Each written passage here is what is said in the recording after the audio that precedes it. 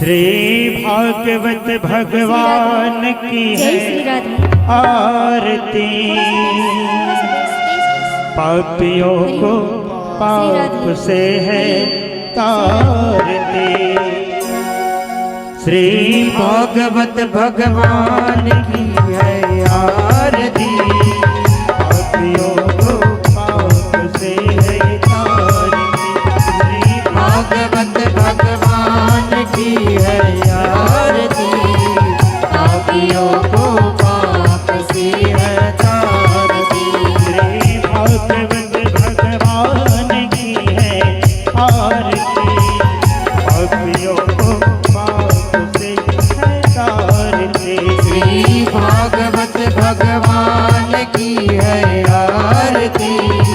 पापियों को पाप से है तारती।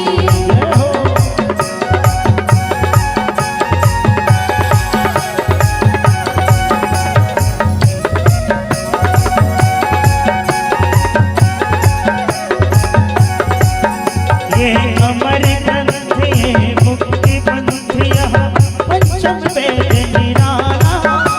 नव ज्योति जगाने वाला।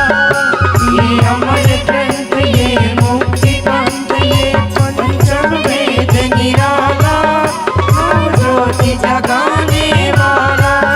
ये अमर ग्रंथ ये मुक्ति पंथ यह पंचम वेद निराला। नव ज्योति जगाने वाला। ये अमर ग्रंथ ये मुक्ति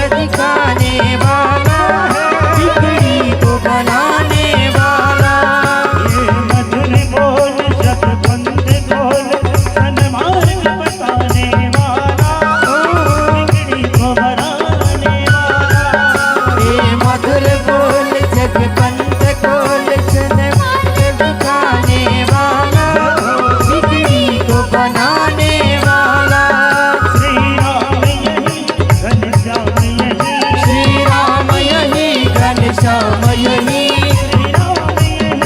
घनश्याम यही श्री राम यही घनश्याम यही प्रभु की महिमा की आरती को से है आरती श्री भागवत भगवान की है आरती पापियों को पाप से है तारती सोने के लोटा गंगा जल पानी समदोई गिरिया सोन दिल गंगा जल पानी साई कोई गिरिया सोने के लोटा गंगा जल पानी समदोई गिरिया सोन दिल गंगा जल पानी समधोई गिरिया अतर चढ़े दोई दोई सिसिया अतर चढ़े कोई कोई शिष्या समदोई गिरिया हरे भगत सब आरती हो समदोई गिरिया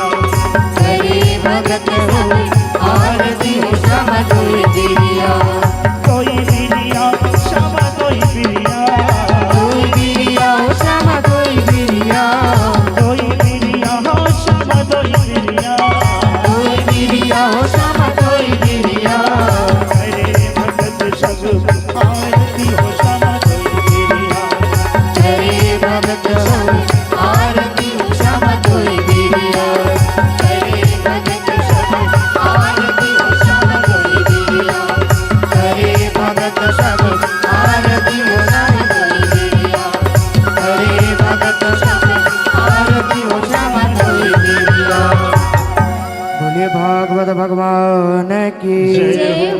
वृंदावन बिहारी लाल की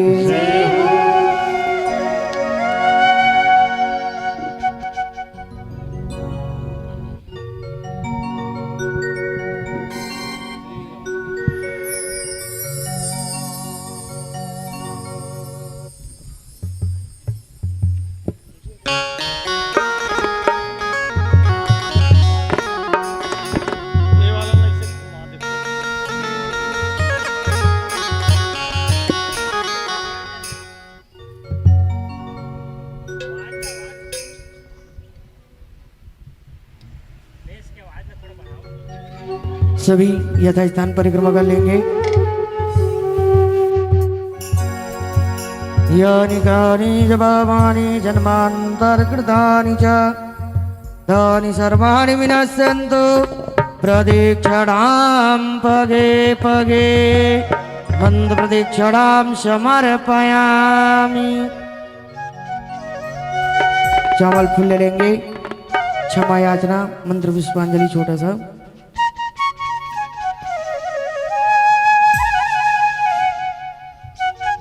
हेलो हेलो श्री राधे श्री राधे श्री राधे। हरि ओम जग्नेन जगनामाय जन्तदेवा स्थानि धर्माणि प्रथमान्यसन्नः तेहनाकं महिमानः सचन्द्र यत्र पूर्वे सद्या सन्धिदेवा सेवन्तिकावकुलचम्पकपाटलाब्जै पूर्णागजादिकरवेलरसालपुष्पै बिल्वप्रवालतुलसीदलमञ्जरेभिः त्वं पूजयामि जगदेश्वर मे प्रसीद। नानासुगन्धपुष्पाणि यथा कालोद्भवानि च पुष्पाञ्जलिर्मया दत्तो गृहाणं परमेश्वरः। हरि ओं श्रीमन्पुराणपुरुषोत्तमाय नमो नमः। श्री राधाकृष्णाभ्यां नमो नमः। मंत्रपुष्पांजलिं समर्पयामि। भोले भागवत भगवान की मोर मुकुट बंसी वाले की, सांवरे सरकार की। सभी यथास्थान पर जाएंगे। सभी भक्तों से निवेदन है, सभी यथास्थान बैठे। एक बार पुनः निवेदन, ग्राम लोहरा भाठा नरदहा के समस्त माताएं बहने बंधुवर श्री पन्नालाल यादव जी, उनकी धर्मपत्नी श्रीमती दुलारी भाई यादव जी के सपरिवार के द्वारा आयोजित संगीत में श्रीमद् भागवत कथा के द्वितीय दिवस की पावन कथा प्रारंभ होने जा रही है। व्यासपीठ पर आसीन परम श्रद्धेय पंडित राजकुमार पांडे जी भागवत आचार्य, जिनके श्रीमुख से हम सभी जीवन को धन्य कर देने वाले इस पावन कथा में गोता लगा रहे हैं। मैं एक बार पुनः निवेदन करूंगा सभी भक्तों से, आप सभी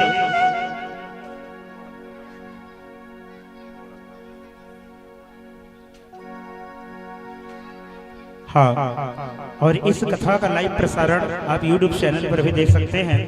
महतारी फोटो स्टूडियो लछनपुर चांपा, जो कि इस कार्यक्रम का लाइव प्रसारण YouTube पर करा रहे हैं। एक बार भैया जी के लिए भी जय जय श्री राधे। और सभी भक्तों से हाँ, और जिनको भी लाइव प्रसारण कराना हो कृपया यहाँ हमारे भैया जी उनसे आकर संपर्क कर लेंगे। महतारी फोटो स्टूडियो लछनपुर चांपा जिनके सौजन्य से इस कथा का सीधा प्रसारण आप आगामी सभी दिनों तक लाइव प्रसारण देख सकते हैं। और जिनको भी लाइव प्रसारण कराना हो कथा में भागवत में, आप आकर के इनसे संपर्क कर लीजिए, लछनपुर चांपा। चलिए एक बार पुनः आप सभी भक्तों को जय जय श्री राधे।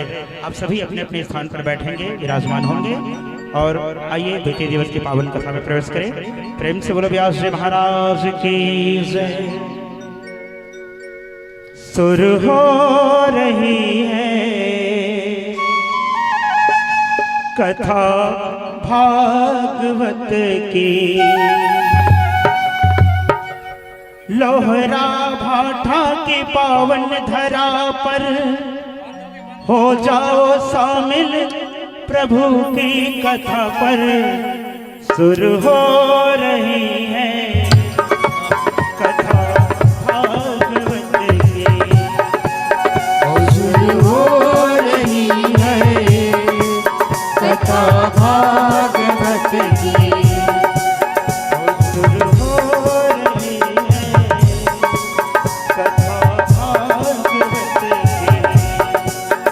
सुर हो रही है कथा भागवत की।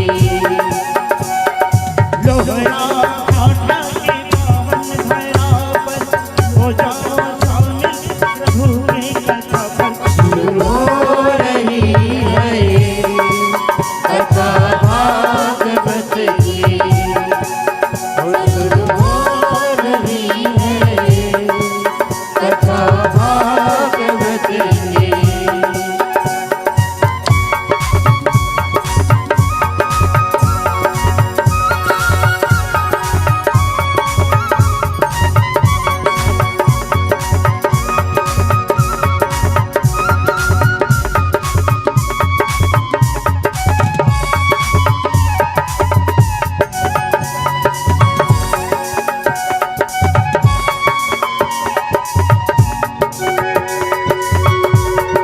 जब तक रहेगी ये जीवन फुर्सत न होगी अब से।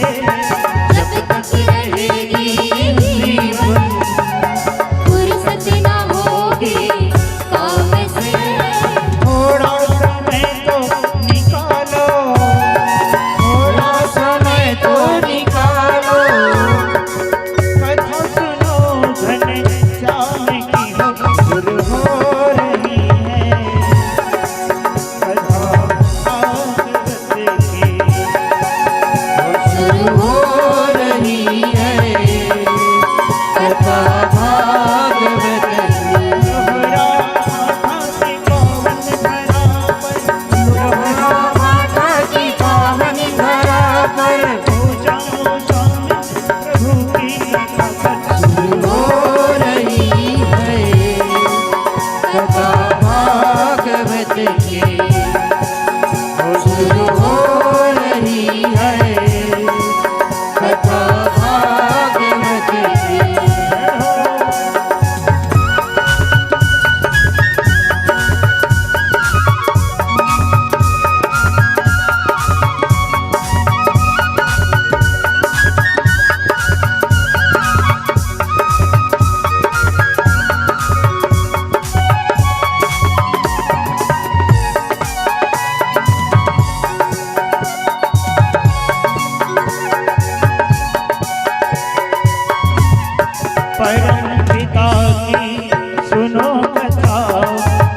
जाएगी जीवन की कथा, परम पिता की सुनो कथा, मिट जाएगी जीवन की व्यथा। भक्ति मिलेगी ओ भक्तों, भक्ति मिलेगी ओ भक्तों, राधे श्याम की होगी कृपा। शुरू हो रही है कथा भागवत की, शुरू हो रही है कथा भागवत की। लोहरा भाठा की पावन धरा पर, लोहरा भाठा की पावन धरा पर, हो जाओ शामिल प्रभु की कथा, शुरू हो रही है कथा भागवत की। शुरू हो रही है कथा भागवत की। शुरू हो रही है कथा भागवत की। शुरू हो रही है कथा भागवत की। प्रेम सोल भागवत भगवान की जय, व्यासाचार्य महाराज की जय। जय जय श्री राम, जय जय श्री राम, जय जय श्री राम। आइए द्वितीय दिवस की पावन कथा में प्रवेश करने के पहले हम सभी दोनों हाथ जोड़ लेंगे। सभी भक्तों से निवेदन है दोनों हाथ जोड़ लें श्री राधे और दोनों हाथ जोड़ करके महाराज जैसे हम सभी प्रार्थना करेंगे श्री राधे। कि हे व्यास जी महाराज, जीवन को धन्य कर देने वाली हरिओम। उस अमृतमयी कथा श्रीमद् भागवत महापुराण की जय श्री राधे। पावन कथा का हमें श्रवण कराएं। ऐसा सादर महाराज जी के चरणों में वंदन करें। बोलो व्यास जी महाराज की जय हो। ओम श्री गणेशाय नमः। ओम वक्रतुंड महाकाय सूर्यकोटि समप्रभा निर्विघ्नं कुरु मे देव सर्वकारेषु सर्वदा। नमो ब्रह्मन् देवाय गो ब्राह्मण हिताय च जगद्धिताय कृष्णाय गोविन्दाय नमो नमः। वासनात् वासुदेवस्य वासितं भुवनत्रयम् सर्वभूतनिवासोऽसि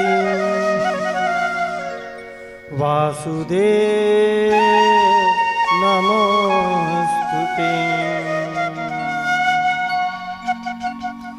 या कुन्देन्दु तुषारहारधवला या शुभ्रवस्त्रावृता या वीणावरदण्डमण्डितकरा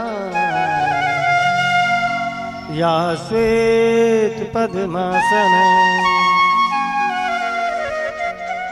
या ब्रह्मा चतुशङ्करः प्रभृतिर्भिः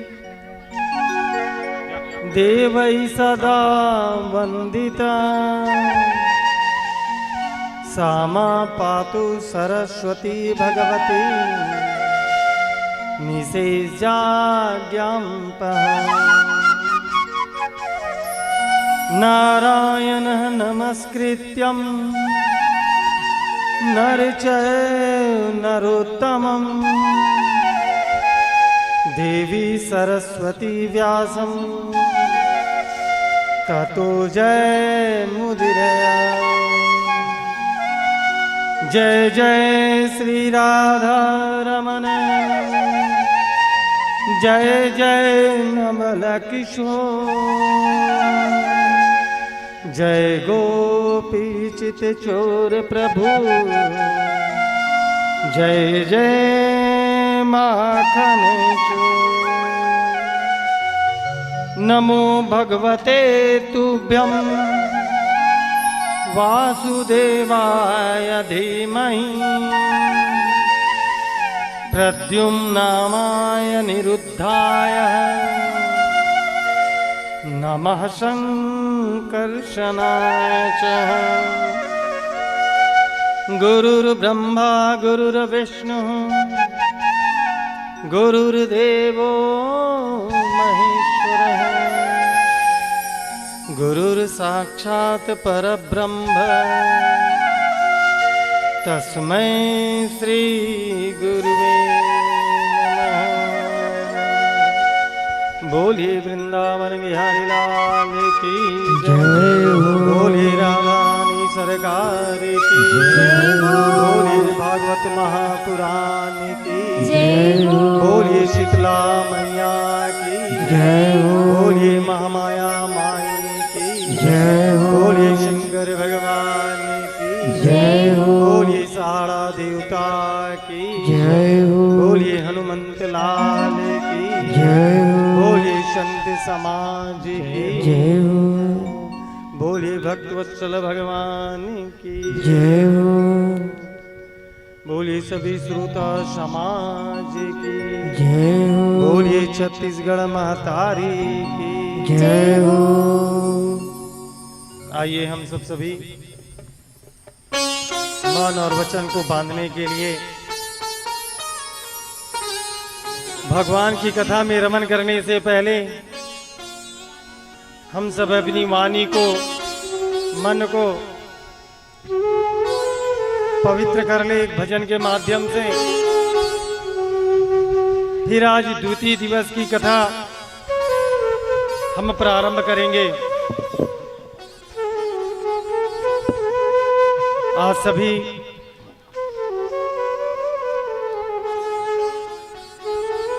भक्तगण से निवेदन है कि आप सभी जहां कहीं भी, यत्र तत्र जहां कहीं भी हो, कथा स्थल में उपस्थित होकर के कथा रूपी रस का पान करें। आइए एक भजन, मन में भक्ति जैसा भी हो, आप अपनी भक्ति को भजन के माध्यम से प्रकट कर सकते हैं। तो आइए भगवान के नाम का सहारा लेते हुए कीर्तन और भजन के माध्यम से झूम उठे। बोलिए वृंदावन बिहारी लाल की जय हो, बोलिए बाकी बिहारी लाल की जय जय, हो, राधे रानी सरकार की जय जय, हो, बोलिए बाकी बिहारी लाल की जय। चलिए एक बार सभी अपने दोनों हाथों को ऊपर की ओर उठा करके बड़े भाव से बोलेंगे जय जय श्री राधे, जय श्री राधे, और एक साथ ताली के साथ जयकारा लगाते हुए भजनों में आनंद लेंगे। राधा का नाम अनमोल बोलो राधे राधे, ब्रह्मा भी बोले राधे, विष्णु भी बोले राधे, शंकर के डमरू से आवाज आई राधे राधे। तो दोनों हाथों को ऊपर कर उठा करके एक साथ ताली के साथ सभी बोलेंगे जय श्री राधे, जय जय श्री राधे।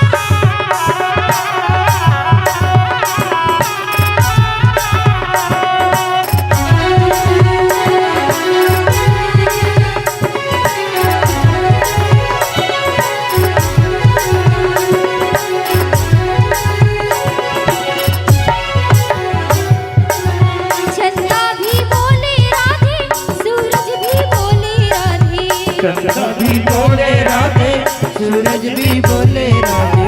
चंदा भी बोले राधे, सूरज भी बोले राधे।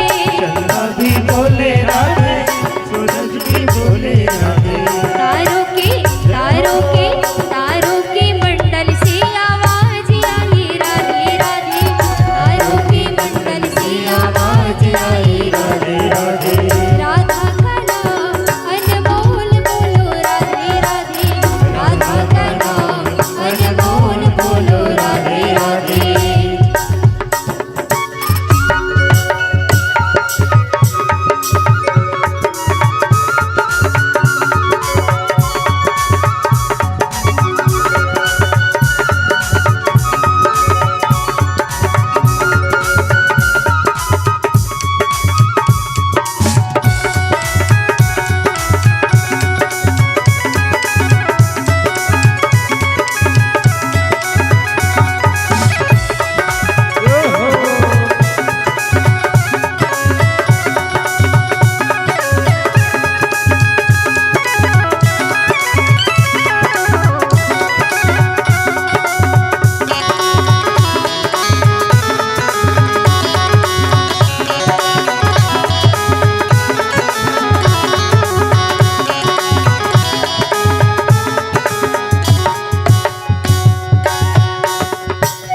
गैया भी बोले राधे, बछड़ा भी बोले राधे। गैया भी बोले राधे, बछड़ा भी बोले राधे।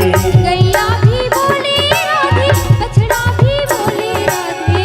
गैया भी बोले राधे, बछड़ा भी बोले राधे। दूध की धार से आवाज आई राधे राधे। दूध की धार से आवाज आई राधे राधे। राधा का नाम अनमोल बोलो राधे राधे। राधा का नाम अनमोल बोलो राधे राधे। राधा का नाम अनमोल बोलो राधे राधे। राधा का नाम अनमोल बोलो राधे राधे। राधा का नाम अनमोल बोलो राधे राधे। राधा का नाम अनमोल बोलो राधे राधे। राधा का नाम अनमोल बोलो राधे राधे। राधा का नाम अनमोल बोलो राधे राधे। बोलिए बाकी बिहारी लाल की जय जय। हो। जय जय श्री राधे, जय जय श्री राधे, जय जय श्री राधे। बोलिए भागवत पुराण की जय हो। हम सभी बैठ करके माँ शीतला के प्रांगण में बैठे हुए हैं।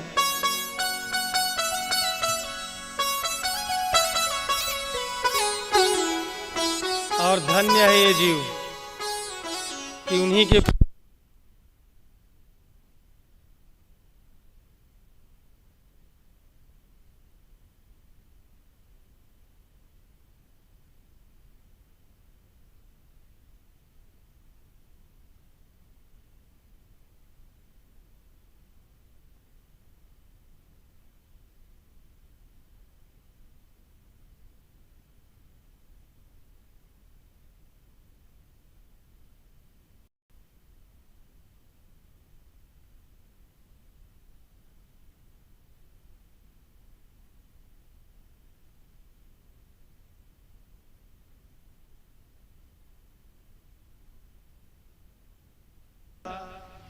जो कथा था वो है भागवत महत्तम का।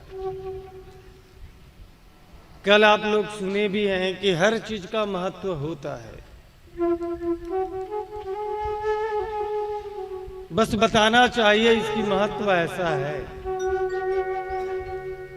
कथा के भी महत्व है। कथा श्रवण करने के लिए बहुत सारे लोग अलग अलग विचार से कथा सुनने आते हैं,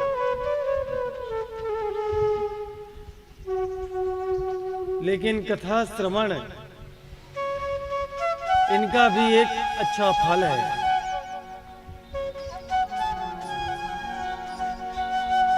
भागवत कथा श्रवण के अनेक फल है। तो कल हमने सुने सबसे प्रथम कथा भक्ति, ज्ञान और वैराग्य की। आप इसमें देखे होंगे कि भागवत की महत्व यही थी कि भागवत कथा का पान होने से, भागवत कथा के वाचन से ज्ञान और वैराग्य ने जैसे भागवत कथा सुना, सुनने के बाद उनमें प्राण का संचार हुआ और उठ खड़े हुए। जो जड़ है उनमें भी चेतना का विकास करता है।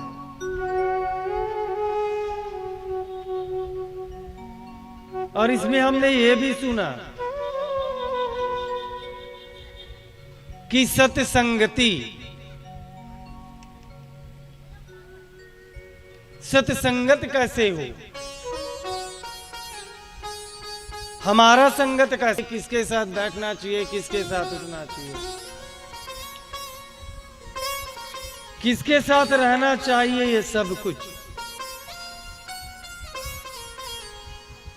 हम प्रायः ये देखते हैं घर में आज जो बच्चों में गुण होना चाहिए, संस्कार होनी चाहिए, वो है नहीं। इसका मुख्य कारण क्या है?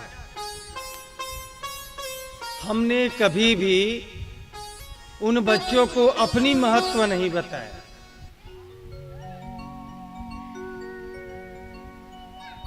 कभी अच्छी संस्कार की बातें हम बच्चों के बीच में रखे नहीं।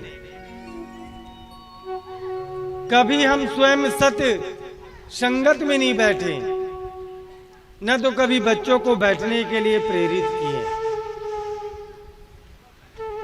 सच बोलना, बूढ़ों की सेवा करना, विनम्र स्वभाव रखना, ये कभी भी अच्छी बातें हम बच्चों को बोले ही नहीं। उसका परिणाम क्या हुआ? वो बच्चों में किसी प्रकार का कोई गुण आया ही नहीं। संगत क्या होता है, एक कथा के माध्यम से सुनिए। बिनु सत्संग विवेक न होई, बिनु सत्संग विवेक न होई, राम कृपा बिनु सुलभ न सोई, राम कृपा बिनु सुलभ न होई, बिनु सत्संग विवेक न होई, बिनु सत्संग विवेक न होई, राम कृपा बिनु सुलभ न सोई, राम कृपा बिनु सुलभ न होई।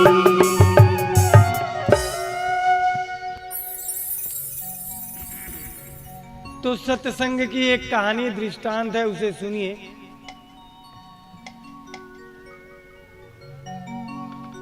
कि एक जंगल में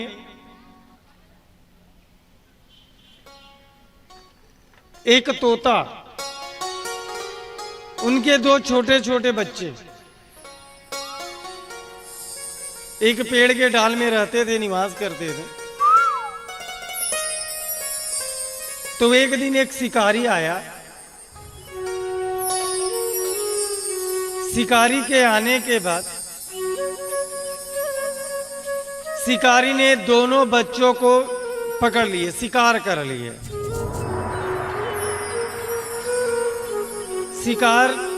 शिकारी ने पकड़े बच्चों को, दोनों तोता के बच्चों को।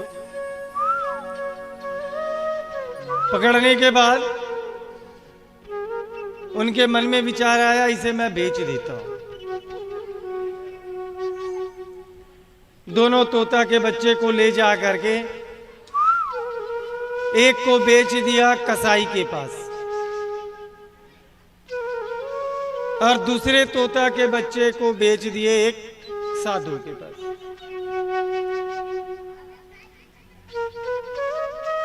दोनों का परवरिश होने लगा, दोनों को पिंजड़े में रखा गया।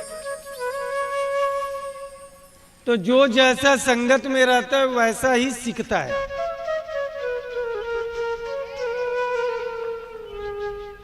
तो जो कसाई के यहां रहने वाला सुआ है, तोता, ये तोता दिन भर क्या सुनता था? पकड़ो, मारो, काटो, पकड़ो, मारो, काटो। कसाई क्या करता है? काटता है। ये सीख लिया। जिसको साधु लेके गया था, जिस सुआ को, साधु ने बड़े अच्छे अच्छे शिक्षा उनको दी। राम बुलवाता था, राम नाम बुलवाता था। कोई भी आए, उसे जैसे साधु जी ने कहा, आइए, बैठिए, ठंडे जल पीजिए, तो तोता भी बोलता था। कोई भी आता था तो कहता था, आइए, बैठिए, शीतल जल पीजिए। ऐसे व्यवहार सिखा के रखा था। धीरे धीरे समय व्यतीत हुआ। अब साधु को लगा कि मैं बूढ़ा हो चुका हूं और तोता का लालन पालन मैं अब नहीं कर सकता। तो मन में विचार आया कि मैं किसी को दे देता हूं। साधु की कुटिया से एक सज्जन चले जा रहे थे, उनको बुलवाया और बोले, भाई, ये मेरा पाला हुआ तोता है, इसे आप रख लो। उसको अच्छा लगा, ठीक है। और वो कौन था जिसको दिया? ये वही कसाई है जिस तोते का एक भाई जिसके पास है उसी को दिया। वो उसको ले आया घर। घर में लाया तो बड़े अच्छे अच्छे बात करने लगे। तोता राम बोला और बुलवाता भी था, राम बोलो, राम बोलो। कोई भी आए तो बैठने के लिए कहता, बैठो, उठो। अच्छा लगा उसको भी। अब दोनों तोता को पास में रखा गया। एक दूसरे को देख करके दोनों पहचान लिए, तो भाई है मेरे। बोले, कैसे हो? मारूंगा। अरे बताना, काटूंगा। अरे बोलना, पकड़ो। ये स्वभाव सिखा के रखा था और उसको सीख के रखा था। अब बोलता भी कैसा था? आंख दिखा के, गुस्से से, पकड़ो, मारो, काटो। और ये बड़ा विनम्रशील था। अब कसाई को लगा, क्यों नहीं मैं इन दोनों को बेच दूं राजा के पास, क्योंकि ये तो ऐसा तोता है, पढ़ा लिखा तोता है, गुरु ने इसको अच्छे से पढ़ा के रखा है। तो उसे पकड़े और सीधे राजा के पास ले गए। राजा के पास पहुंचा तो राजा को बोले कि राजन, ये 2 तोता लेके आया हूं मैं, आप इसको रख लो। राजा बोले, मैं क्यों रखूं? क्या विशेषता है? राजा कोई विशेष चीज को ही रखते हैं, ऐसा कोई भी नहीं कि आए और बेच के चले गए। तो बोले, ठीक है, बताओ क्या है विशेषता? बोले, इनकी अनेक विशेषता है। तो क्या दाम है? तो जो साधु के यहां से लाए थे उसका दाम बोले 1 लाख। और आप उसने जिसने खुद पाला था जिस तोते को, उसका दाम 1 रुपये। राजा को बड़ा आश्चर्य लगा। बोले, एक का दाम 1 लाख और एक का 1 रुपये,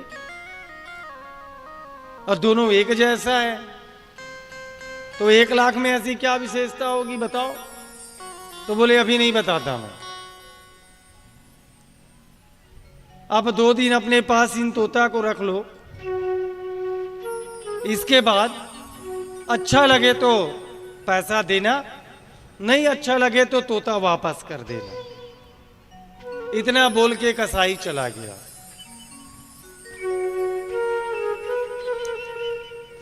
संध्या कालीन हुई तो जो 1 लाख रुपए वाला तोता है राजा ने अपने शयन कक्ष में रखा, और जो 1 रुपया वाला तोता उसे घर के बाहर रखा। वैसे हर कोई महंगी चीज को घर के अंदर रखता है, और जो सस्ती चीज है उसे घर के बाहर। सुबह हुआ, ब्रह्म मुहूर्त में तोता उठ गया 4 बजे। 4 बजे तोता उठा, आदत था। तो 4 बजे उठ करके तोता बढ़िया सुंदर कहने लगा, राजा सोकर क्या करें, राजा सोकर क्या करें, उठ कर जपो मुरारी, एक दिन तो है सोना, लंबे पैर पसार। एक बार नहीं, कई बार रटने लगे, राजा सोकर क्या करे, उठकर जपो मुरारी, और एक दिन तो सोना है, लंबे पैर पसार। एक दिन तो सोना है राजा। राजा ने उठा, बहुत अच्छा लगा, इतनी अच्छी बात मैंने कभी सुनी नहीं। जब इस दोहा को सुन करके राजा बड़ा प्रसन्न हो गए, और सुबह सुबह उठे तो दूसरे के पास पहुंचे। एक तोता का देखा, बोले तो 1 लाख रुपये से भी ज्यादा महंगा है। अब दूसरे के पास गया, दरवाजा खोला, गेट के बाहर रखा हुआ था 1 रुपया वाला। जैसे गेट खोला राजा, गेट खोलते ही तोता बोले, पकड़ो, मारो और इसे काटो। राजा घबरा गया और डर के जो भागे अपने महल की ओर।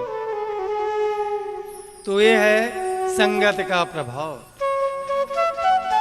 हम सबको अच्छी संगत करनी चाहिए। और माताओं, आप लोग के लिए एक विशेष निवेदन है। बच्चे कहाँ बैठ रहे हैं, कहाँ उठ रहे हैं, किससे संगत कर रहे हैं, ये जानना जरूरी है।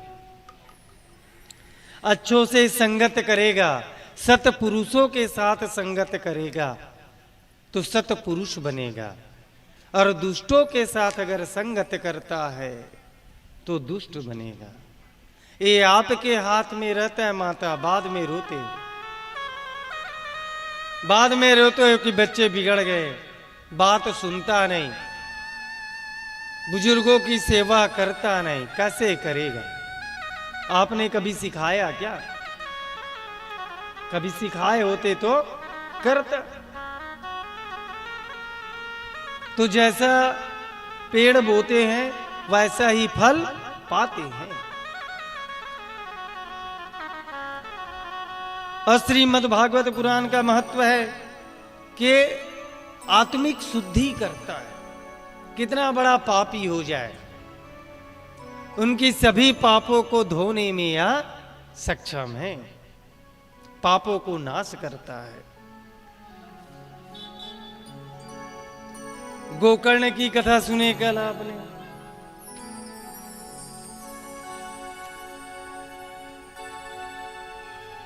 दो ही चित्त होता है, ये सबको पता है। ये आपके ऊपर होता है कि हम कैसा बने। आपकी चरित्र, आपका व्यवहार आपके कुल को बढ़ाता है, आपके कुल का नाम ऊपर करता है।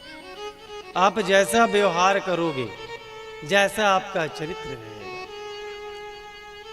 आपने तो जन्म लिए, माँ बाप ने बड़े उम्मीद से इस संतान के लिए दर दर भटकते हैं कि मेरा एक संतान हो जाए। और पुत्र जब होता है तो वही पुत्र आगे चल के क्या बन जाता है? कुपुत्र। उन सभी के लिए एक श्लोक सुनिए कि अभिवादन शिलस्य नित्यम वृद्धोपसेविनः चत्वारि तस्य वर्धन्ते आयु विद्या यशो बलम।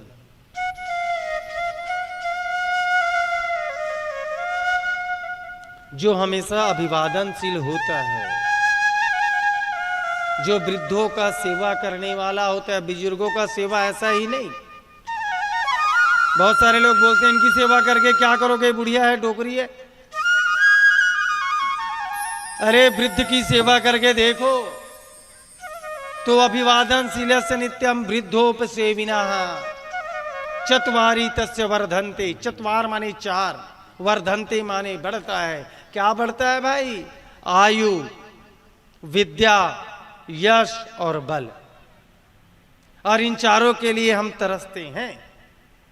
और चार आपको कहां मिल रहा है? बुजुर्गों की सेवा में। करके देखो एक बार, इन बुजुर्गों के आशीर्वाद ही लगता है। और हम इन्हीं की तिरस्कार करते हैं। जब आशीर्वाद लगता है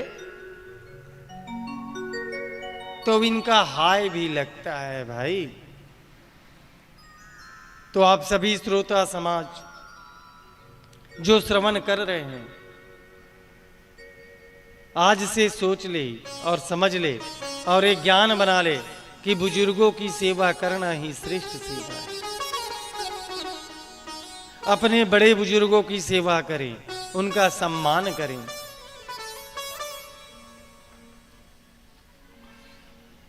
आइए, जो बोएगा वही पाएगा। आइए, कहते हैं प्यारे, माँ बाप से बढ़कर के दुनिया में कोई नहीं।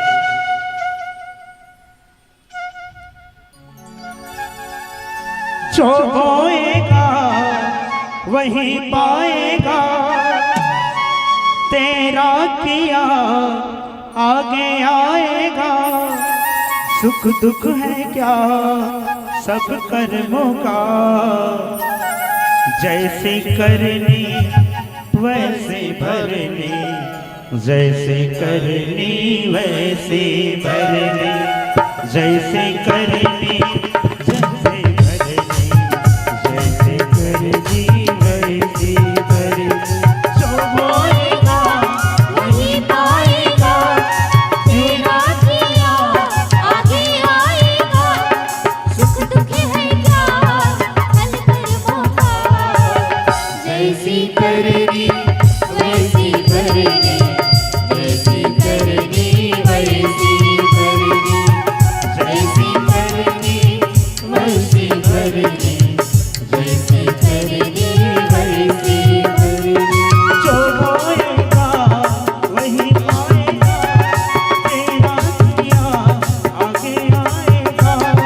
सुख दुख है क्या फल कर्मों का, जैसी करनी वैसे भरनी, जैसे करनी वैसे भरनी, जैसी करनी वैसी भरनी, जैसी करनी वैसी भरनी।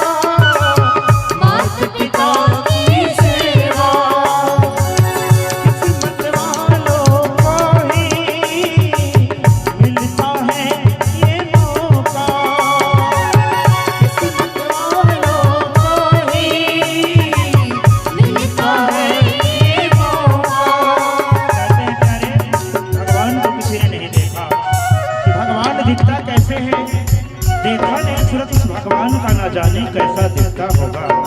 देखा नहीं सूरत उस भगवान का, ना जाने कैसा दिखता होगा। लेकिन इतना विश्वास के साथ कह सकता हूँ कि भगवान का स्वरूप माँ बाप के जैसा दिखता होगा, माँ बाप के जैसा दिखता होगा। बोले अपने अपने माता पिता की जय हो। सबसे बड़ी पूजा है माता पिता की सेवा। बड़ी पूजा है मात पिता की सेवा। किस्मत वालों को ही मिलता है ये मौका।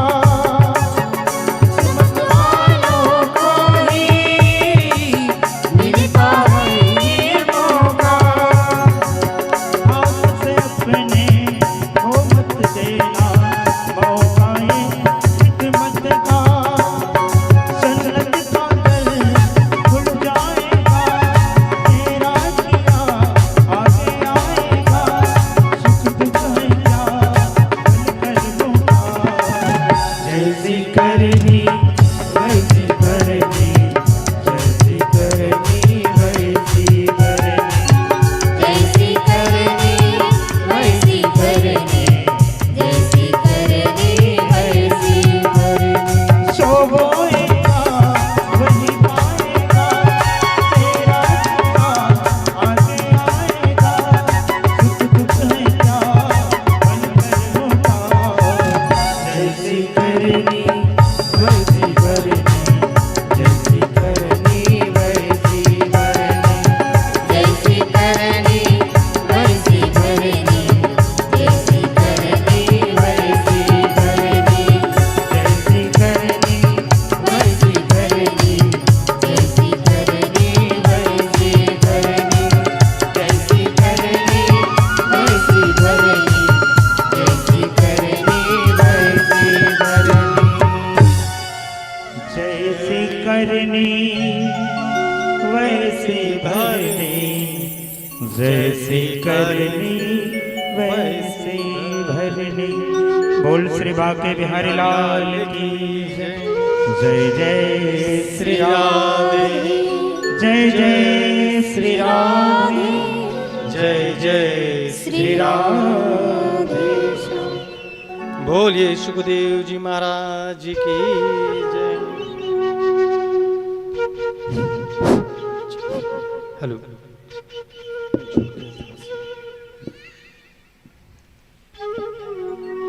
आइए अब हम सब सुखदेव जी महाराज की कथा की ओर चलते हैं। सुखदेव जी महाराज कौन है? देखे होंगे आपने कई बार जब भागवत कथा हो तो उस समय एक शुआ को रखा जाता है, तोता को, जो सुनता है। आज अच्छे से सुनना जितने लोग बैठे हैं कि सुखदेव जी महाराज कौन है, कैसा इनका जन्म हुआ, और यही सुखदेव जी महाराज कैसे परीक्षित को कथा श्रवण करा रहे हैं। सबसे पहला भागवत कथा करने वाला ये सुखदेव जी महाराज है। उनके चरणों को प्रणाम करते हुए इस कथा में प्रवेश करते हैं। यम प्रवजन्तमनुपेतमपेत कृत्यम द्वैपायनो विरह कातरा जुहावा पुत्रेति तन्मया तयः तरवो बिन्दुस्तु सर्वभूत हृदयं मुनिमानतो अस्मि। यह सुखदेव जी महाराज मां के गर्भ से जैसे जन्म हुआ, 12 वर्ष का था जब जन्म हुआ, और जन्म लिए और लेते ही ये चल बैठे घर छोड़ करके।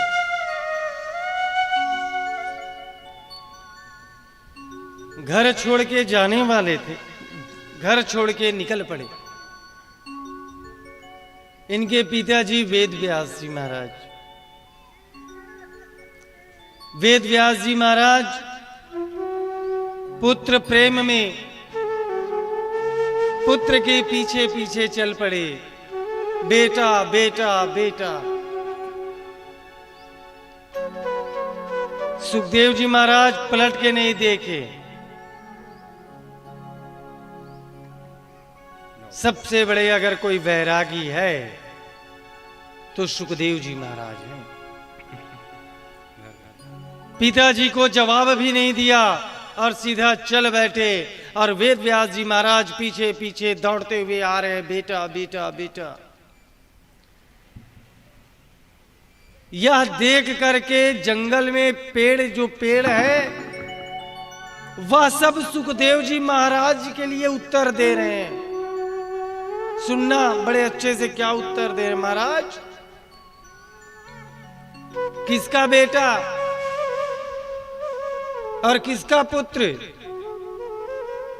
इस संसार में कोई किसी का नहीं है।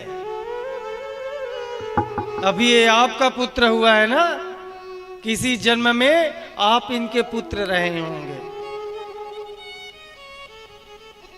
और ये प्रेम माया से बहुत परे हैं, आप चले जाइए। ऐसा क्यों? और वेद व्यास जी महाराज इतना सुन करके पुत्र को वहीं छोड़ करके वापस आ गया। 12 साल का पुत्र कैसा दिखे? श्याम वर्ण का शरीर है, चौड़ी वक्ष स्थली, बड़े बड़े लंबे लंबे केस, और 12 वर्ष का युवा। जब चला तो जा रहे थे, उसी बीच में नदी में कुछ स्त्रियां स्नान कर रही थी। पीछे वेद व्यास जी आ रहे हैं। सुखदेव जी महाराज चले गए, स्त्रियां स्नान कर ही रही थी। वेद व्यास जी महाराज आए तो सभी स्त्रियों ने तन ढक करके महाराज का प्रणाम अभिवादन किया। वेद व्यास जी ने कहा, स्त्रियों को कहा कि भाई अभी मेरा नौजवान पुत्र यहां से गुजरे, आप लोग को थोड़ा सा भी लज्जा नहीं आए? और मैं बूढ़ा आदमी यहां से जा रहा हूं तो आप लज्जा कर रहे हो। तो स्त्रियां बता रहे हैं वेद व्यास जी महाराज को, महाराज वो आपका पुत्र है ना सुखदेव जी, उसे ये क्या स्त्री क्या पुरुष कोई ज्ञान नहीं है, क्या लाभ हानि कुछ नहीं है। वो तो दिगंबर है। दिगंबर कौन? जो वस्त्र भी नहीं पहनते। तो जिसको कोई चीज का पता ही नहीं, उससे क्या सर। ऐसे थे सुखदेव जी महाराज। तो एक सुखदेव जी महाराज के जन्म की कथा आती है। पुराणों में इनकी कथा है, उसे आप सुनिएगा।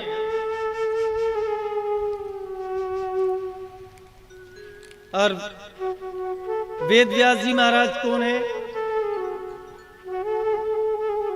सत्यवती और पाराशर ऋषि के पुत्र है।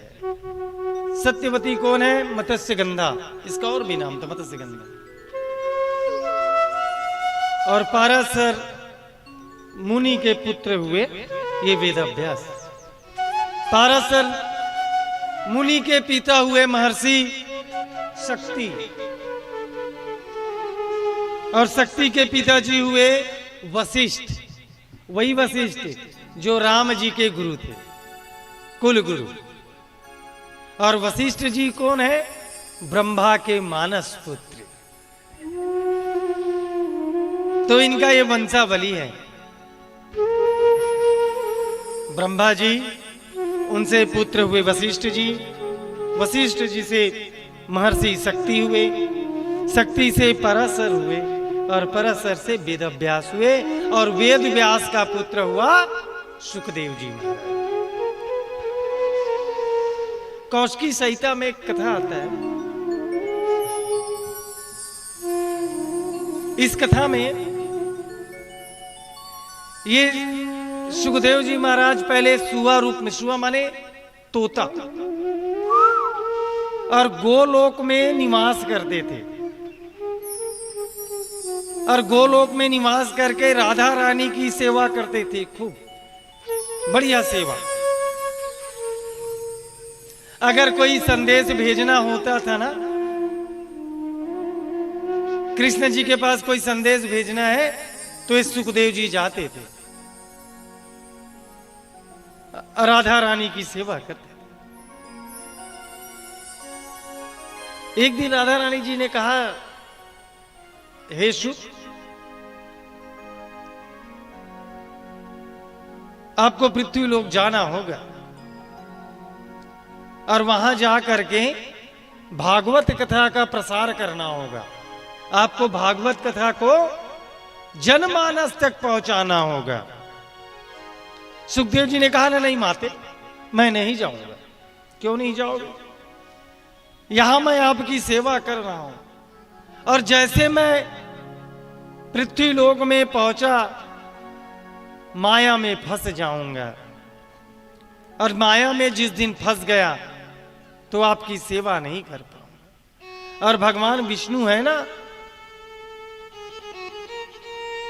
वो बड़ा छलिया है, बोले उसकी माया से कोई नहीं बच पाया, मैं कहां बचूंगा। राधा रानी ने कहा, एक काम करो, मेरा आशीर्वाद है, तुमको कोई माया कुछ नहीं करेगा, तुम जाओ। आदेश प्राप्त हुआ और चले गए अमरनाथ के पहाड़ी में। अमरनाथ के पहाड़ में एक घोंसला में सूख के अंडे में प्रवेश कर लिया सुखदेव जी महाराज। अंडे में प्रवेश किया। एक दिन आंधी तूफान आया, बहुत तेज। आंधी आने के बाद वो घोंसला में रखा हुआ सूख का अंडा एक गुफा में जा गिरा। गिरा तो क्या, अब उसमें प्राण है नहीं, अचेत।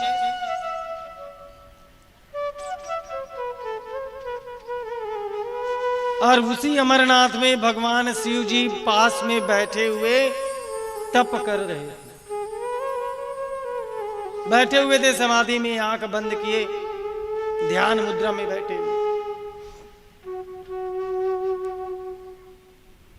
माता भी पूजन आदि की कार्य के लिए या पूजन करके पास में ही बैठे हुए थे। उसी समय नारद जी का आगमन हुआ।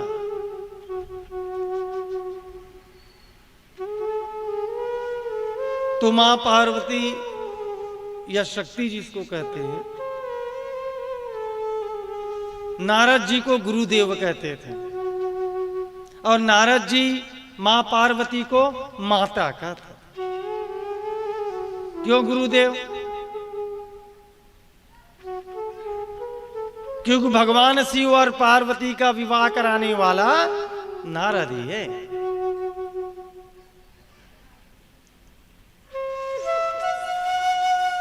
तो जैसे नारद जी पहुंचे,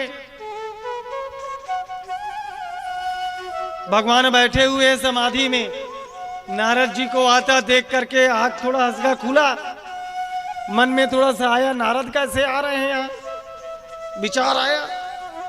और मन में विचार आया, जहां जहां नारद पहुंचा वहां कुछ न कुछ कांड हुआ। नारद मुझसे भी ना मिले, घर में जा रहा है, मतलब कुछ कारण है।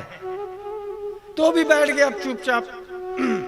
मेरे से काम होता तो मेरे पास आता, पार्वती के पास गया।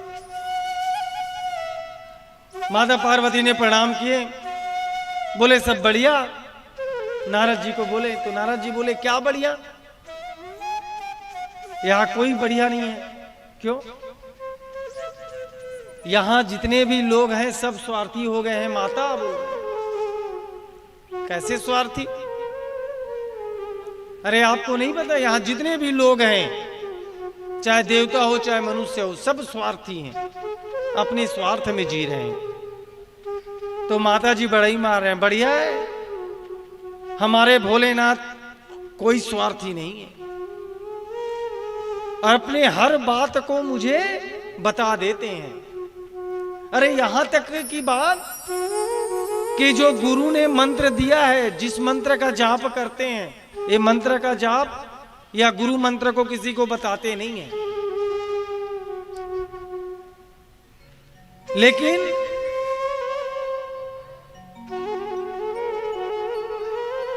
हमारे शिव जी ने तो अपने गुरु मंत्र को भी मुझे बता दिए। कितने सीधे हैं बताओ। नारद जी बोला अच्छा तो ये बताओ माते, सब कुछ बताते हैं शिव जी आपको? बोले हाँ सब कुछ बताते हैं। तो ये बताइए, वो जो गले में मुंडमाला पहने हुए हैं, मुंडमाला पहने रहते हैं, बताओ मुंडमाला किसका है? आपको तो सब बात बताते हैं ना। ये आग लगा दिए नारद जी ने। अब माता जी बड़ा परेशान, क्या बोले? हाँ हाँ हाँ हाँ ऐसे बोल के टाल दिए। अब नारद जी इतना बोल करके वहां से खसक लिए, जिनका काम था कर लिए। क्योंकि कोई भी लीला करना है वहां नारद जी का जाना जरूरी है। उधर सुखदेव जी पड़े हुए हैं अंडे में, उसको जिंदा करना है। क्योंकि वो किस लिए जन्म होगा उसका? कथा के प्रसार के लिए। और तो मृत हो जाएगा तो कौन करेगा? और वहां कौन बैठे? अमरनाथ में भगवान शिव जी, मां पार्वती। तो इतना लीला का रचना हुआ। अब जैसे निकले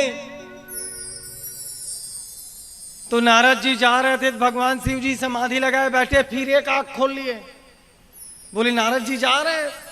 और जाते जाते नारद जी ने प्रणाम किया, शिव जी प्रणाम, माता जी आपको याद कर रहे हैं, बताओ। शिव जी ने कहा आप समझ ही गए भाई, जहां आप गए तो भी समझ गए थे कि वहां से बुलावा जल्दी आएगा। क्योंकि भगवान नारद ने जिस जिस को मिला उसकी बुलावा बहुत जल्दी हो जाती है। भगवान शिव की भी बुलावा है। माता जी के पास जैसे पहुंचे शिव जी,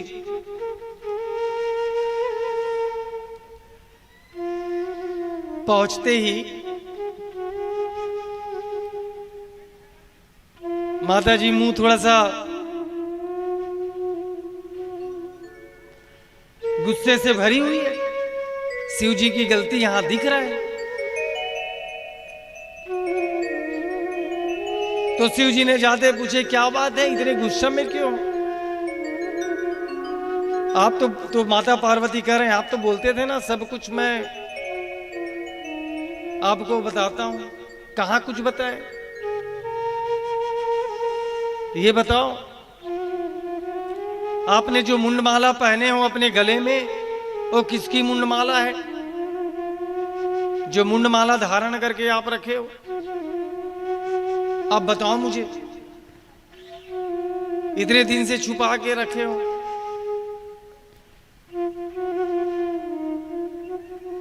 तो शिव जी ने कहा सुनो,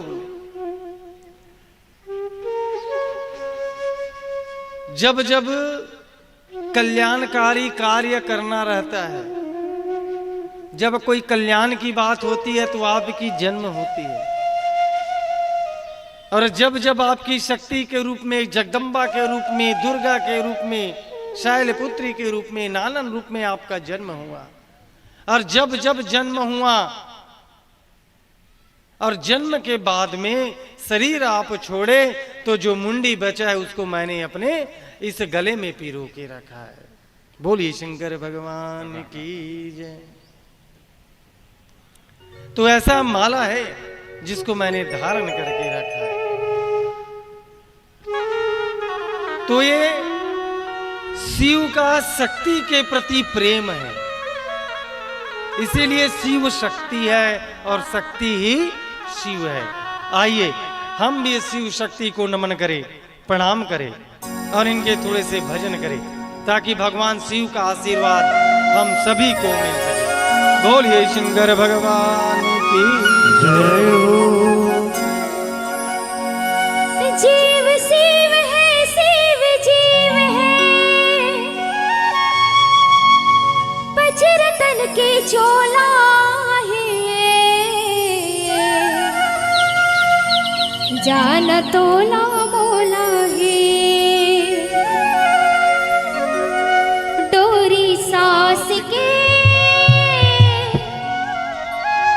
बधी बम भोला ने, डोरी सास के बधी बम भोला ने। आइए सभी अपने हाथों को ऊपर की ओर उठा करके बड़े भाव से ताली के साथ जयकारा लगाते हुए भजनों का आनंद लेंगे।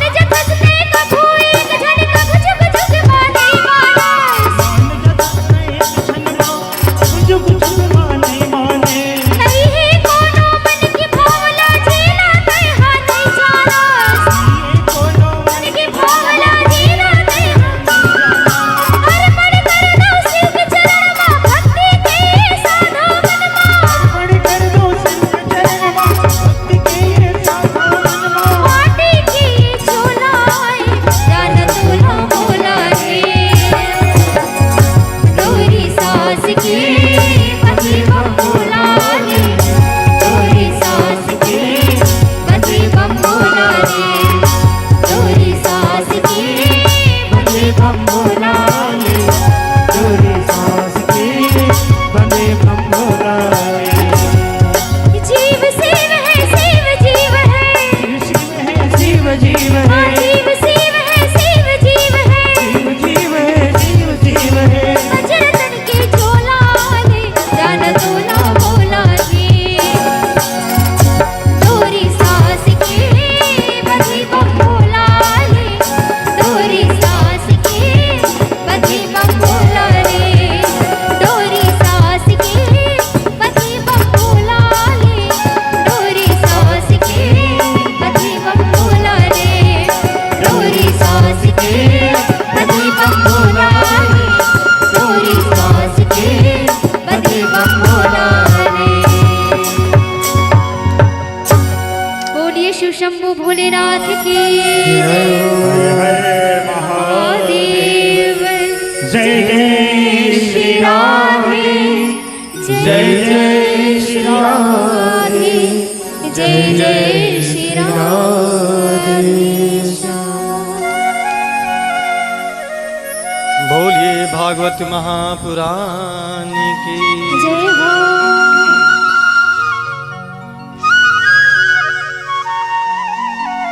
तो माँ पार्वती ने कहे, आप कैसे? और हमने सुन के रखे। क्या आपको अमृतत्व की कथा भी पता है? हमको तो आज तक उस कथा को आप नहीं बताए कि अमृतत्व का कथा क्या है। तो भगवान शिव ने कहा, आप सही सुने हैं। ये अमृत या अमृतत्व को प्रदान करने वाला कथा का मैंने श्रवण किया है, लेकिन ये कथा हर किसी को नहीं बता सकती। अगर आपको सुननी है मुंडमाला के बारे में तो आप जान गए, और अमर होने की कथा मैं आपको कहता हूं, सुनो बोले। इसका एक नियम है, इसको जब मैं सुनाऊं तब उस जगह में कोई भी ना रहे, और पूरे शुरू से अंत तक आपको सुन सुन के हूं करके बोलना है, जिसको हम लोग हुकारू बोलते हैं। इसीलिए कथा में हुकारू भरने का नियम है। कथा कहां रुकना है, कहां बोलना है, हुकारू से स्पष्ट होता है। और हुकारू बैठे बैठे अकेले सबको देना चाहिए। इससे क्या है, ध्यान रहता है कथा में।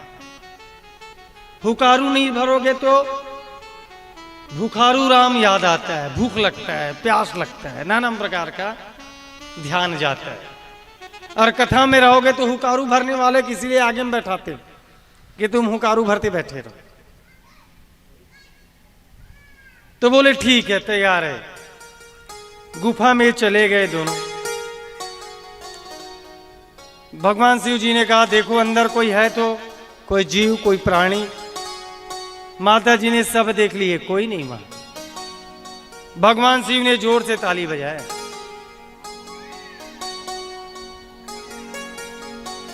वह जो अंडा था जहां शुक बैठा हुआ था,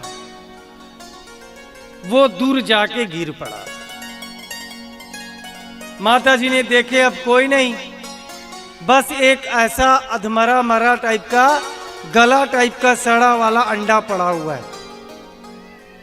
बाकी इस गुफा में कोई नहीं है। ठीक। अब भगवान शिव जी ने इस भागवत कथा को माता शक्ति पार्वती को सुना। कथा चल ही रहा था, उसी बीच में माता जी को नींद आ गई। माता जी सो गए और कथा के प्रभाव से उस अंडे में प्राण जो है स्फुटित हुआ, प्राण आ गया, अमृतत्व आ गया कथा के प्रभाव से। अब वो कथा का पान कर रहे हैं। सुखदेव जी महाराज, शुक के रूप में जन्म हुआ, वो तो ज्ञानी है महान। माता जी सो गए, सुख जी महाराज हूं हूं करने लगे। पूरी कथा का श्रवण हो चुका। जब भगवान ने आंख खोले तो माता सोई हुई है और एक शुआ शुक माने तोता वह कथा श्रवण करते हूं बोल रहे। भगवान को बहुत तेज गुस्सा आया और गुस्सा में कहता है, अरे सुख, तुम इसके अधिकारी नहीं हो। तूने इस कथा को सुना है, मैं तुम्हें मार डालूंगा। और मारने के लिए त्रिशूल उठा करके भगवान दौड़ पड़े। शुक भागता हुआ वहां से दौड़ रहे हैं।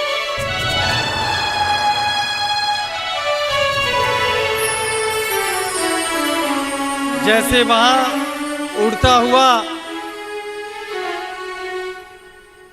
व्यास जी के आश्रम में पहुंचे, जहां माता जी उसी समय जम्हाई ले रहे थे। वटिका माता जैसे ही जम्हाई लिए, शुक उनके मुख से पेट में प्रवेश कर गए। भगवान शिव पीछे पीछे। अब भगवान शिव त्रिशूल लेके पीछे पीछे, अब मैं मारी डालूंगा माता वटिका के गर्भ में। अब भगवान शिव जी कैसे करें? अब भगवान शिव जी मारने के लिए उनके प्रतीक्षा में त्रिशूल लिए। और सुखदेव जी ने क्या किया? माता के गर्भ को ही ध्यान का जगह बना लिया और वहीं गर्भ में 12 वर्ष तक रहे।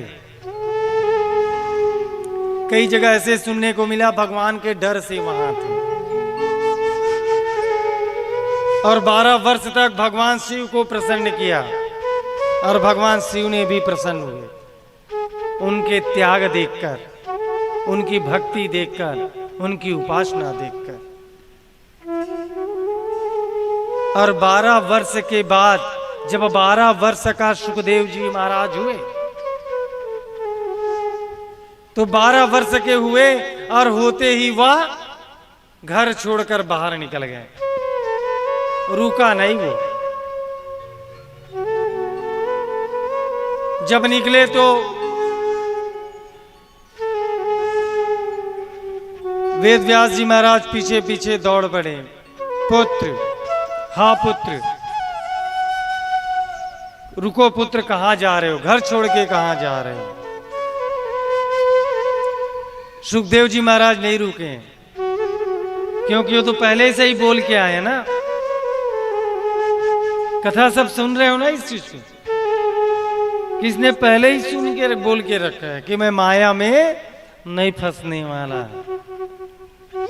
कोई माता पिता नहीं है इस जगह में।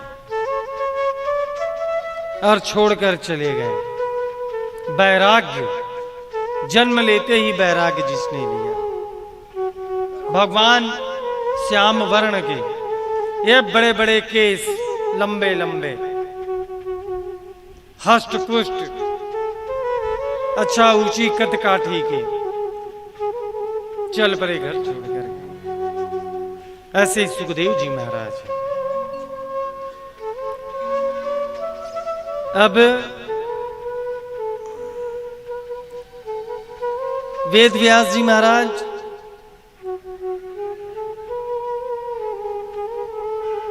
इस भगवान की जो कला है, उस कला को, भगवान के चरित्र को, भागवत कथा की रचना प्रारंभ करने लगे। जब भागवत कथा की रचना किए तो रचना करने से पहले, किसी भी कार्य के प्रारंभ होने से पहले अपने इष्ट देवताओं की वंदना करते हैं। हम सब जब भी पूजा करते हैं तो हमारे गणेश जी महाराज को प्रथम पूजा करते हैं। तो जब कोई कार्य की शुरुआत हो तो भगवान की वंदन करके ही कोई कार्य को पूजा करे, शुरू करे। तो जब दिन की भी शुरुआत हो, आप रात्रिकालीन सो गए, अब जब सोते हो तो पता है क्या सुबह उठना है आपको, भले कार्य छोड़ के रखते हो सुबह का है, लेकिन उम्मीद नहीं है माते कि आप सुबह उठ जाओ। उठ गए हो, भगवान की कृपा है। आगे क्षण क्या होने वाला है किसी को कुछ पता नहीं। जब उठते हैं सुबह तो भगवान की वंदन करे प्रथम कि हे भगवान, आज का दिन बड़ा शुभ हो, शुभ दिन हो, मंगलमय हो, कोई विघ्न ना हो। ऐसे अपने इष्ट देवता, कुल देवता, इन सब की ध्यान करना चाहिए। कार्य प्रारंभ करने से पहले, व्यापारी हो तो व्यापार करने से पहले प्रणाम कर ले व्यापार का, कामकाजी है तो अपने काम को करने से पहले प्रणाम कर ले। सब काम निर्विघ्न पूर्ण होता है, किसी प्रकार का कोई विघ्न नहीं होता। और जिसने बिना कुछ वंदन करे, बिना ध्यान करे अगर कार्य करे, उस कार्य में मन नहीं लगता और वो कार्य सफल भी नहीं होता। तो भगवान ने भी भागवत कथा की जब रचना की तो उससे पहले भगवान का वंदना किए, रचना किए। क्या? जन्माद्यस्य यतो जन्माद्यस्य यतो अन्वादितरस्य चार्थेष्वभिज्ञाश्वराट् तेने ब्रह्म हृदयाद कवये मुह्यन्ति यत् शूरया तेजो वारी मृदम यथा विनमयो यत्र त्रिसर्गो मृषा धाम्ना स्वेन सदा निरस्तकुहकम् सत्यं परं धीमहि।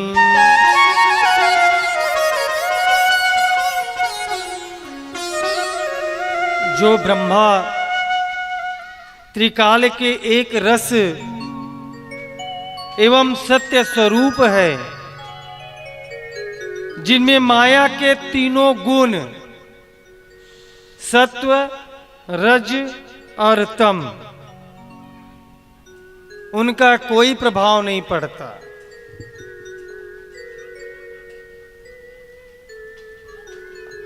ऐसे भगवान सत्यम परम धीमहि, जो सत्य है उसको प्रणाम। ऐसे प्रणाम करके भगवत कथा की रचना प्रारंभ की है।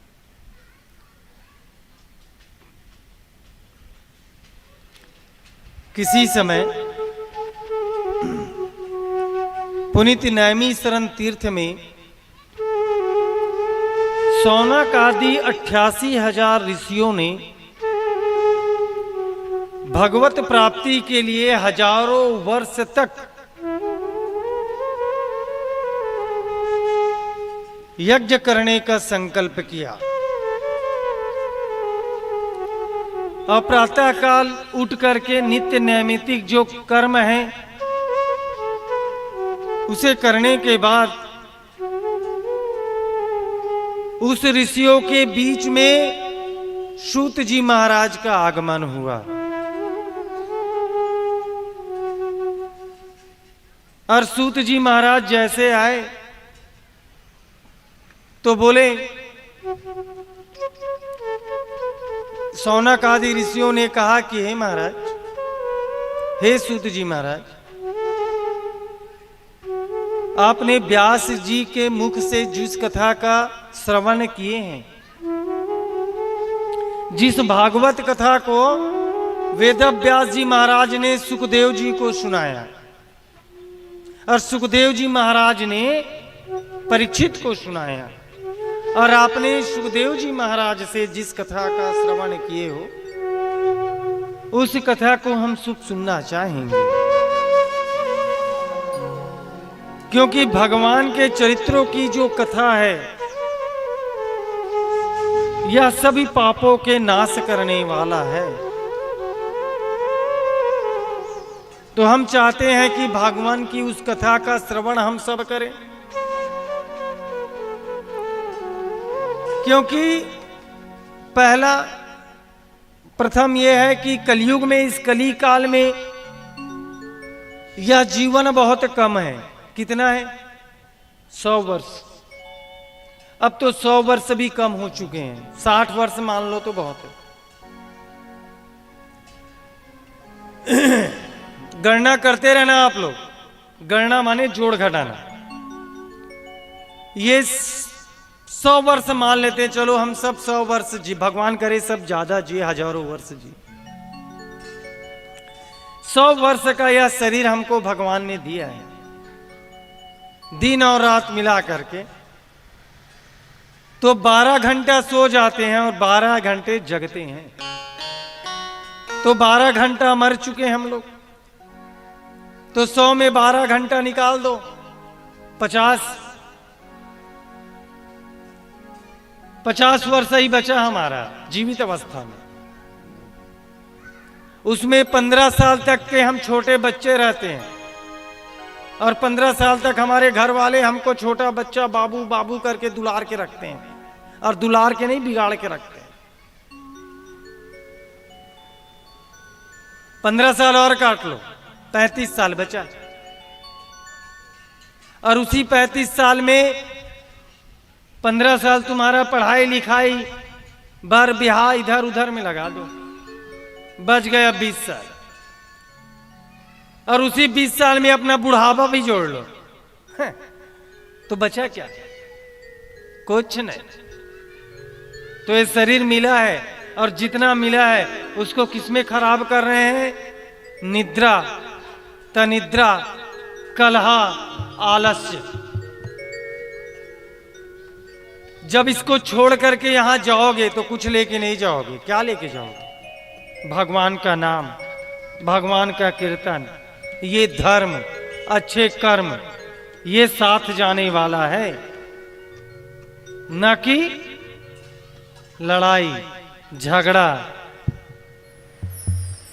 व्यसन, कुछ नहीं जाने वाला है।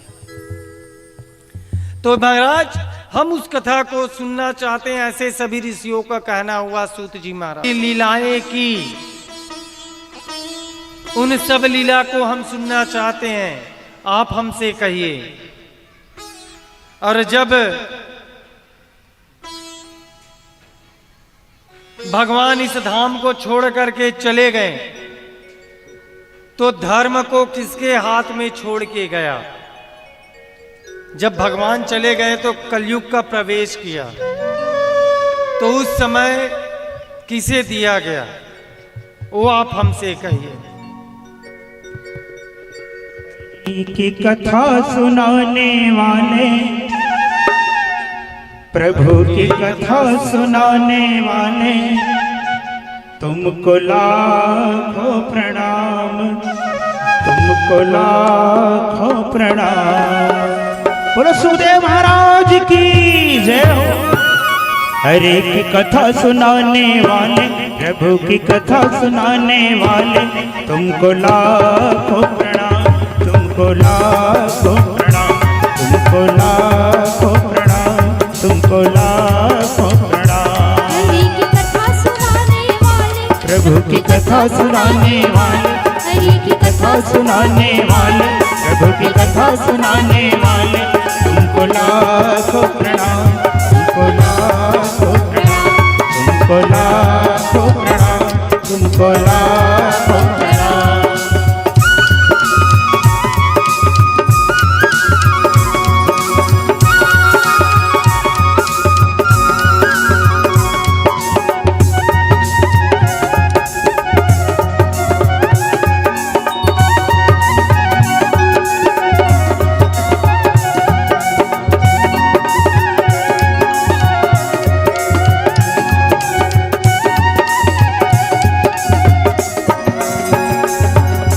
भूल रहे थे वन में, बल खो बैठे थे तन में। हम भूल रहे थे वन में, बल खो बैठे थे तन में।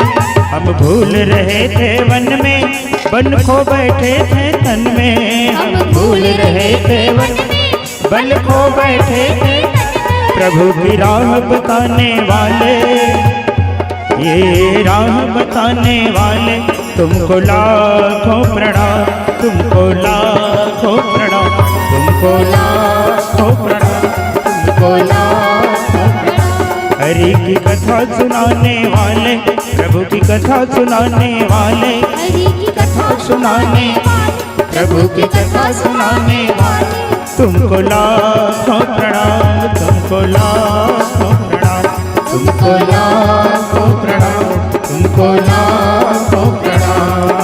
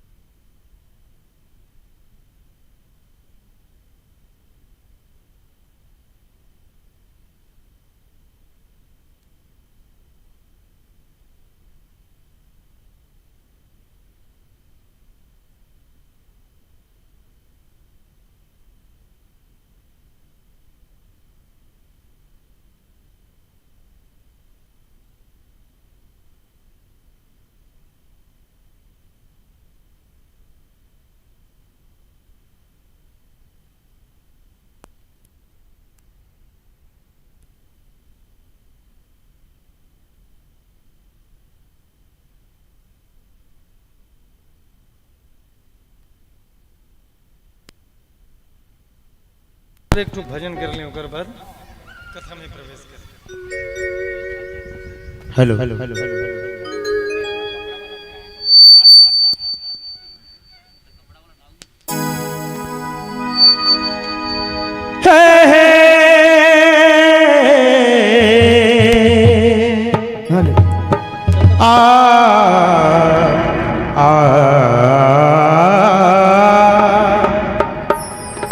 कि आपसे है दुनिया मेरी, कि आपसे है दुनिया मेरी, मेरी तो दुनिया आप हो, मेरी तो दुनिया आप हो। इस भरी दुनिया में मेरा हमनवा कोई नहीं, जिसको मैं अपना कह सकूं। ओ बंदा परवर आप हो, ओ बंदा परवर आप हो। आप ही हो रहबर मेरे, मेरे तो दिलबर आप हो, मेरे तो दिलबर आप हो। चलिए, लगा है मेरे भगवान बांके बिहारी का दरबार, लगा है मेरे बांके बिहारी का दरबार। कुछ देर बैठो तो मन लगा करके, जीवन सुधर जाएगी प्यारे। एक बार ताली बजाओ दोनों हाथ पर उठा करके, दोनों हाथ पर उठनी चाहिए। बोलिए, बोलो सामने सरकार की जय। मेरे श्री राम का दरबार बड़ा प्यारा है, मेरे सरकार का दरबार बड़ा प्यारा है। कृष्ण मेरा प्यारा, गोविंद बड़ा प्यारा है। चलिए, जिनको जिनको भगवान प्यारे हैं उठाइए दोनों हाथ और एक साथ ताली बजनी चाहिए। और देखिए, भजन में जिनको नाचने का मन रहता है वो खड़े होकर नाच भी सकते हैं, थोड़े समय के लिए राहत मिलेगी कम से कम, है ना? खड़े करवाइए सबको। चलिए, सभी खड़े हो जाएंगे, खड़े हो जाइए अपने अपने स्थान पर, उसके बाद फिर बैठेंगे। बोल सामने सरकार की जय हो।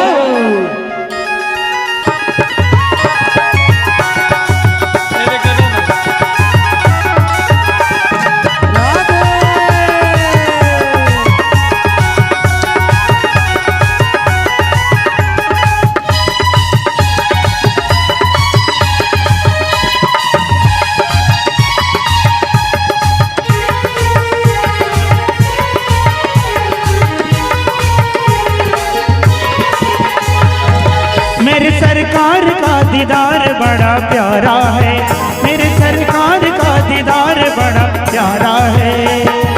बोल सामने सरकार की। कृष्ण मेरा प्यारा, गोविंद बड़ा प्यारा, कृष्ण मेरा प्यारा, गोविंद बड़ा प्यारा, कृष्ण मेरा प्यारा, गोविंद बड़ा प्यारा, कृष्ण मेरा प्यारा, गोविंद बड़ा प्यारा। मेरे सरकार का दीदार बड़ा प्यारा है, मेरे सरकार का दीदार बड़ा प्यारा है। कृष्ण मेरा प्यारा, गोविंद बड़ा प्यारा, कृष्ण मेरा प्यारा, गोविंद बड़ा प्यारा। जय हो।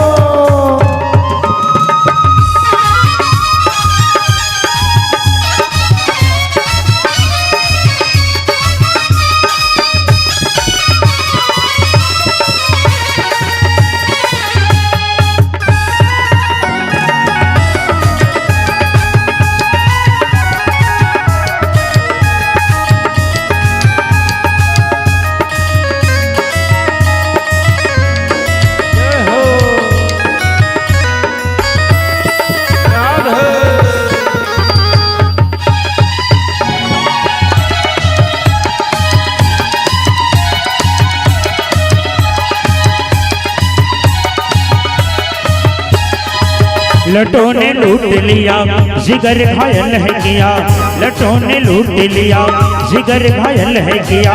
तेरी प्यारी अदा ने मन बेचैन किया, तेरी प्यारी अदा ने मन बेचैन किया। लटों ने लूट लिया जिगर घायल है किया, लटों ने लूट लिया जिगर घायल है किया। तेरी प्यारी अदा ने मन बेचैन किया, तेरी प्यारी अदा ने मन बेचैन किया। प्यारी अखियों में लगा गजरा बड़ा प्यारा है, प्यारी अखियों में लगा गजरा बड़ा प्यारा है। जिनको जिनको किनको किनको भगवान प्यारे हैं जी, उठाइए दोनों हाथ एक साथ और कहेंगे क्या? कृष्ण मेरा प्यारा गोविंद बड़ा प्यारा, कृष्ण मेरा प्यारा गोविंद बड़ा प्यारा, कृष्ण मेरा प्यारा गोविंद बड़ा प्यारा है, कृष्ण मेरा प्यारा।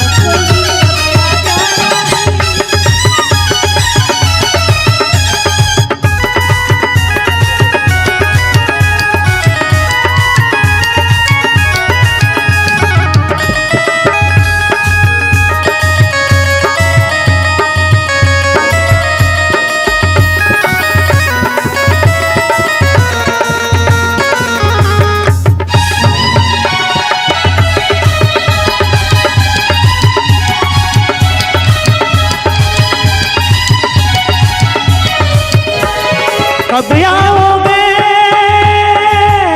कब आओगे, कब आओगे, कब आओगे कान्हा आओगे, कब आओगे जिस्म से जान जुदा होगे, कब आओगे देर ना हो जाए कहीं देर ना हो जाए, देर ना हो जाए कहीं देर ना हो जाए, देर ना हो जाए कहीं देर ना हो जाए, देर ना हो जाए कहीं देर ना हो जाए। आ जा रे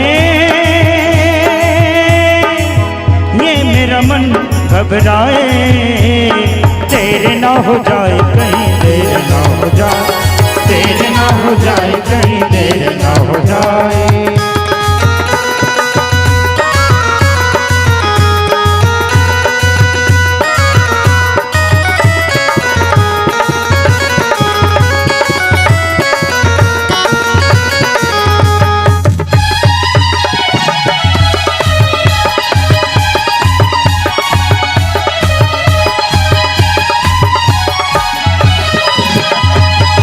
रास्ता रोका कभी ठंडी हवा ने, तेरा डाला कभी बैरन घटा ने, रास्ता रोका कभी ठंडी हवा ने, तेरा डाला कभी बैरन घटा ने। बिजली चमकने लगी आंखें दिखाने, बिजली चमकने लगी आंखें दिखाने, बदले हैं कैसे कैसे तेवर ही जाने। उनके आने के पहले तो जाती है, उनके आने के पहले हो जाती है, मैं देर करता नहीं देर हो जाती है, देर ना हो जाए कहीं देर ना हो जाए, देर ना हो जाए कहीं देर ना हो जाए। मेरे सरकार का दीदार बड़ा प्यारा है, मेरे सरकार का दीदार बड़ा प्यारा है। कृष्ण मेरा प्यारा गोविंद बड़ा प्यारा, कृष्ण मेरा प्यारा गोविंद बड़ा प्यारा, हाँ कृष्ण मेरा प्यारा गोविंद बड़ा प्यारा, कृष्ण मेरा प्यारा गोविंद बड़ा प्यारा, कृष्ण मेरा प्यारा गोविंद बड़ा प्यारा, कृष्ण मेरा प्यारा गोविंद बड़ा प्यारा, कृष्ण मेरा प्यारा गोविंद बड़ा प्यारा है। बोल श्री बांके बिहारी लाल की जय।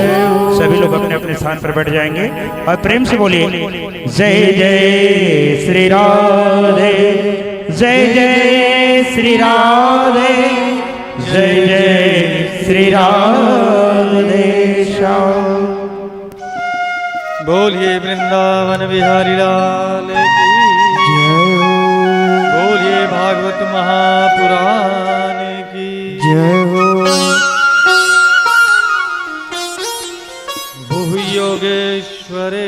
कृष्णे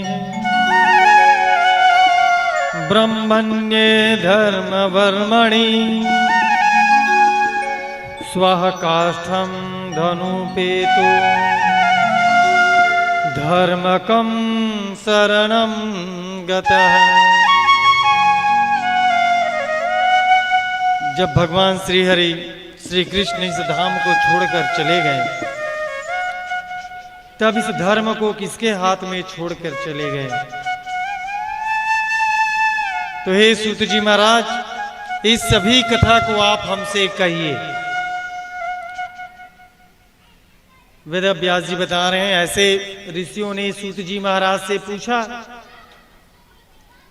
तब सूत जी महाराज बड़े प्रसन्न हो गए और प्रसन्न होकर के कहने लगे कि हे ऋषियों, आपके सबके मन में भगवान श्री कृष्ण की लीला को, भगवान श्री कृष्ण की कथा को सुनने के लिए मन में जो भक्ति उत्पन्न हुई, जिसे तीनों तमोगुण, रजोगुण, ये जिससे परे हैं, उस भगवान की कथा श्रवण का भी महत्व है कि जिसने भगवान के श्री नाम का या भगवान श्री कृष्ण के नाम का वर्णन कर लिए या भगवान का नाम मात्र को ले लिए, तो भव सागर को पार हो सकते हैं।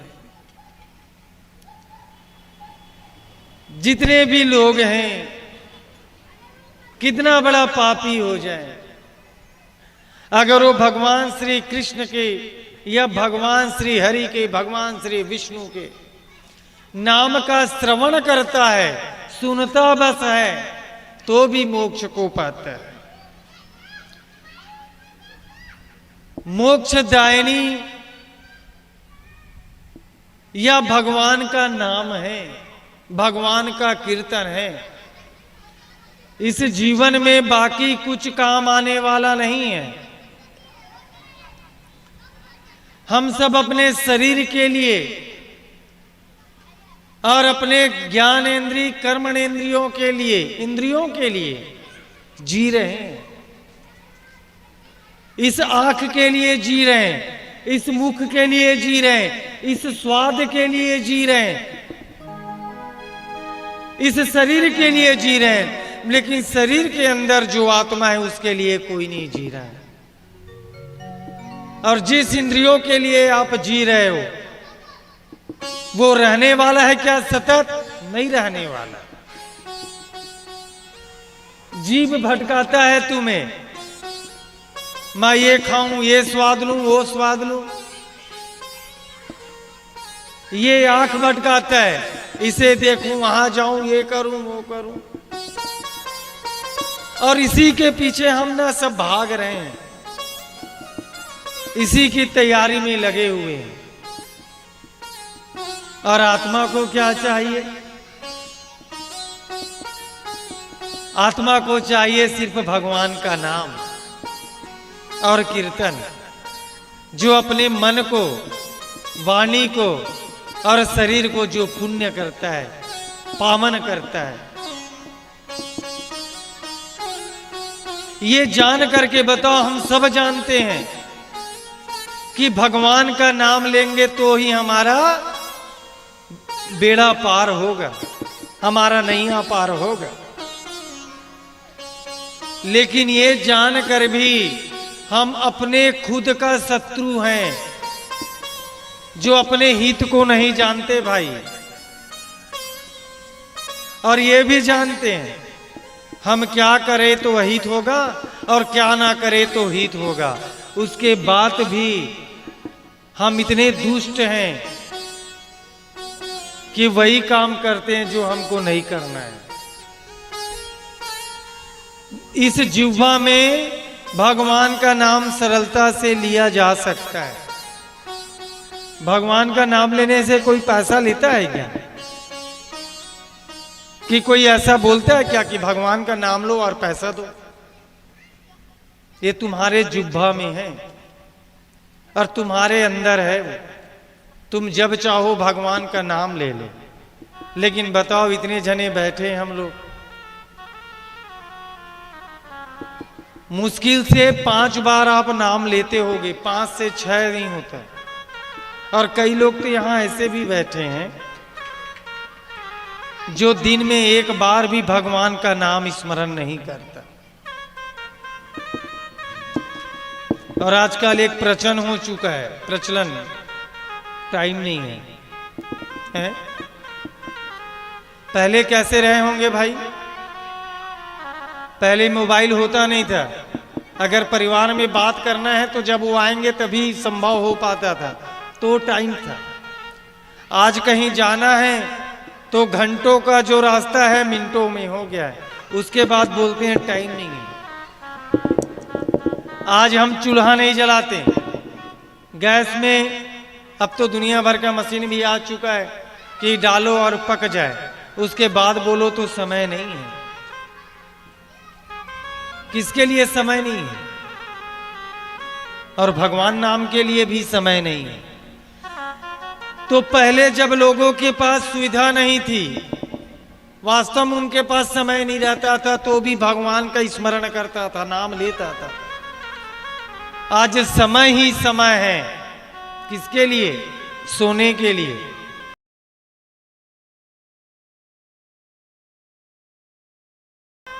सिनेमा घर में जाने के लिए समय है, किटी पार्टी, अन्य पार्टी करने के लिए समय है।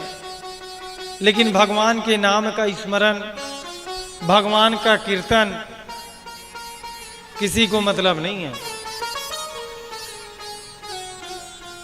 आज हमारे यहां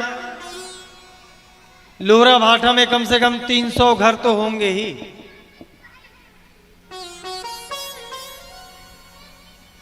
तो अब ये देख सकते हैं हम लोग कि जहां भक्ति भाव हो, जहां सत्संग हो, वहां बैठने वाले कितने हैं।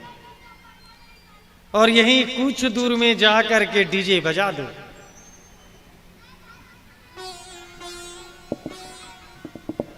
माई पिल्ला सब उस डीजे देखने पहुंच जाते हैं।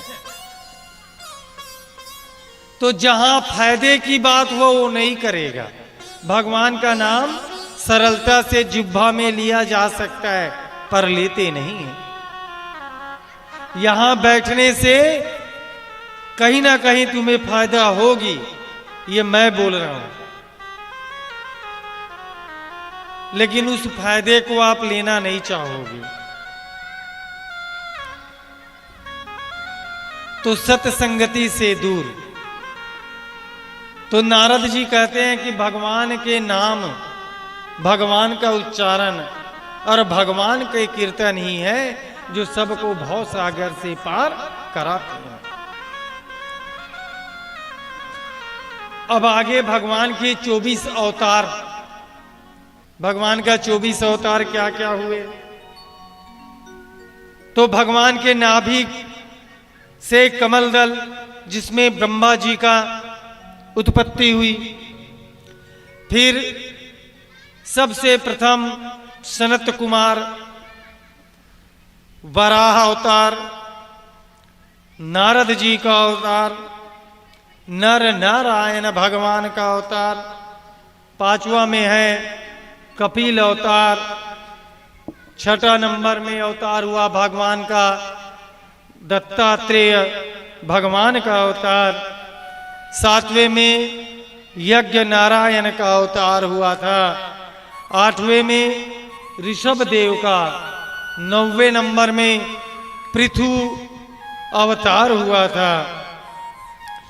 इसके बाद भगवान का मत्स्य अवतार, फिर कच्छप अवतार, धन्वंतरी का अवतार, मोहिनी का अवतार, फिर नरसिंह अवतार हुआ।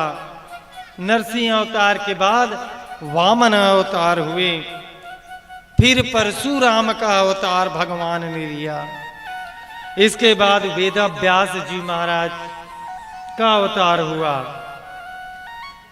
वेद व्यास जी महाराज के बाद रामचंद्र जी का अवतार हुआ, फिर बलराम जी का अवतार, फिर कृष्णचंद्र का अवतार, उसके बाद 21 नंबर में श्री हरि का अवतार, 22 नंबर में हंसा अवतार, 23 नंबर में बुद्ध अवतार और 24वां नंबर कलयुग में जब भगवान का अवतार होगा तो वह कल्कि का अवतार होगा। ऐसे भगवान का यह 24 अवतार हुए। इस 24 अवतार में हम भगवान के बहुत से गुणों का वर्णन करेंगे, भगवान के अनेक गुणों का, भगवान के अनेक चरित्र का वर्णन करेंगे। इसके बाद सूत जी महाराज कथा सुना रहे हैं। वचन को सुन करके शौनक आदि ऋषियों ने कहा कि हे भगवान, कि उस पुनीत पावन भागवत कथा को सुनाइए। किस युग में, किस प्रकार और किस कारण से भगवान का अवतरण हुआ, व्यास जी ने किसकी प्रेरणा से रचना की, पुत्र के पीछे पीछे चले जाने पर भी सुखदेव जी महाराज नहीं आए, वह सब हमसे कहिए। तब कथा प्रारंभ होती है कि वेद व्यास जी महाराज ने भागवत कथा का रचना किए।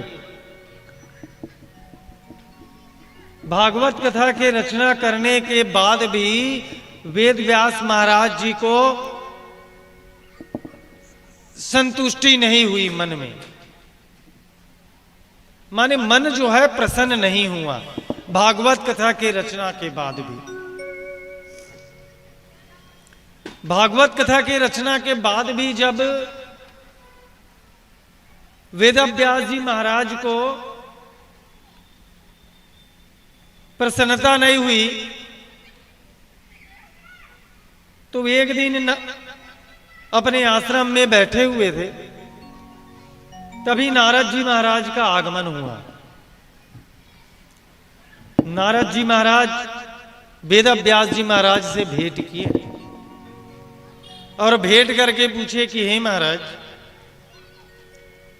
आपने तो सभी वेदों का संग्रह पंचम वेद का निर्माण किया, इसके बाद भी आपके मन प्रसन्न नहीं, क्या कारण है?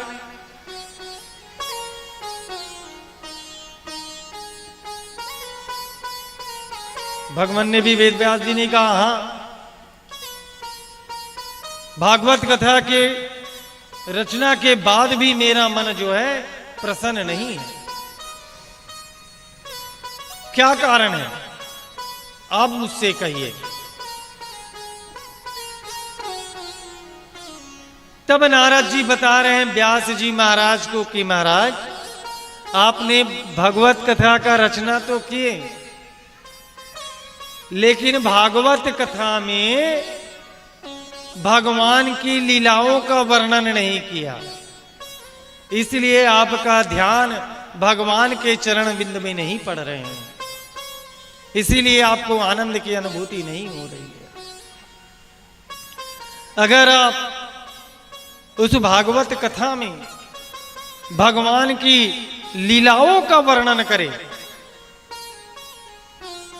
जिससे आपके मन को प्रसन्नता होगी और श्री हरि के चरणों में आपको आनंद मिलेगा। वेद व्यास जी महाराज ने भागवत कथा में भगवान श्री कृष्ण की लीलाओं का और भगवान की कीर्तनों का उसे रचना किए। आगे कीर्तन का महत्व बताया गया है कि कीर्तन कैसा हो, कीर्तन से क्या लाभ।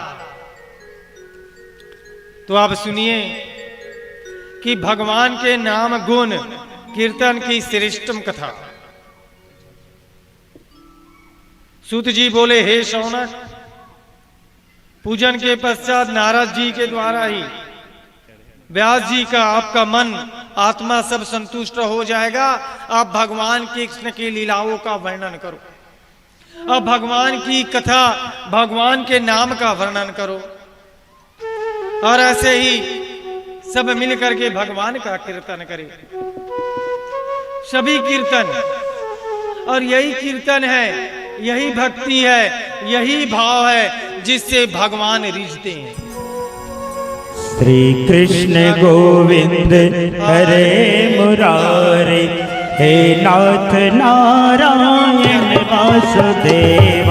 श्री कृष्ण गोविंद हरे मुरारे, हे नाथ नारायण वासुदेव। श्री कृष्ण गोविंद हरे मुरारे, हे नाथ नारायण वासुदेव। श्री कृष्ण गोविंद हरे मुरारे, हे नाथ नारायण वासुदेव।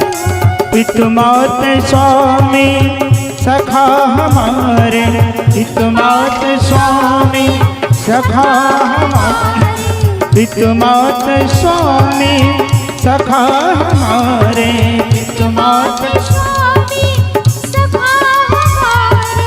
हे नाथ नारायण वासुदेव। श्री कृष्ण गोविंद हरे मुरारी, हे नाथ नारायण वासुदेव। श्री कृष्ण गोविंद हरे मुरारी, हे नाथ नारायण वासुदेव। हे नाथ नारायण वासुदेव। बोलिए बाके बिहारी लाल की जय, बोलिए कृष्ण भगवान की जय हो।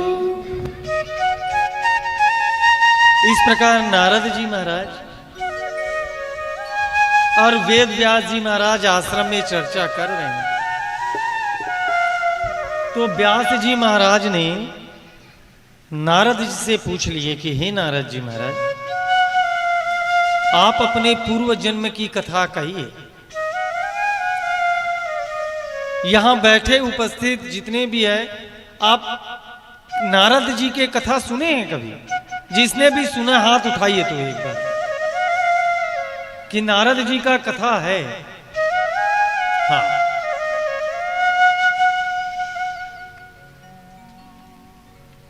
नारद जी का कथा आप सुनिए कि नारद ऐसे ही नारद नहीं बना। कैसे बना सुनिए।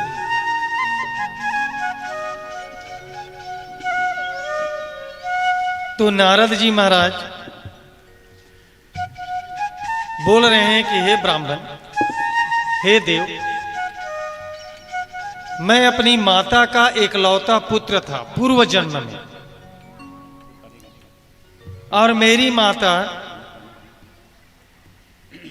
मूर्ख थी। मूर्खा मतलब कम समझती थी।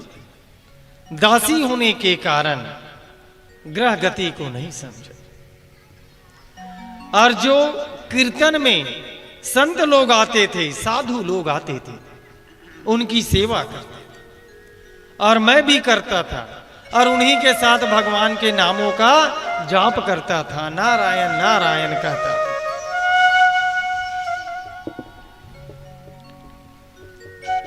तो जो जूठन होता था बचा हुआ, उसी बचे हुए भोजन को हम लोग प्रसाद स्वरूप पाते थे।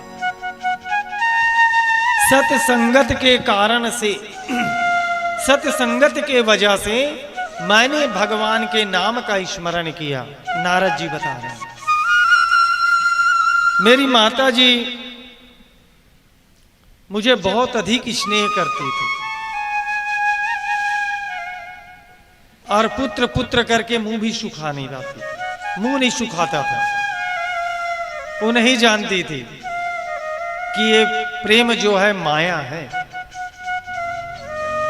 और काल की गति को नहीं समझी। एक बार गौ दोहन के लिए घर से जैसे बाहर निकली, सांप के काटने से मेरी माता की मृत्यु हो गई।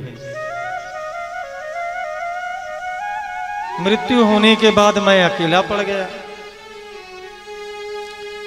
जब अकेला पड़ा मैं, तो मैंने समझ लिया ये विधि का विधान है, क्योंकि मुझे माया में फंसना नहीं है। इसीलिए जो भी हुआ सब भगवान की कृपा है। यह जान करके मैं भगवान के नाम का एकमात्र सहारा लेकर के घर से निकल आया। जब घर छोड़ा, कई नदी, कई पर्वत, कई शहर, कई जगह से मैंने पार किया। कहीं व्याघ्र मिले, कहीं जंगली जानवर मिले, इन सब को पार करता हुआ मैं भगवान के नाम का स्मरण करता रहा और जंगल में बैठ करके, बट पेड़ के नीचे बैठ करके भगवान के नाम का तपस्या किया। धीरे धीरे मेरे अंदर ध्यान भगवान में बढ़ने लगा। आंख बंद किया, मैं भगवान के ध्यान में लग गया। आंख बंद था, उसी समय भगवान का मैंने दर्शन पाया। आंख जब खुला तो जिसे मैंने देखा वो गायब हो गए थे, अदृश्य। मन व्याकुल हो गया कि जैसे जिसे मैंने आंख बंद करके देखा है वो कहां गया। तब आकाशवाणी हुई कि हे नारद, अगर आपको भगवान की प्राप्ति चाहिए तो आपके मन के मैल को दूर करना होगा। अभी भी तुम्हारे मन में माया, मोह सब भरा पड़ा है। जिस दिन निर्मल हो जाएगा उसके बाद आपको भगवान स्वयं आपको मिलेंगे। ऐसे निरंतर भगवान का ध्यान करता हुआ जब उनकी मृत्यु हुई, उसके बाद पुनः वह पुण्य बढ़ा और ब्रह्मा के प्राण वायु से, मन से नारद जी का प्रकट हुए। बोलिए नारद भगवान की जय हो। नारद महाराज का प्रकट हुआ और नारद जब हुए तब से भगवान के नाम का स्मरण करता हुआ मुख में सिर्फ नारायण नारायण, ये नारायण शब्द का रट लगाता हुआ वह पूरा भगवान के शरण में पहुंचे और भगवान के हुए। उन नारद जी को धन्य है, इस भगवान प्रकार से भगवान के यश को गाते हुए इस व्याकुल जगत का उद्धार करते हैं। अहो देवर्षि धन्योऽयम्, अहो देवर्षि धन्योऽयम्, यत् कीर्ति सागन्धवनः। हे नारद जी, आप धन्य हैं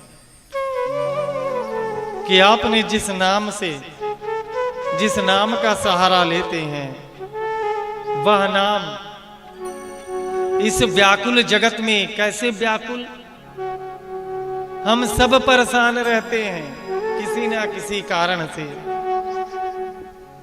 अभी सब परेशानी दूर कौन करता है? वही नारायण दूर करता है। हम जब कष्ट में होते हैं ना तो यही हमें याद आता है, इसके अलावा कोई नहीं। और जब सुख में रहते हैं तब दोस्त याद आते हैं। ये नारायण है। और एक बात और सुन ले, जब जब आप विपत्ति में रहोगे तब तब भगवान आपके साथ रहेंगे, हमेशा याद रखना। और जब सुख में रहोगे तो भगवान भी आपका साथ छोड़ के चले जाते हैं। जब पांडवों के ऊपर विपत्ति हुई तो भगवान श्री कृष्ण साथ में रहे। जब उनको पूरे राजमहल आदि पाठ राजपाट दे दिया गया, भगवान उनका साथ छोड़ दिए। तो ऐसे तो हमारे श्री हरि भगवान हैं, कष्टों में साथ रहते हैं, और हम भी कष्ट में भगवान को याद करते हैं और सुख में भूल जाते हैं। अब उल्टा करना, अब भगवान को सुख में बुलाना, अब दुख में याद मत करना। ठीक, इसके आगे की कथा आप सुनिए। सौनक जी बोले कि हे सूत जी महाराज, नारद जी के अब चले गए, नारद जी व्यास जी महाराज बोल कर गए। तो व्यास जी ने क्या किया वहां बैठ करके, तब कहते हैं कि ब्रह्म नदी सरस्वती के पश्चिम तट पर साम्याप्रास नामक एक आश्रम है, उसमें बैठे हुए व्यास जी ने जैसे आचमन किया, माया के दर्शन किए, लोगों के द्वारा भगवान ने जैसे अपने धाम को गए कृष्ण ने, वैसे ही कलयुग का यहां आगमन हुआ और लोगों में भक्ति, ज्ञान, वैराग्य, त्याग, यह सब धीरे धीरे छिन्न होने लगे। धीरे धीरे सब टूटने लगे। भाई भाई नहीं समझता था, माँ बेटा नहीं समझता था, बेटा बाप नहीं समझता था। कलयुग का प्रभाव वैसे ही पड़ा। इस प्रकार आचमन करते ये सब देखा और सूत जी बोले, हे सौनक, आत्मा में रमन करने वाले के फल की इच्छा नहीं होती, इसलिए निष्काम्य भक्ति करते रहे। इसलिए सुखदेव जी ने प्रभु के चरित्र को मन में लगाने के लिए इस कथा को पढ़ा। अब व्यास जी महाराज ने अपने पुत्र को इस कथा का श्रवण कराया और आगे पूछते हैं कि राज ऋषि परीक्षित का जन्म और उनके कर्म और मृत्यु, पांडवों का स्वर्ग का गमन कैसे हुआ, और श्री कृष्ण के विषय के कथाओं को हमसे कहिए। सब सूत जी महाराज से पूछ रहे हैं, जितने भी ऋषिगण हैं वो सब। तो कहते हैं जब महाभारत का युद्ध में, महाभारत का युद्ध हुआ, इधर सुनिए अब कथा अच्छे हैं। अभी तक हम ज्ञान की बातें कर रहे थे, अब आ रहे हैं कृष्ण की कथाओं में। 2 दिन तक कथा में ज्ञान की बात होती है, तीसरे दिन से लीला शुरू हो जाता है, उत्सव शुरू हो जाता है, फिर ज्ञान की बात बहुत कम होता है। तो जो 2 दिन में कथा सुनता है वो ज्ञान को सुनता है, और उसके बाद जो सुनता है वो आनंद को सुनता है। तो अभी हम सुन रहे हैं वो ज्ञान को सुन रहे हैं। आज और कल की कथा में बहुत सारी छोटी छोटी बातें हमको मिली होगी जो ज्ञानदायक है, ग्रहण करने योग्य है। तो महाभारत का युद्ध जब शुरू हुआ, एक तरफ कौरव, एक तरफ पांडव, दोनों भाई, दोनों में युद्ध हुई। युद्ध होने पर भीमसेन के द्वारा दुर्योधन के जंघे को तोड़ दिया गया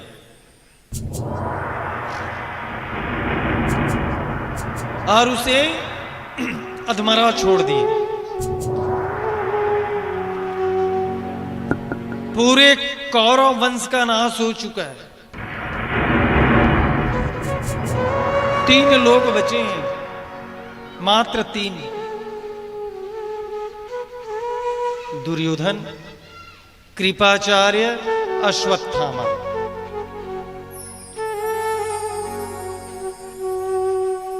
दुर्योधन की अब अनुमान लगाओ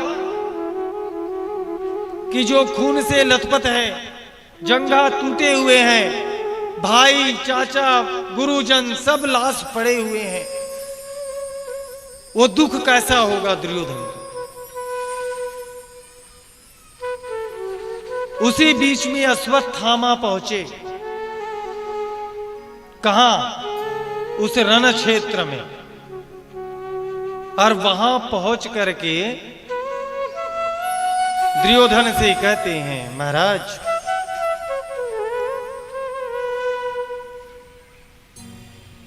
आप मुझे अगर सेना नायक बना देते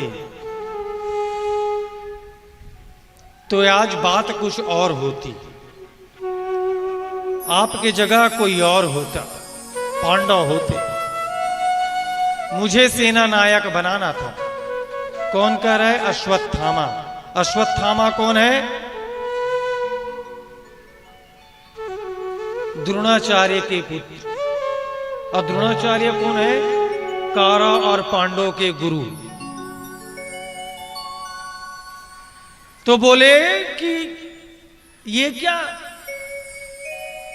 अश्वत्थामा, तुम्हें अभी भी लग रहा है सब कुछ चला गया? बड़ी दुख की बात है। पांडव 5 के 5 भाई, हम 100 भाई, मेरा कोई भी नहीं बचा और पांडव के 5 के 5 बचे हैं। ये दुख मुझे सहा नहीं जा रहा है। और तुम कहते हो कि मुझे बनाते सेना नायक। अश्वत्थामा कहता है, महाराज अभी मुझे आप तिलक कर दीजिए, मेरे ऊपर तिलक लगा दीजिए। निश्चित आपको युद्ध में मैं जीत दिलाता हूं। दुर्योधन वो फिर बोले, क्या बात करते हो, सब कुछ खत्म हो चुका है। अश्वत्थामा बोले, कुछ खत्म नहीं हुआ है, अभी मैं पांडवों के सिर काट के ले आता हूं। और ये चले गए। बोले ठीक। आचार्य को लेकर के अश्वत्थामा निकल चुके। 3 लोग अश्वत्थामा को देखो निकल चुके पांडवों को मारने। इधर हाल क्या है? रण क्षेत्र में, रणभूमि में पंडाल लगे हुए हैं, शिविर, तंबू बोलते हैं, रहने के लिए। शाम के समय है। युद्ध में विजय होने के बाद में भगवान श्री कृष्ण और पांडव सभी, द्रौपदी सभी पैदल भ्रमण कर रहे हैं। रात्रिकालीन का समय। और पांडवों के 5 पुत्र पांडवों के जगह सोए हुए हैं शिविर में। और 5 पांडव भ्रमण कर रहे हैं। अश्वत्थामा ने आया, आचार्य को बोले अब बाहर पहरा देना। तलवार निकाला और सोए हुए 5 पांडे के धड़ को अलग कर दिया। छोटे छोटे बालक के सर काट दिए। क्योंकि पांडवों के पुत्र भी पांडव जैसा ही दिखता था, हष्ट पुष्ट, लंबे चौड़े, ढक के सोए हुए थे, चेहरा देखा नहीं। और 5 पांडव है करके 5 पुत्रों को काट दिए द्रौपदी के। और बड़े प्रसन्नता के साथ थाली में सजा करके दुर्योधन के पास लेके गया। महाराज ये लो, मैंने आपके शत्रुओं को पराजित कर दिया, मार के ले आया। एक क्षण के लिए दुर्योधन बड़ा प्रसन्न हुआ। दुर्योधन प्रसन्न हुआ, खुश हुआ। लेकिन जैसे ऊपर का कपड़ा हटाए, माथा पकड़ लिए। ओहो, अरे तूने ये क्या किया? अरे यही एक लोग तो बचे थे जो हमारा पिंडदान करते। अब हमारे कुल में कोई नहीं, हमारे वंशज को ही खत्म कर दिए। और विश्व युद्ध में इन छोटे बेचारे बच्चों का क्या गलती था जिसके कारण से आपने इनके धड़ अलग कर दिए।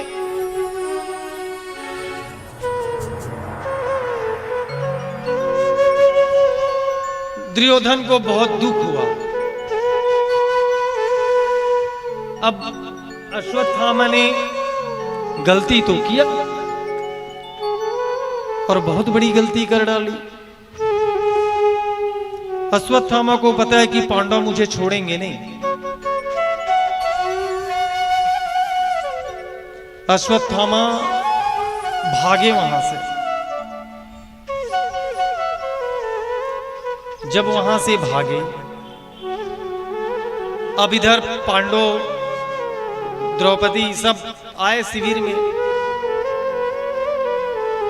आकर के देखे शिविर के अंदर रक्त रंजित सब फैला हुआ, सर अलग, धड़ अलग, सर गायब। खूब रोए, खूब दुख हुआ। माता है, पुत्र को खरोच लगता है तो माता के आंखों से आंसू आ जाता है। ये मां है। मां की दर्द, अति दर्द। लेकिन वाह रे संतान, ऐसे दुष्ट संतान का जन्म होता है। 9 महीने तक गर्भ में रखती है वो 9 महीना कैसा होता है, वो ये ध्यान देता है अगर मैं कोई खट्टा खा लूं, कोई कड़वा खा लूं, कोई मीठा खा लूं, तो भी सुकुमार जो मेरे गर्भ में है उसको कोई कष्ट ना मिले। तब से रक्षा और सुरक्षा में गर्भ में बच्चे को पालती है वो मां। रातों में नींद नहीं आती, दिन में चैन नहीं रहता। दुख न लागी है माँ तेरी अखियाँ, दुख न लागी है माँ तेरी अखियाँ, मेरे लिए तो जागी है, मेरे लिए तो जागी है सारी सारी रतिया, तेरी निंदिया पे अपनी निंदिया को तुमने वारी है। ओ माँ, ओ माँ,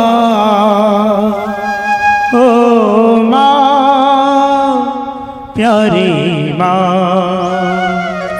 तू कितनी अच्छी है, तू कितनी भोली है, तू कितनी अच्छी है, तू कितनी भोली है, प्यारी प्यारी है।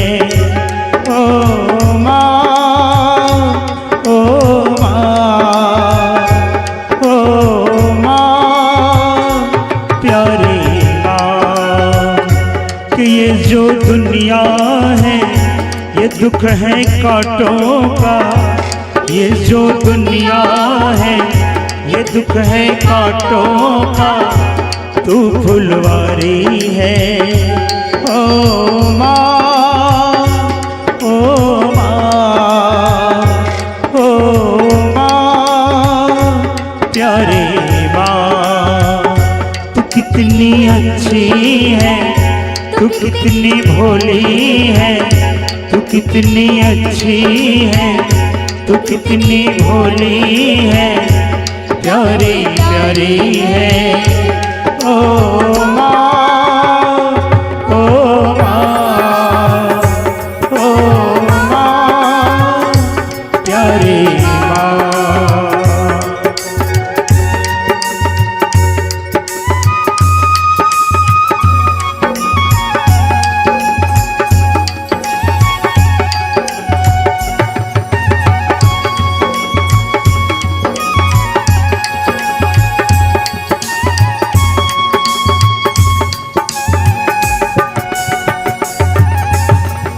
माँ बच्चों की जान होती है, माँ बच्चों की जान होती है, माँ बच्चों की जान होती है, माँ बच्चों की जान होती है। ओ होते हैं किस्मत वाले, ओ होते हैं किस्मत वाले, जिनकी माँ होती तेरे हंसने पे, ओ तेरे रोने पे तू बलिहारी है। ओ माँ, ओ माँ, ओ माँ, प्यारे माँ, तू कितनी अच्छी है, तू कितनी भोली है, तू कितनी अच्छी है, तू कितनी भोली है, प्यारी प्यारी है। ओ माँ, ओ माँ, ओ माँ, प्यारी माँ, प्यारी माँ, प्यारी माँ,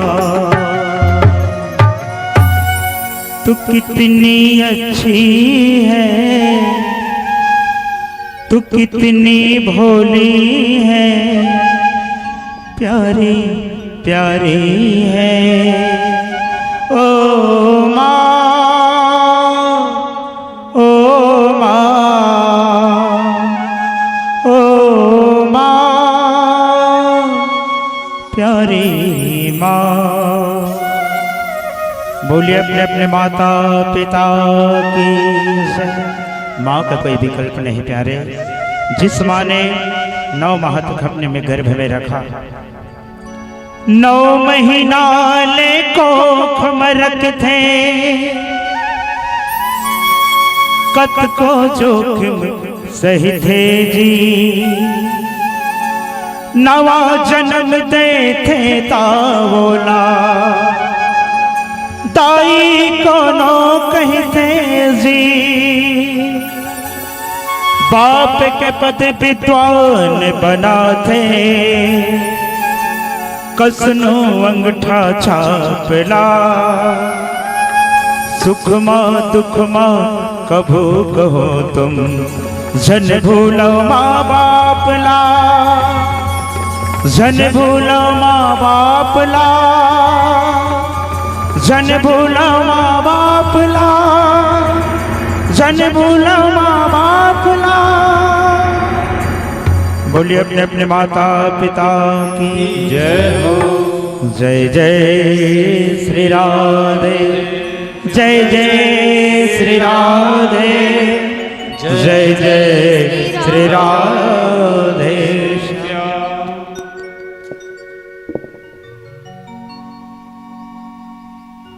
द्रौपदी जी खूब रोने लगे, खूब रोने लगी। तब अर्जुन ने उसे समझाया कि है द्रौपदी, धीरज रखो, मैं अपने बाण से उस ब्राह्मण धम की शीश काट कर लेके आऊंगा और उसी के सिर में बैठ करके, खड़े हो करके अपने पुत्रों के नाम की तिलांजलि करना। मैं उसे पकड़ के लाता हूं, शीश काट के लाता हूं, लेकिन अब चुप रहो।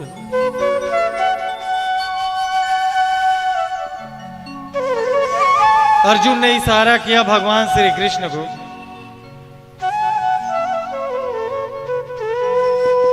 कृष्ण जी ने रथ संभाले, अर्जुन बैठ गए और अश्वत्थामा के पीछे दौड़ पड़े। अश्वत्थामा के पीछे भगवान अर्जुन, अश्वत्थामा समझ गए कि मेरे पीछे अर्जुन पड़ा हुआ है, मुझे नहीं छोड़ेगा वो। तो डर से क्या किया,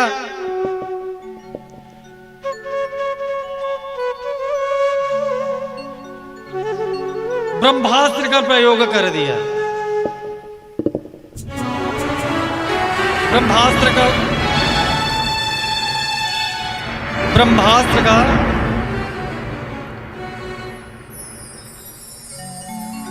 प्रयोग किया, ब्रह्मास्त्र का, क्योंकि संकट के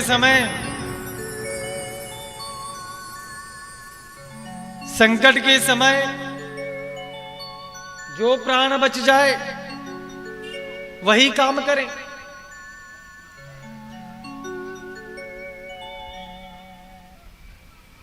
तो इसने अश्वत्थामा को लगा कि प्राण बचाने का एक ही उपाय है, ब्रह्मास्त्र छोड़ दिया।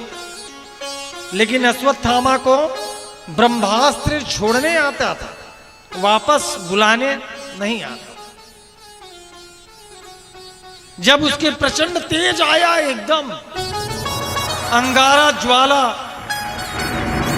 तेज लावा की तरह जलता हुआ जब प्रकाश आया,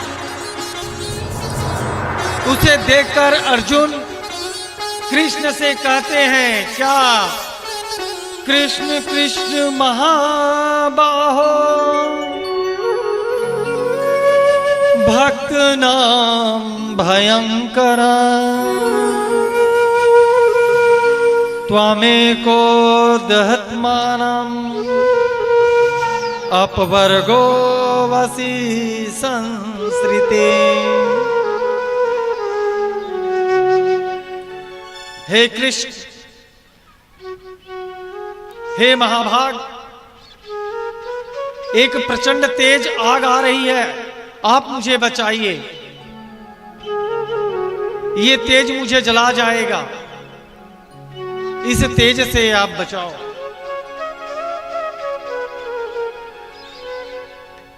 और आपका जन्म ही ऐसा है जो भक्तों के उद्धार के लिए बना है। तो हे कृष्ण, मेरा उद्धार कीजिए, मार्गदर्शन कीजिए कि इतना तेज कहां से आ रहा है। भगवान कृष्ण कहते हैं, कृष्ण कहते हैं क्या कि हे अर्जुन, ये अश्वत्थामा अपने प्राण को बचाने के लिए, प्राण की रक्षा के लिए ब्रह्मास्त्र का प्रयोग किया है। ये तो प्रयोग किया ब्रह्मास्त्र का, छोड़ना जानता है लेकिन लौटाना वापस नहीं जानता।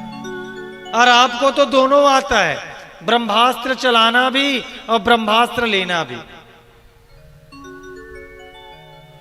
तो प्रयोग करो आप। अर्जुन ने जल लिया, अपने ऊपर छिड़का, भगवान की 3 परिक्रमा किए और हाथ जोड़ करके उस ब्रह्मास्त्र को वापस लौटाए।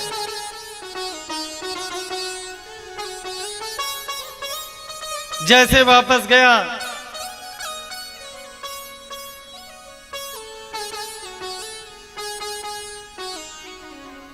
अब पीछे किए, अश्वत्थामा पकड़ा गया। अश्वत्थामा पकड़ाया, पकड़ने के बाद उसको बांध दिए। अब भगवान कृष्ण बोल रहे हैं, वह हत्यारा है, मारो इसको। अर्जुन मन में बोला, नहीं, मैंने प्रतिज्ञा किया है द्रौपदी से इसे लेके आऊंगा।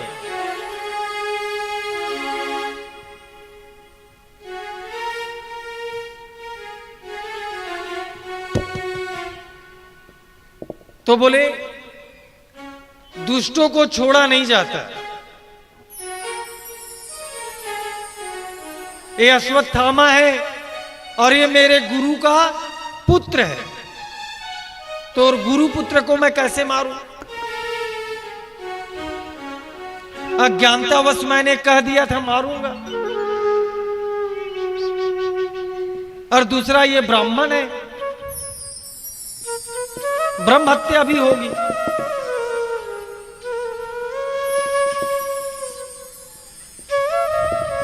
तब बोले क्या करें, इसको लेके जाना उचित नहीं।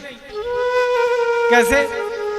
पिक्चर में देखते हैं नहीं, अगर किसी भी खलनायक को छोड़ दिया जाए तो दूसरे बार आक्रमण करता है, इसीलिए जहां मिल गया वहीं। हाँ,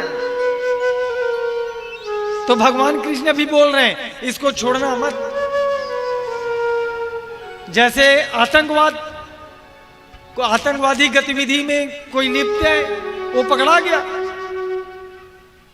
तो हमारे यहाँ क्या करते, उसको जेल में डाल देते, उसे खातिरदारी होते रहता है और वो बैठे बैठे और प्लान करते रहता है आतंकवादी गतिविधि का।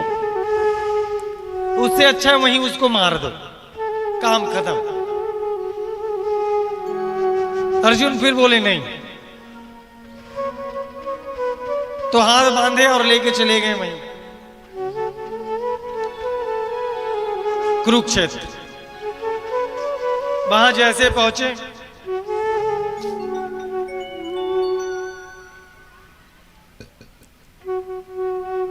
अब इसको सब गुस्से से देख रहे हैं, भीम, अर्जुन, नकुल, सहदेव, सब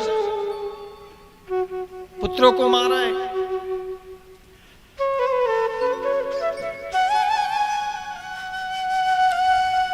तो द्रौपदी जी के सामने लाए तो बोले सबसे पहले इनको छोड़ो, आप इनको मारना नहीं है। कौन बोल रही है? एक मां बोल रही है, नीति में चलना, ये नीति का चलना है। द्रौपदी को बोले छोड़, द्रौपदी बोले छोड़ दो, गुरु पुत्र है और इन्हीं गुरु से आपने सब सीखा है। द्रोणाचार्य से आपने धनुर्विद्या सीखी है, नाना प्रकार की मंत्र तंत्र सब सीखे हैं और उनके पुत्र को आप छोड़े। द्रौपदी के बात सुन करके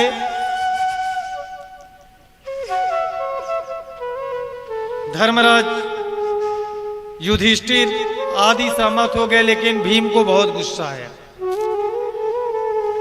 भीमसेन बोलने लगे नहीं, मैं इसको मार डालूंगा, मैं कुछ भी हो जाए। इसने अबोध बालक की हत्या किया है, बाल हत्यारा है ये, और बाल हत्यारा को कैसे छोड़ा जाए? नहीं छोड़ा जाए। तो कृष्ण फिर बोल रहे हैं, भगवान कृष्ण, नहीं तुम ठीक बोल रहे हो, मार उसको। तो जो अपराधी है उसे कुछ तो दंड देना पड़ेगा। तो क्या दंड दिया जाए? तो भगवान बोल रहे, काम करो, इनके सिर मुंडवा और इसके माथे में रखा हुआ मणि उसे चीर बाहर निकालो। सिर मुंडवाना माने अपमान होता है। और अश्वत्थामा में एक तेज है सूर्य से भी ज्यादा। तेज क्या था? मणि का। और किसी का तेज निकाल दो, तेजहीन हो जाता है, अपमान होगा। तो अब उनके मणि को निकाल दिया गया, सिर मुड़वा दिए गए और सिर मुड़वा करके अश्वत्थामा को छोड़ दिया गया।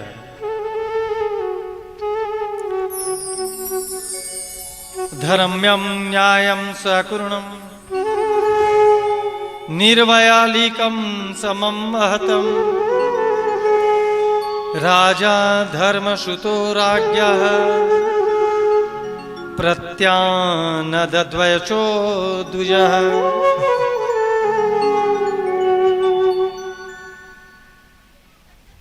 द्रौपदी धर्म, न्याय, करुणा और बड़प्पन युक्त ऐसे वचन को सुन करके युधिष्ठिर ने खूब प्रशंसा की है। आगे सूत जी बोले कि अर्जुन ने भगवान श्री कृष्ण का संकेत समझ लिया था तो मणि निकाल ली, और बाल हत्या करने की कांति पहले से ही चमक खत्म हो चुका था, क्योंकि पहले इसने बाल हत्या कर लिया तो एक इसका चमक खत्म हुआ, दूसरा स्वयं में जो चमक है मणि उसे निकाल दिया, तो वैसे ही ये तेजहीन हो गया।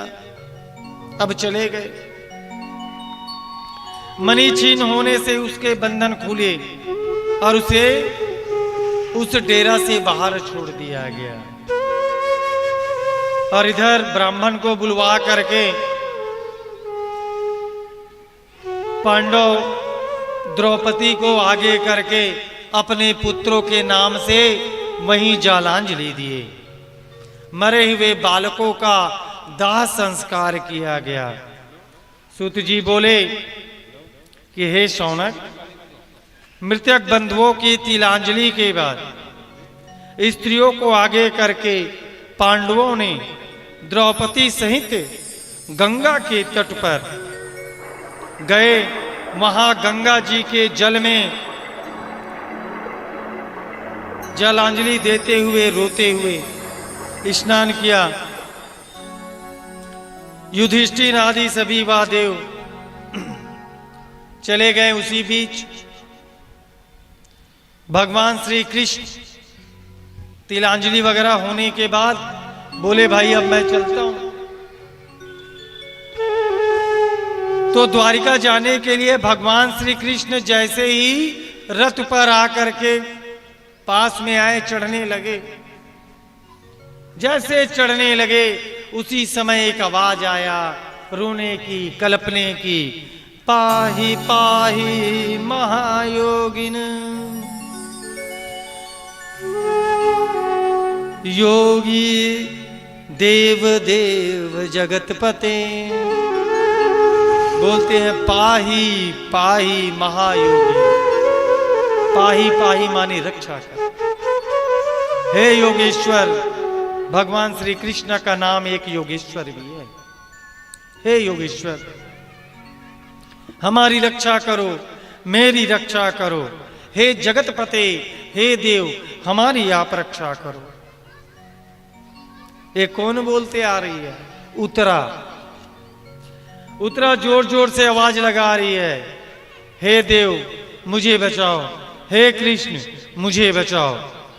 ऐसे जोर जोर से वो रोते हुए आ रही है, क्योंकि हे भगवान, हे जगत के पति, आपके सिवा इस संसार में मेरा कोई नहीं और आप मुझे बचा लो, क्योंकि मेरे पीछे एक ब्रह्मास्त्र लगा हुआ है और इस ब्रह्मास्त्र से मेरी आप रक्षा करो। तो भगवान समझ गया जो उत्तरा आ रही है ये कौन है? अभिमन्यु की पत्नी। और अभिमन्यु गर्भ से है। अब ये पांडवों की एक आस बचा हुआ है पूर्व अपने वंश को बढ़ाने का। उसके पीछे भी पड़ा हुआ है अश्वत्थामा, ब्रह्मास्त्र छोड़ दिया। अब छोड़े तो भगवान कृष्ण समझ गए पांडवों के विनाश के लिए आया है। भगवान क्या किया? उत्तरा के गर्भ में प्रविष्ट हुए और भगवान वहां जा करके उस गर्भ में रहे सुकुमार, उस सुकुमार की रक्षा किए, उनको बचाए और इधर पांडवों की भी रक्षा की। जब इन सब की रक्षा हुई तो पांचों पांडव, द्रौपदी सब भगवान की कीर्तन करने लगे और भगवान के नाम का उच्चारण करने लगे। सबने भगवान का शुक्रिया किया कि हे भगवान, आपने हमारे कुल को बचा लिया। आप जैसे दयानिधि, करुणानिधि कोई नहीं। हर संकट में आप हमारे साथ देते हो प्रभु। आप मेरे संकट के दूर करने वाले हो। तो हे प्रभु, हमारी आप रक्षा की, आपका कोटि कोटि धन्यवाद। ऐसे सब मिल करके भगवान का शुक्रिया अदा किए। आइए हम सब मिल कर के भी भगवान की वंदना करें, भगवान को धन्यवाद करें। बोलिए वृंदावन बिहारी लाल की जय।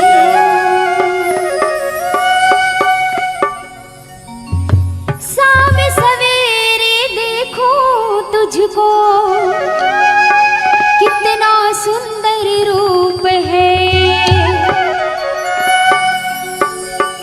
जब जब भी से पुकारूं मैं, तस्वीर को इसके निहारूं मैं। ओ मेरा शाम आ जाता है मेरे सामने, मेरा शाम आ जाता मेरे सामने।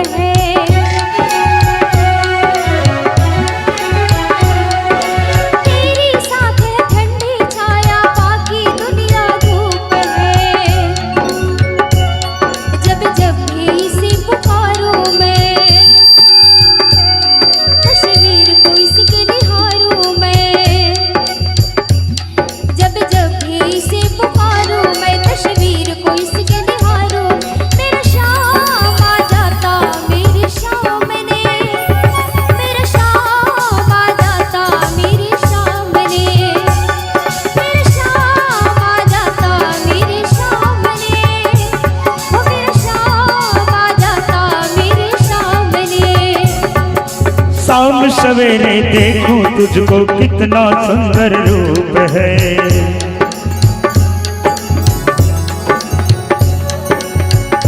सवेरे देखूं तुझको कितना सुंदर रूप। तेरा साथ है ठंडी छाया बाकी दुनिया धूप है। जब जब भी तुझे पुकारूं मैं, जब जब देख से पुकारूं मैं, तस्वीर को इनके निहारूं मैं।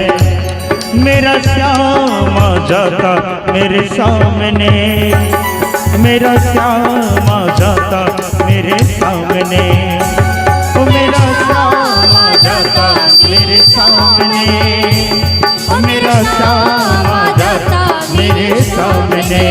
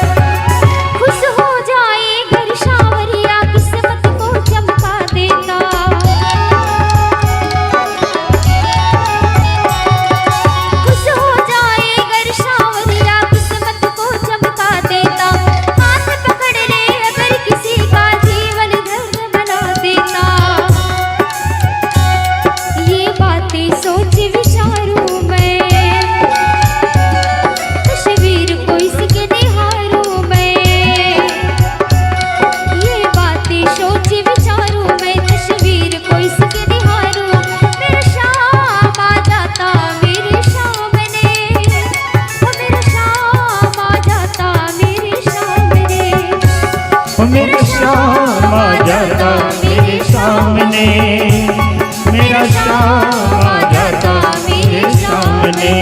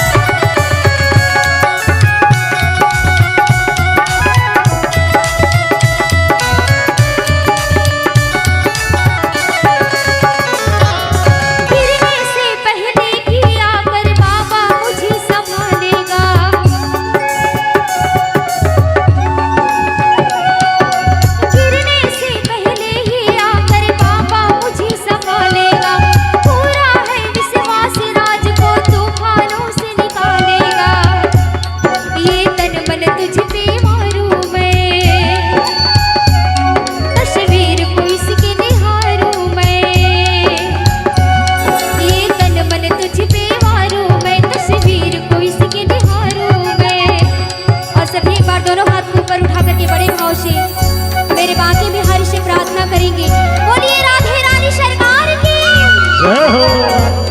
मेरा श्याम आ जाता मेरे सामने, मेरा श्याम आ जाता मेरे सामने, मेरा श्याम आ जाता मेरे सामने, मेरा श्याम आ जाता मेरे सामने, मेरा श्याम आ जाता मेरे सामने, मेरा श्याम आ जाता मेरे सामने, मेरा श्याम आ जाता मेरे सामने, मेरा श्याम आ जाता मेरे सामने। बोलिए राधे रानी सरकार की जय।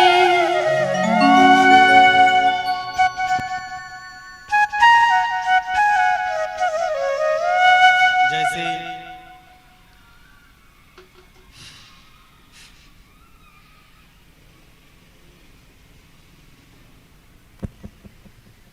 इसके बाद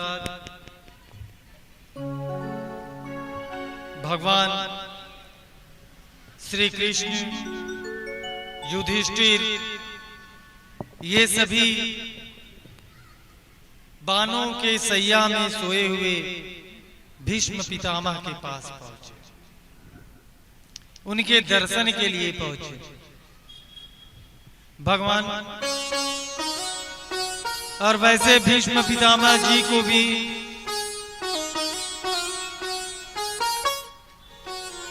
ये वरदान दिया गया था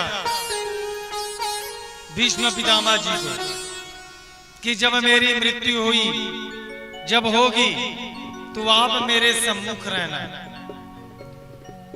और मेरी मृत्यु मैं चाहूं तब निकले, और कब? उत्तरायण में निकले। अब उत्तरायण आने में समय है, और भीष्म पितामह जी बाण पूरे शरीर भर छेदे हुए हैं बाण। अब भगवान श्री कृष्ण जी सोच रहे हैं, भीष्म पितामह जी कहे कि मृत्यु के समय पास में रहना।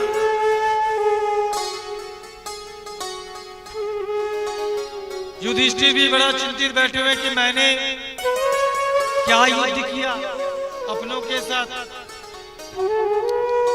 आज मुझे क्या प्राप्त हुई। न मेरे गुरु रहे, न पिता रहे, न पिता मां रहे, मैंने सब अपनों को ही मारा है। उसको भी दुख लग रहा है। इस व्याकुल युधिष्ठिर को भगवान श्री कृष्ण लेके चले गए कहा? भीष्म पितामह के पास, और सभी चले गए, ऋषिगण, द्रौपदी, पांच पांडव, कृष्ण जी, सब भीष्म पितामह जी के दर्शन किए। और भीष्म पितामह जी स्पष्ट कहे कि हे युधिष्ठिर, हे अर्जुन, जिसे तुम अपना मित्र समझते हो, मित्र नहीं है, वही तो जगत के पालनहार है। लगता है कि तुम विजयी हुए हो, नहीं, जिसके साथ ये रह जाए वो विजयी होता है। और शोक करने की कोई बात नहीं, और यही विधाता है, इसी का लिखा हुआ विधि है। भीष्म पितामह ने युधिष्ठिर आदि को उपदेश दिया। फिर श्री कृष्ण का हस्तिनापुर से प्रस्थान हुआ, और हस्तिनापुर से प्रस्थान हुआ तो पहुंच गए अपने द्वारिकापुरी। अब सुनते हैं परीक्षित के जन्म का वर्णन कि भाई परीक्षित का जन्म कैसे हुआ। सौनक बोले, हे सूत जी, अश्वत्थामा ने जो बाण छोड़े हैं, वही बाण जो तेज आ रहा था उत्तरा के गर्भ को नाश करने के लिए, तो भगवान कृष्ण ने अंगुष्ठ मात्र बन करके, अंगूठे के समान ये 2 टाइम होता है। जब शरीर से प्राण निकलता है, उस समय जब प्राण निकलता है तो प्राण का आकार अंगुष्ठ मात्र होता है, और अंगुष्ठ मात्र होकर के 10 दिन में 13वें दिन में 1 हाथ होकर के वह जाता है। तो भगवान ने भी अंगुष्ठ मात्र बन करके उत्तरा के गर्भ में प्रवेश किए और अपने बल से उस गर्भ की रक्षा किए। और उस गर्भ में कौन था? यही राजा परीक्षित। परीक्षित नाम इसीलिए पड़ा कि परीक्षित का जब जन्म हुआ तो मन में ये विचार किया कि जब मैं गर्भ में था तो 4 भुजा वाले श्याम वर्ण वाले शंख चक्र गदा पद्म वर्ण माला पहने हुए वो सुंदर से रूप कहाँ है? ऐसा ये परीक्षण करने लगा। इसी परीक्षण करते हुए नाम पड़ा परीक्षित। जब जन्म हुए, जन्म के बाद बढ़िया अच्छा से उत्सव मनाया गया और उत्सव के साथ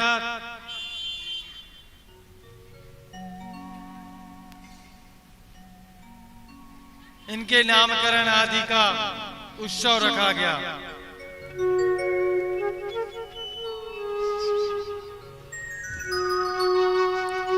और बोले सब 10 ब्राह्मण सभी बैठे हुए हैं। 10 ब्राह्मण बोले क्या कि हे राजन, यह तो साक्षात इक्ष्वाकु के समान प्रजा पालन में लीन रहेंगे और दशरथ के पुत्र राम के समान सत्यपरायण होगा। शिव और उशिनर के समान दानी होगा और शरणागत में आए हुए लोगों की रक्षा करेगा। दुष्यंत भरत के पुत्र के समान, भरत के समान यज्ञ करके अपने यश को विस्तार करेगा और धनुर्धारियों में अर्जुन के समान होगा और सभी दुष्ट पाखंडियों को दंड देने वाला होगा यह परीक्षित, और सज्जनों का सेवा करने वाला होगा। लेकिन पृथ्वी और अधर्म के निर्मित कलयुग को ग्रहण करेगा। जैसे परीक्षित राज करेगा उसी समय कलयुग आएगा। और कलयुग जैसे आया तो ब्राह्मण पुत्र के शाप के कारण से इसे तक्षक के दसने से, तक्षक नाग के दसने से इसकी मृत्यु होगी। सभी ब्राह्मणों ने इसे भाग्य का उदय किया, भाग्य के गणना किए, भाग्य फल बताया। उस समय सब मोह को त्याग कर फिर यही परीक्षित गंगा के तट पर भागवत कथा का श्रवण करेगा और मोक्ष को पाएगा। इस प्रकार यह परीक्षित अब छोटे से, जैसे शुक्ल पक्ष में चंद्रमा बढ़ता है वैसे धीरे धीरे बढ़ने लगे। और युधिष्ठिर ने भी राज्य तो सब कुछ मिल चुका था, तो खूब यज्ञ अनुष्ठान आदि किए और भगवान श्री कृष्ण भी कुछ समय के लिए आए, फिर वो द्वारिका चले गए। अब धृतराष्ट्र और गंधारी इन्होंने भी सब शोक त्याग करने हिमालय की ओर चले गए। युधिष्ठिर भी सब राजपाट अपने जितने भी धर्म सबको राजा परीक्षित को सौंप दिया और साफ करके वो भी चले गए। सभी हिमालय को चले गए स्वर्ग गमन के लिए। अब परीक्षित राजा बना। जब राजा बना तो दिग्विजय करने के लिए निकला गया। कोई भी राजा बने, जब राजा बनता है तो अपने राज्य को बढ़ाता है। तो इसने भी अपने राज्य को बढ़ाया। वैसे ही जब कोई पिता अपने पुत्र को घर की जवाबदारी दे दे तो पुत्रों को चाहिए, बेटों को चाहिए भाई अब पिता ने जितना साम्राज्य बनाया, जितना संपत्ति बनाया, उससे ज्यादा अब मैं बनाऊं। लेकिन अब तो कई जगह उल्टा सुनने को मिलता है, बाप का कमाया हुआ धन बेटा उड़ा देता। परीक्षित ने अपनी जितनी संपत्ति कमाया उससे ज्यादा राज्य का विस्तार करने के लिए, दिग्विजय करने के लिए निकल पड़े। और जब राजा बना तो परीक्षित जी ने भी ब्राह्मणों के परामर्श से पृथ्वी की पालन करने लगे और उन्होंने उत्तर की पुत्री इरावती से परीक्षित का विवाह हुआ और परीक्षित के जन्मजया आदि 4 पुत्र भी परीक्षित के हुए। फिर कृपाचार्य ऋषि को अपना गुरु बनाया। परीक्षित का गुरु कृपाचार्य जी महाराज। जब दिग्विजय के लिए निकले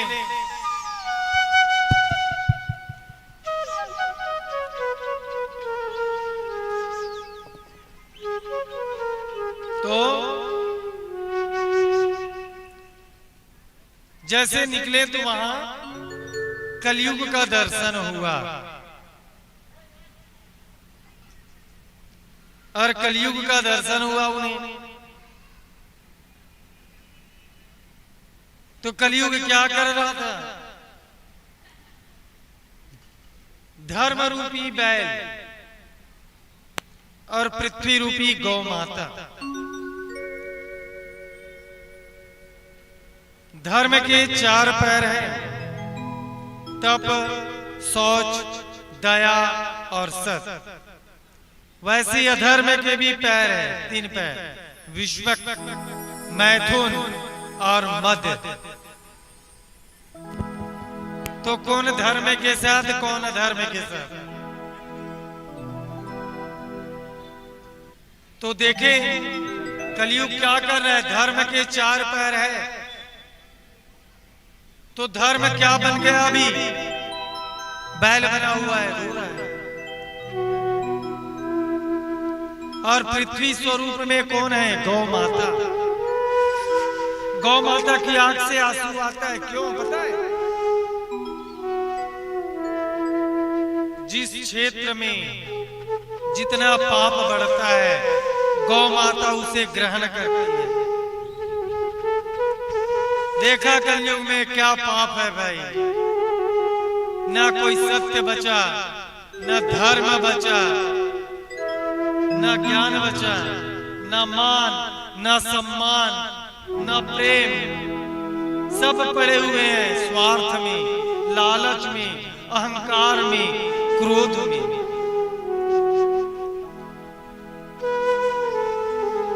और ये कलयुग उस चौथे पैर जो सत्य बचा हुआ है, मात्र क्या बचा? सत्य। उसे भी काटने के लिए दौड़ पड़ा। परीक्षित देख रहे हैं दूर से। जैसे देखा तरकस से बाण निकाला और मारने के लिए तैयार हुआ।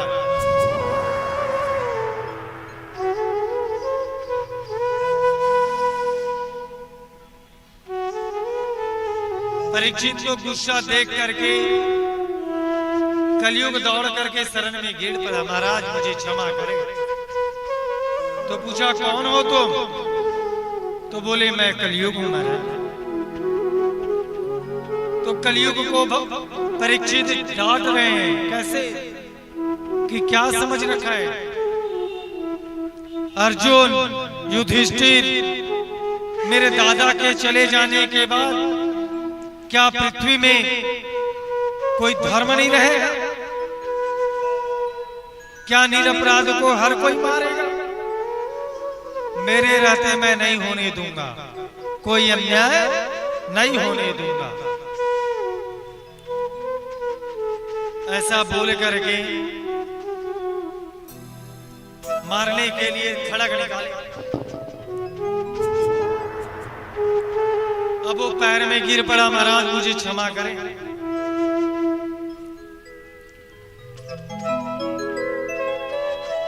तो परीक्षित को याद आया, युधिष्ठिर ने जब राजपाट दिया उस समय एक वाक्य बोले थे कि हे बेटा, तुम राजा हो और तुम्हारे राज्य में कोई भी असहाय, निर्बल तुम्हारे सामने कुछ मांगे या खड़े हो जाए तो तुम उसकी मदद करना, उसे छोड़ देना। वो बातें याद आई। कलयुग को बोले ठीक है, मैं तुम्हें छोड़ तो देता हूं, लेकिन अब तुम यहां दिखाई नहीं दोगे। तो बोले महाराज मैं अपना जीवन कैसे जीऊं? एक तो छोटा सा मेरे घर दिए हो आप, उससे भी निकाल रहे हो, तो मैं कहां जाऊं? तब कलयुग को 4 जगह दिया गया परीक्षित के द्वारा। कहां? जहां जुआ खेला जाता है वहां कलयुग का वास होगा। मद्यपान करता हो,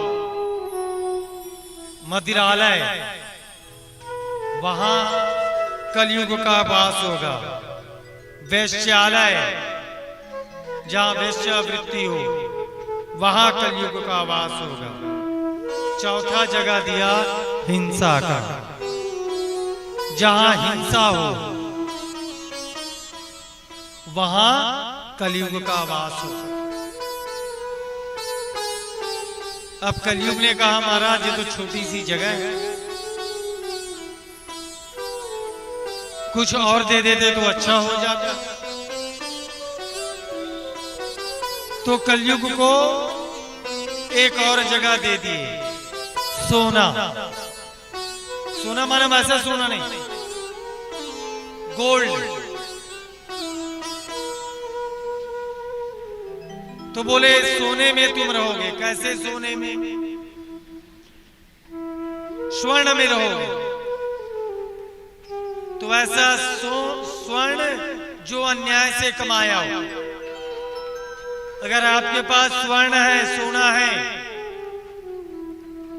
और वो कमाया हुआ बेईमानी का है, तो उसमें कलयुग वास करेगा। अन्याय से कमाया है तो उसमें कलयुग का वास नहीं होगा।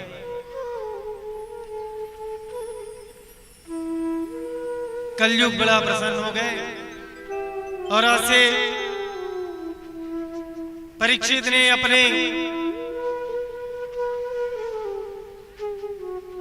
राज्य में वो चारों सत्य, तप, दान, शौच, ये चारों धर्म की पुनः स्थापना की। अब पृथ्वी माता भी प्रसन्न होने लगी और बड़े अच्छे से पृथ्वी का पालन करने लगे।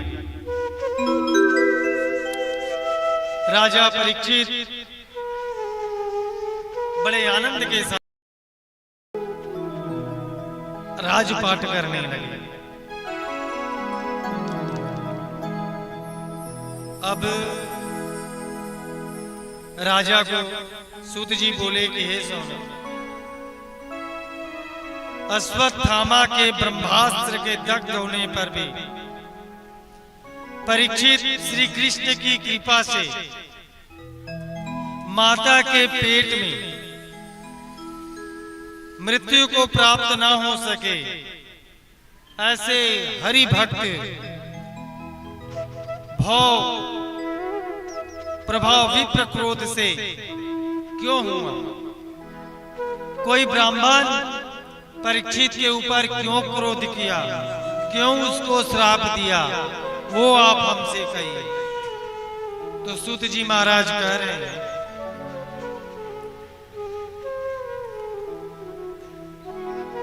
कि एक बार राजा शिकार करने के लिए, राजा परीक्षित जंगल चले गए। जंगल में शिकार किया। शिकार करने के बाद उन्हें प्यास लगी, परीक्षित को खूब प्यास लगा। तो देखे पास में एक आश्रम। मन में विचार आया, क्यों ना आश्रम में जाकर के पानी पी लेता हूं। आश्रम में चले गए।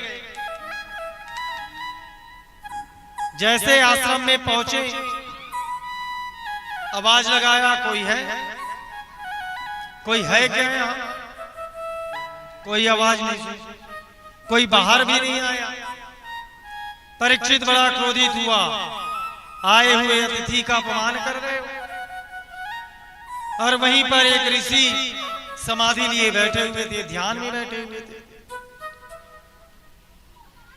परीक्षित को और बहुत गुस्सा आया, कैसे मैं राजा यहाँ का आया हूं और मुझे देख करके सब आंख बंद करके बैठे हो, अपमान कर रहे हो मेरा। एक क्षत्रिय का अपमान कर रहे हो, एक राजा का अपमान कर रहे हो।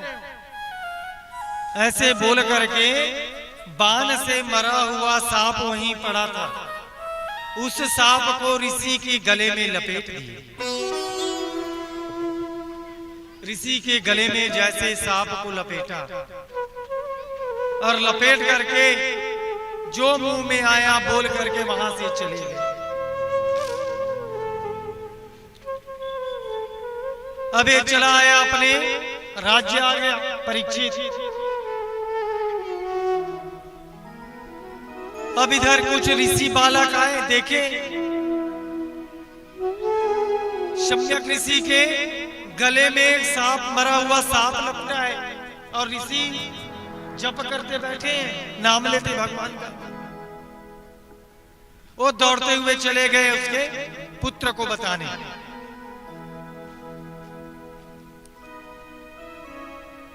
जैसे उनका बेटा श्रृंगी ऋषि नदी के किनारे स्नान आदि के लिए, तर्पण के लिए बैठा हुआ था, उसी समय आकर के बताएं कि आपके पिताजी के गले में कोई मरा हुआ सांप को लपेट लिया।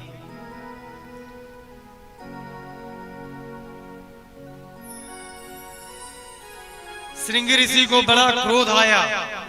स्वाभाविक है, किसी के पिताजी का कोई अपमान करे तो चुप बैठ सकता है क्या? नहीं, इनको भी बर्दाश्त नहीं हुआ, बड़ा क्रोध हुआ। और क्रोध से कुछ नहीं, जल लिया नदी का और नदी का जल लेकर के श्राप दे दिया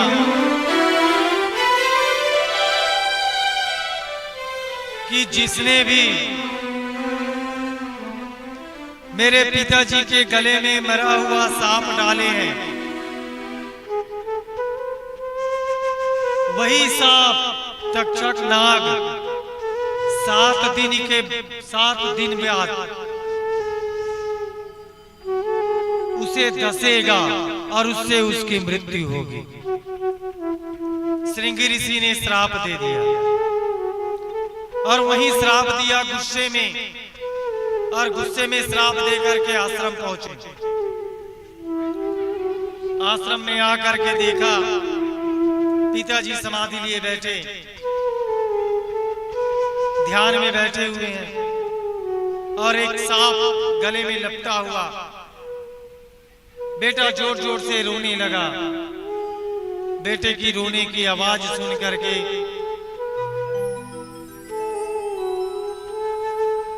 ऋषि उठ गए।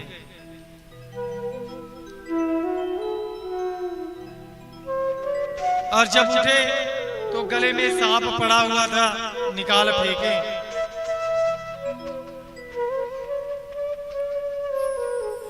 समीक ऋषि ने कहा, क्यों रो रहे हो, और ऐसा कैसे, सांप कैसे? तो ध्यान लगाया। समीक ऋषि जब ध्यान लगाए तो देखा क्या, राजा आया हुआ था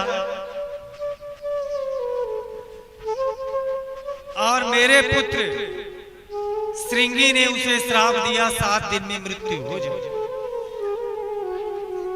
समीक ऋषि को बहुत दुख हुआ। हे भगवान, ये मेरे बच्चे से कितनी बड़ी गलती हो गई। और पुत्र को भी कहता है, बेटा तूने कितनी बड़ी गलती कर दी। अरे वही एक तो आखिरी बचा हुआ था जिसके वजह से धर्म बचा है भाई, और तूने उसे ही श्राप दे दिया। इसके बाद कौन आएगा, कौन राज करेगा? फिर वही झूठ, असत्य, दुराचार, यह सब बढ़ जाएगा।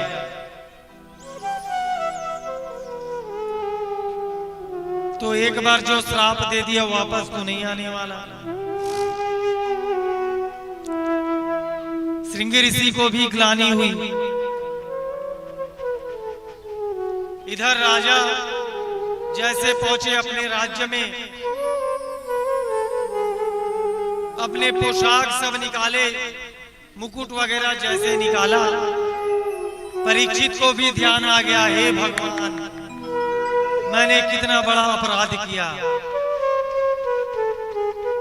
कैसे अपराध कर डाला मैं, मुझसे इतनी बड़ी गलती कैसे हुई, मैं कैसे समझ नहीं पाया। और बहुत रोने लगा, खूब रोया। तब उसी समय समीक ऋषि का भेजा हुआ एक ऋषि आए, आकर के राजा से भेंट किए। बोले, परीक्षित राजा, आपको समीक ऋषि के द्वारा संदेश मिला है। परीक्षित बहुत रोया, बोले मुझे क्षमा कर दे, मुझसे बड़ी गलती हुई और मैं क्षमा योग्य भी नहीं हूं, क्षमा करने लायक नहीं हूं। आपके ऋषि मुझे कुछ दंड दे। तो उसने कहा, महाराज समीक ऋषि के पुत्र श्रृंगी ऋषि ने श्राप दिया है कि आप तक्षक नाग के डसने से 7 दिन के बाद आपकी मृत्यु होगी। राजा बोले, 7 दिन? अरे मैंने तो ऐसे अपराध किया है कि मुझे तत्काल मृत्यु दे। ऐसा क्यों 7 दिन छोड़ दिए? ऋषियों ने कहा, ये 7 दिन आप अपना जतन कर ले, उपाय ढूंढ ले कि आप इस गलती का प्रायश्चित कर ले, मोक्ष का कोई साधन ढूंढ ले।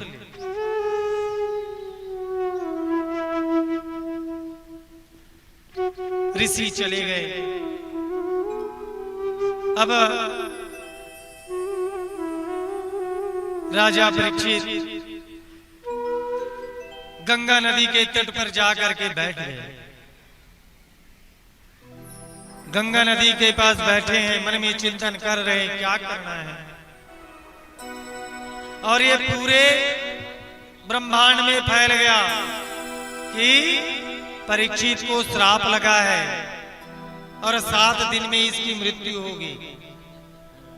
जितने भी ऋषिगण हैं सब गंगा नदी के तट पर आ गए और आकर के सब बैठ गए। एक ऋषि ने कहा कि महाराज, ये ऋषि से भूल हो गई है। परीक्षित ने आंख खोल के देखा तो उसके सामने हजारों ऋषि एक साथ बैठे हुए। परीक्षित बोलता है कि मेरी अपराध और उस ऋषि की एक भूल, बताओ मुझे इतने संतों का दर्शन एक बार में मिला, मैं अभागा नहीं भाग्यशाली बन गया।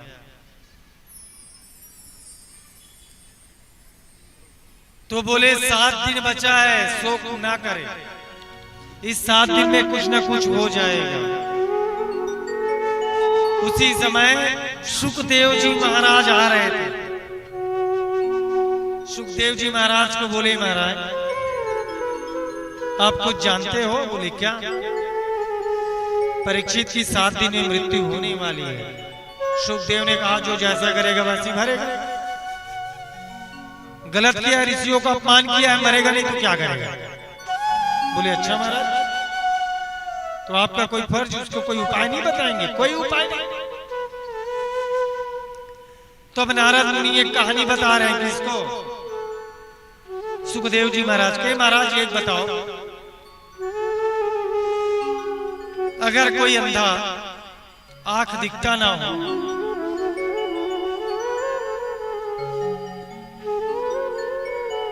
और पानी का स्थान ना पता,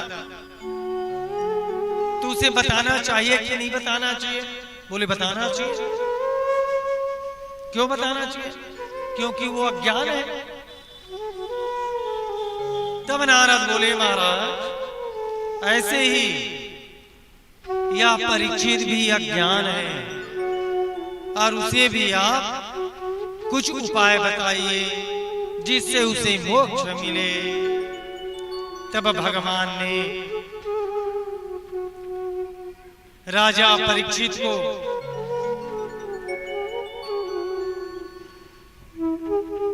भागवत कथा का रसपान कराया और परीक्षित अपने राज्य को अपने पुत्र जन्मेजय को देकर सौंपा। और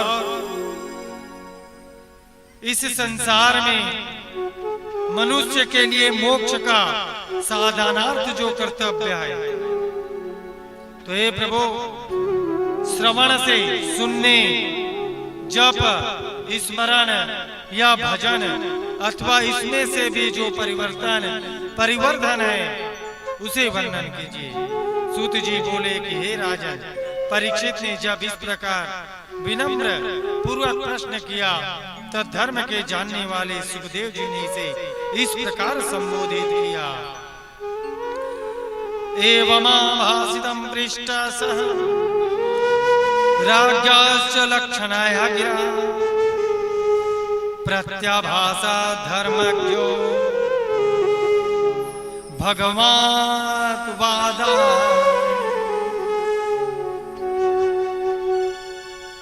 इस प्रकार सुखदेव जी महाराज ने भगवत श्री कथा का वर्णन किए और परीक्षित ने हाथ जोड़ करके भगवान का वंदन करने लगे। बोलिए वृंदावन बिहारी लाल की जय जय जय श्री राधे, जय जय श्री राधे, जय जय श्री राधे। आइए हम सभी भगवान श्री से प्रार्थना करें और उनसे केवल यही कहें जैसा परीक्षित महाराज कह रहे हैं, इतनी कृपा सावरे बनाए रखना, मरते दम तक सेवा में लगाए रखना। जीवन में धन दौलत बहुत कमाए प्यारे, लेकिन परमात्मा श्री के चरणों में प्रेम हो, उनकी कृपा हो, ये भगवान से मांगनी चाहिए। दोनों हाथ जोड़ करके कहें, इतनी कृपा सावरे बनाए रखना, मरते दम तक सेवा में लगाए रखना। इतनी कृपा सांवरे बनाए रखना, इतनी कृपा सांवरे बनाए रखना, मरते दम तक सेवा में लगाए रखना, मरते दम तक सेवा में लगाए रखना। ये केवल भजन सुनने के लिए नहीं है प्यारे, गाने के लिए भी है। आप सभी भगवान से कहें क्या? इतने कृपा सांवरे बनाए रखना, इतने कृपा सांवरे बनाए रखना, मरते दम तक सेवा में लगाए रखना, मरते दम तक सेवा में लगाए रखना। जय हो।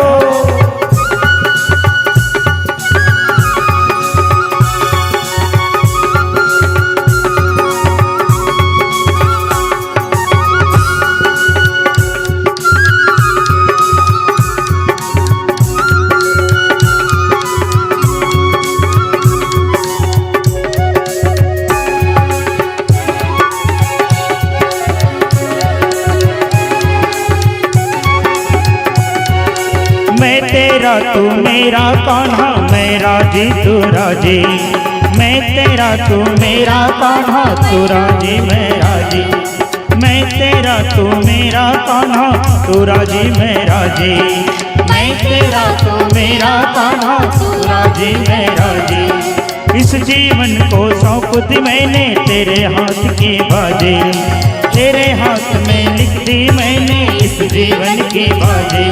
आइए भगवान को अपना जीवन समर्पित करें प्यारे।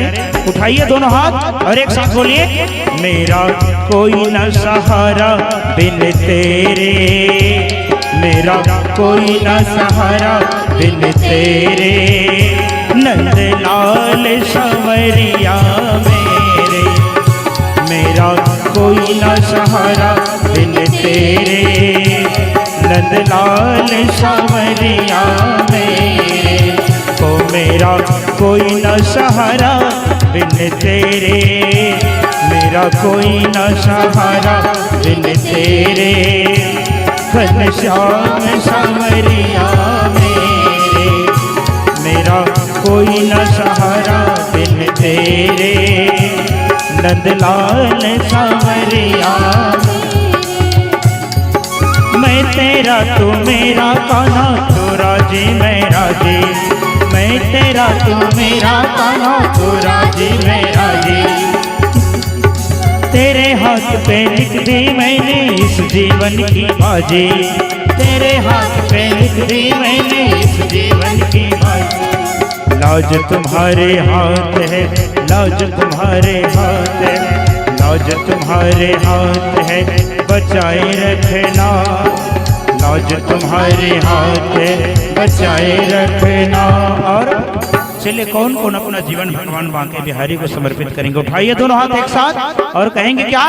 लाज तुम्हारे हाथ है, बनाए रखना, मरते दम तक सेवा में लगाए रखना, मरते दम तक सेवा में लगाए रखना।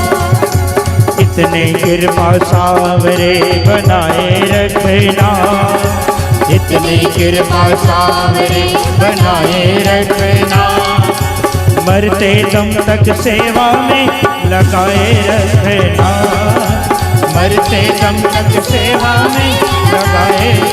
बोल श्री बांके बिहारी लाल की जय हो।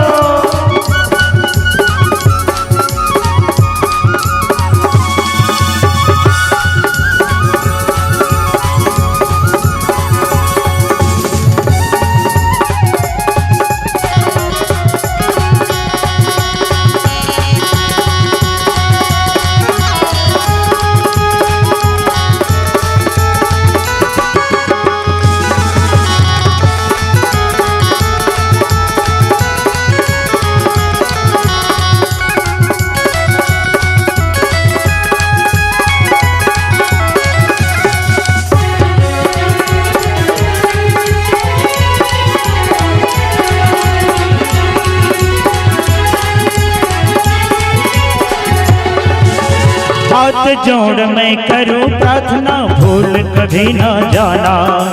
हाथ जोड़ मैं करूं प्रार्थना, भूल कभी ना जाना। तेरे दर पर बना रहे बस मेरा आना जाना। तेरे दर पर बना रहे बस मेरा आना जाना।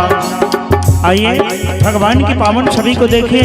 ये श्याम का दरबार है प्यारे, जहाँ सभी की इच्छा पूरी होती है। भगवान को कहे क्या? हाथ जोड़ मैं करूं प्रार्थना, भूल कभी ना जाना। हाथ जोड़ मैं करूं प्रार्थना, भूल कभी ना जाना। तेरे दर पर बना रहे बस मेरा आना जाना। तेरे दर पर बना रहे बस मेरा आना जाना। दिन पर दिन ये सिलसिला, दिन पर दिन ये सिलसिला बनाए रखना। दिन पर दिन ये सिलसिला बनाए रखना। और मरते दम तक सेवा में, जोर से बोलिए, मरते दम तक सेवा में, बिना पेट आर्गन के गाइए। चलिए।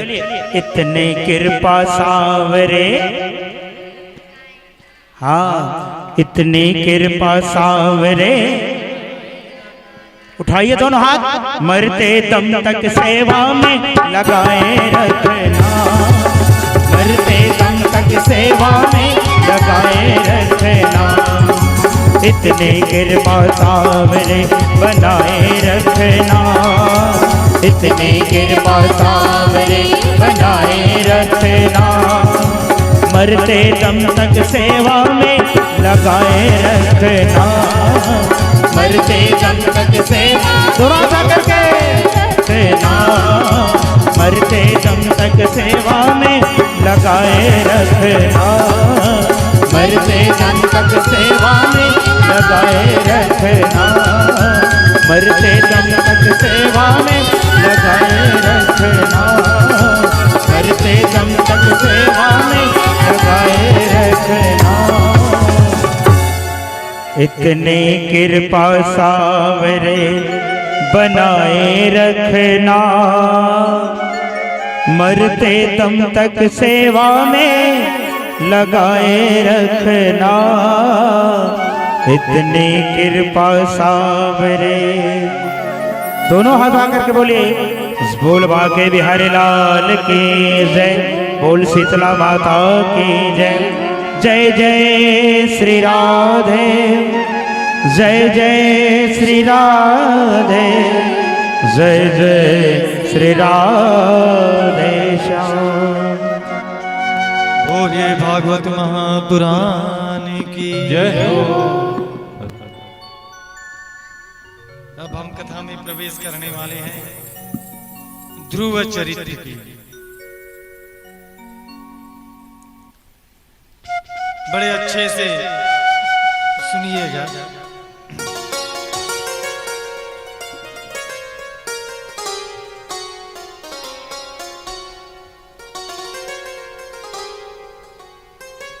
तो शत्रुपा के पति मनु भगवान वासुदेव की कृपा से कला संपन्न, इनके दो पुत्र हुए, प्रियव्रत और उत्तानपाद।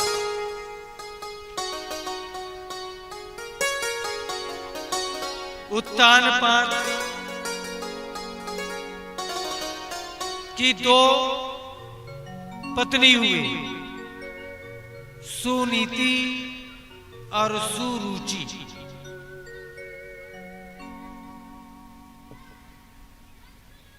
तो इस कथा को हम कैसे समझें? उत्तानपाद कौन है? जिसका पैर ऊपर और सिर नीचे, जिसका जन्म होता है उत्तानपाद है। हम सभी जीव आत्मा जितने भी जीव हैं, हमारा जन्म कैसे हुआ? पहले सिर बाहर आया और ऊपर पैर। तो हम सब कौन हुए? उत्तानपाद। और उत्तानपाद की 2 पत्नियां रुचि और नीति, सुरुचि सुनीति। तो मनुष्य भी 2 प्रकार के विचार रखते हैं, एक सुनीति और सुरुचि। अधिकतर लोग जो है रुचि को पसंद करता है। रुचि माने इच्छा, नीति को कोई नहीं मानता। 4 बजे सुबह उठना है, बोलेंगे कोई उठेंगे क्या? नहीं, नीति है। शाम होने से पहले भोजन करना है, कोई करेगा क्या? नहीं। 7 बजे के बाद सो जाना है, कोई सोएगा क्या? ये सब नीति है। बड़ों को आदर करो, सम्मान करो नहीं, छोटों को प्यार दुलार नहीं। और रुचि, अच्छा खाते, अच्छा पीते, अच्छा पहनते, अच्छा घूमते, ये जितने भी अच्छा वाला रुचि है। तो हर मनुष्य उत्तानपाद है और उसके यहाँ 2 वृत्ति होती है, 2 विचार। एक तो मनुष्य इच्छा से जीता है, अपनी इच्छाओं को भोगता है। और कैसा इच्छा? शरीर को बढ़ने वाली इच्छा, आंख को अच्छा लग जाए, नाक को अच्छा लग जाए, स्वाद आ जाए, लोग मुझे अच्छा बोले, लोग मुझे अच्छा कहे, मेरे ही घर देखें, मेरे कपड़ा को देखे, इसमें मर गए। तो जो सुरुचि है उसके पुत्र का नाम उत्तम। तो जो रुचि का से चलने वाले हैं उसे उत्तम प्राप्ति होती है, और जो नीति में चलने वाले हैं उनको ध्रुव जैसा पुत्र अविनाशी मिलता है। लेकिन उत्तानपाद माने हम सब जीव किससे ज्यादा प्रेम करते हैं, नीति को कि रुचि को? आप सोचा करो ना, सब लोग बैठे रहते हैं, भाई आपको नीति पसंद है कि रुचि पसंद है? रुचि माने इच्छा। लोग इच्छा में जीते हैं, इसीलिए हमारा जो परिणाम है, फल है, वो सही नहीं आता। एक छोटा सा चीज बता रहा हूं, सुनना। हम किसमें जी रहे हैं भाई? इंद्रियों के सुख में। किसके सुख के लिए जी रहे हैं? मुंह को अच्छा लग जाए, जीभ को अच्छा लग जाए। सुनना, मेरा पेट भर सकता है 1 रोटी खाने, है नहीं भाई? लेकिन मेरा ये जीभ नानम प्रकार के रोटी खाने के लिए ललायित रहता है। अब हम किसकी सुनते हैं? इंद्रियों की। इंद्रियों की सुनते हैं। बताओ, और जिस दिन ये इंद्रियां नहीं रही, जैसे कोरोना काल में स्वाद उड़ गया था नहीं, तो हम इंद्रियों के सुख में रहते हैं, शरीर को सुख में रखते हैं। और शरीर कैसा है? सड़ने और गलने वाला, जलने वाला, और 5 तत्व से बना शरीर को छोड़ के जाते हैं। कैसे? और इसी शरीर में अहम के भाव लेकर के बैठे हैं। मेरा शरीर, मैं अच्छा दिखूं, मैं सुंदर दिखूं। अरे सुंदर दिखना है तो अपने आत्मा को दिखाओ। शरीर तो एक दिन ऐसे होगी जिसकी घमंड करते हो ना। एक बार तुम्हारे शरीर से जिस आत्मा की बात कर रहा हूं ना, जिसको आप लोग ध्यान नहीं देते, जिसकी कद्र ना करते, वो छोड़ के एक बार चले जाए बस। एक बार शरीर को छोड़ करके तुम्हारी आत्मा निकल जाए, पाउडर लगा पाओगे?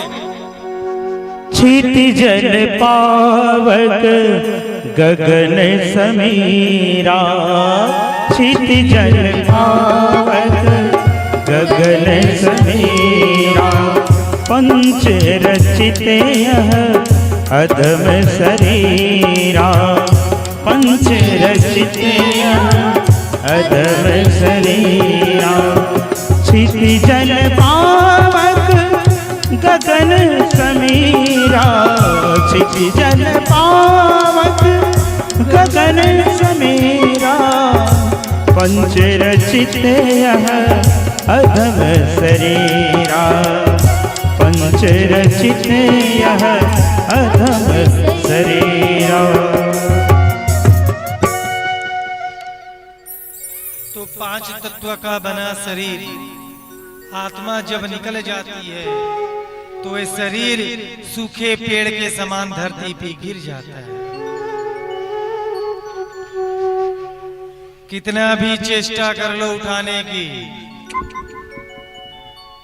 और जिस शरीर का अभिमान है ना, शरीर में अगर एक बार प्राण निकल जाए, तुम्हारे घर वाले एक दिन घर में रख के देख ले,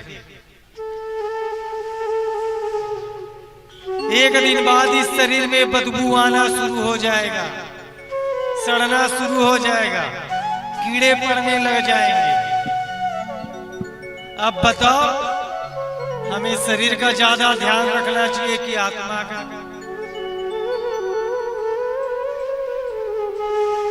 तो रुचि से उत्तम फल की प्राप्ति होती है,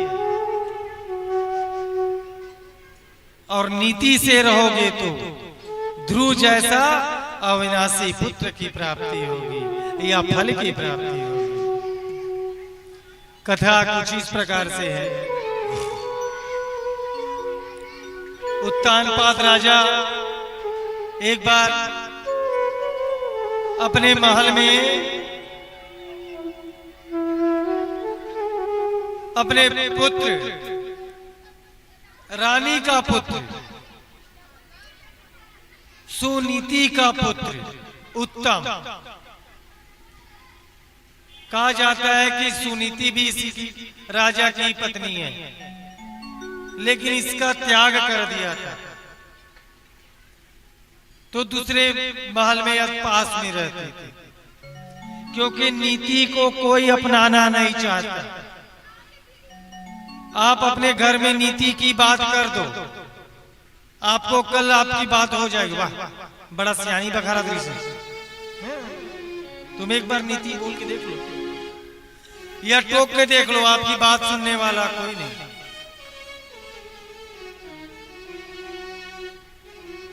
तो सुनीति घर के बाहर, सुरुचि घर के अंदर रानी बनी बैठी है।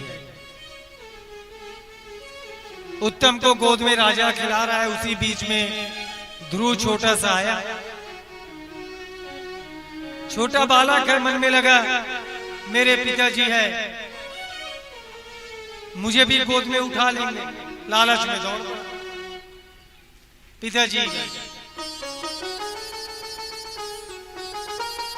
पिता ने नहीं उठाया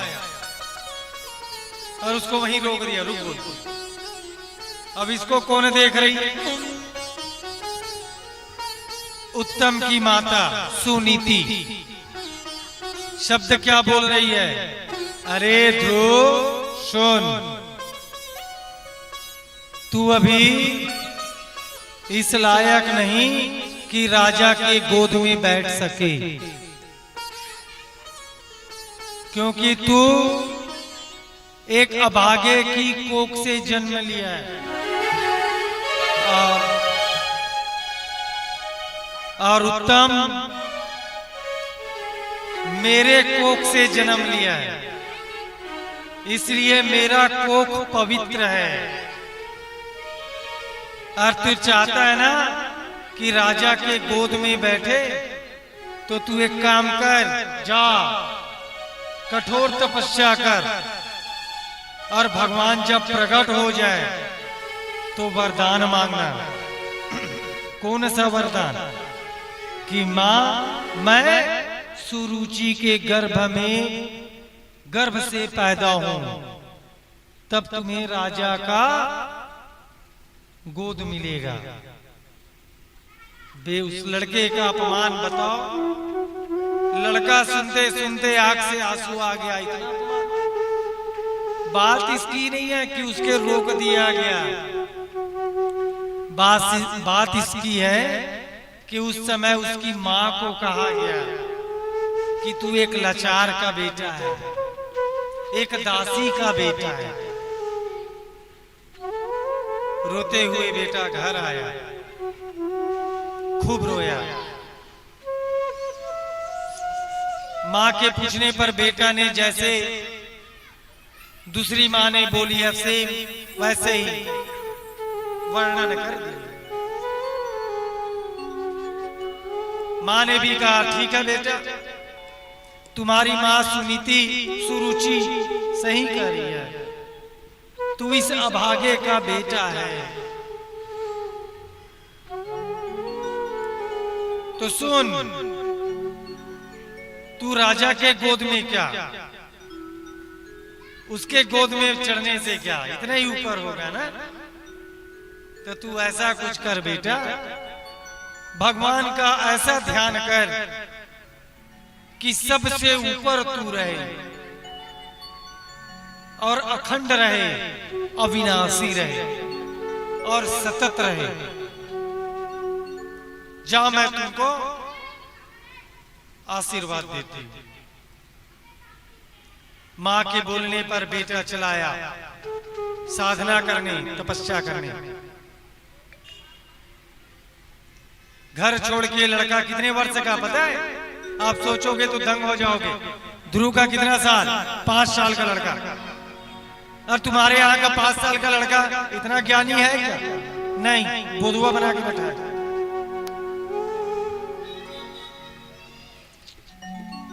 अब वो लड़का निकल गया।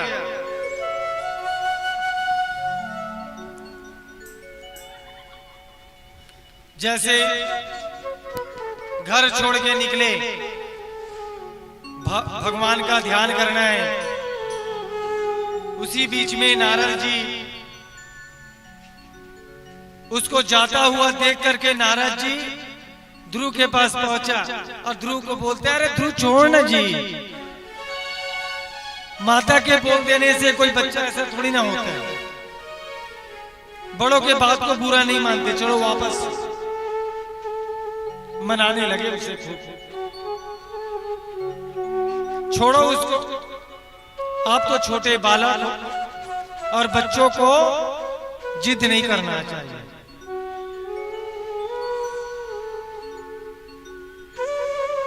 लेकिन ध्रुव नहीं माना। उसने कहा, हे गुरुवर,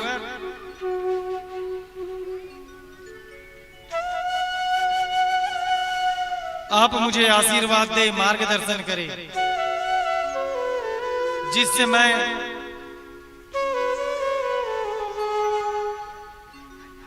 भगवान के ध्यान कर सकूं। तो इस पर नारद जी बोले, हे पुत्र, तेरी माता द्वारा बतलाया हुआ मार्ग बहुत कठिन है बेटा, और वो मोक्ष देने वाला भी है। और उसी के अनुसार भगवान वासुदेव का तू भजन कर, उनके नाम का कर। नन्हा सा फूल हूँ मैं, चरणों की धूल हूँ मैं, आया हूँ मैं तो तेरे द्वार, हो आया हूँ मैं तो तेरे द्वार। प्रभु जी मेरी पूजा करो स्वीकार, प्रभु जी मेरी पूजा करो स्वीकार। नन्हा सा फूल हूँ मैं, चरणों की धूल हूँ मैं, नन्हा सा फूल हूँ मैं, चरणों की धूल हूँ मैं, आया हूँ मैं तो तेरे द्वार, ओ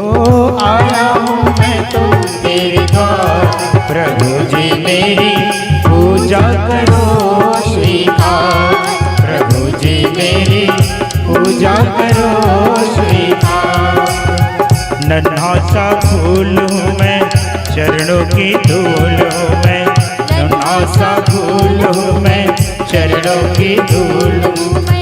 आया हूँ मैं तो तेरे द्वार, हो आया हूँ मैं तो तेरे द्वार। प्रभु जी मेरी पूजा करो स्वीकार, प्रभु जी मेरी पूजा करो स्वीकार।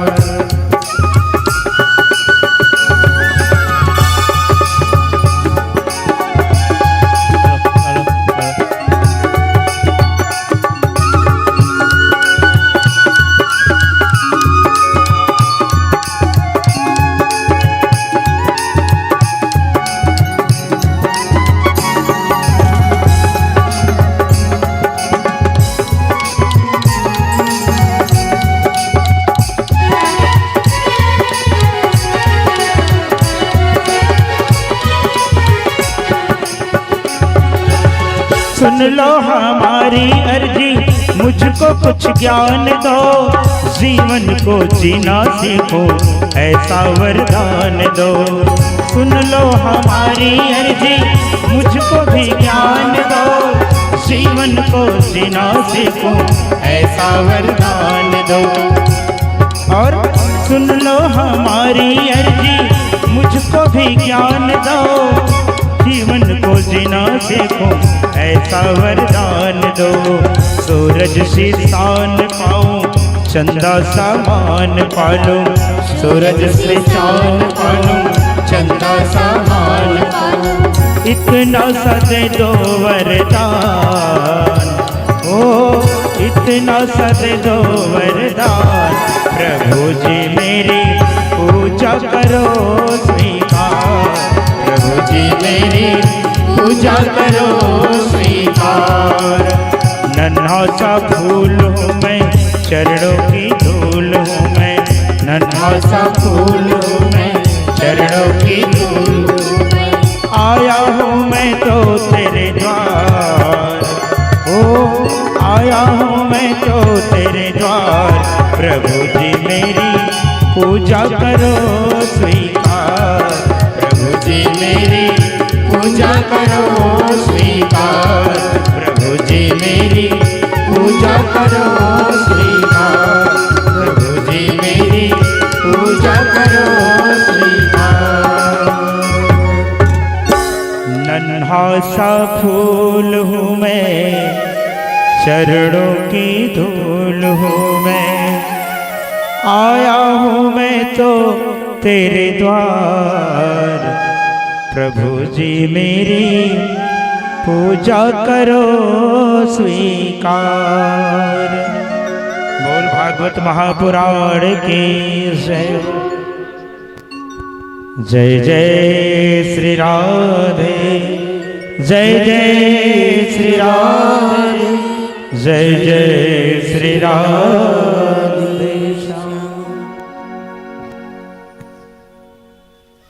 नारद जी के कहे जाने पर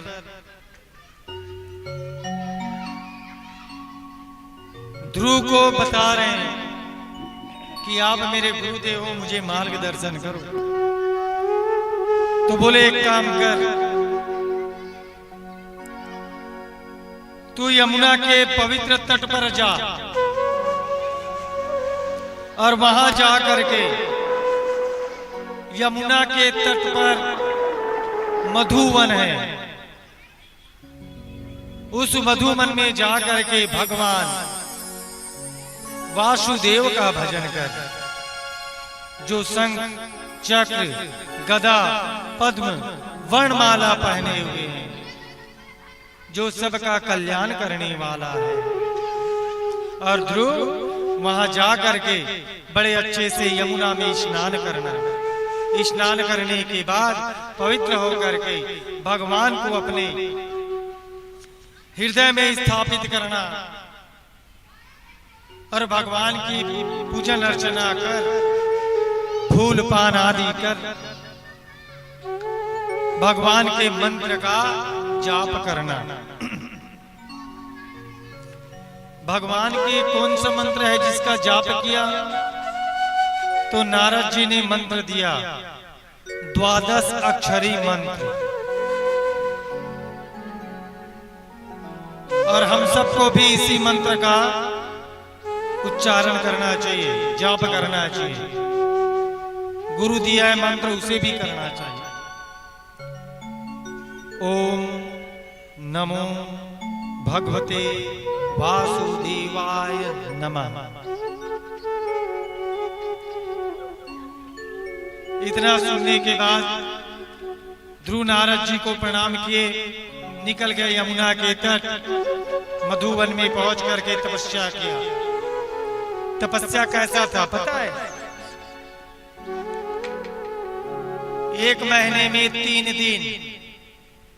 3 दिन में बेर खाते थे, बाकी दिन उपवास। दूसरे महीने में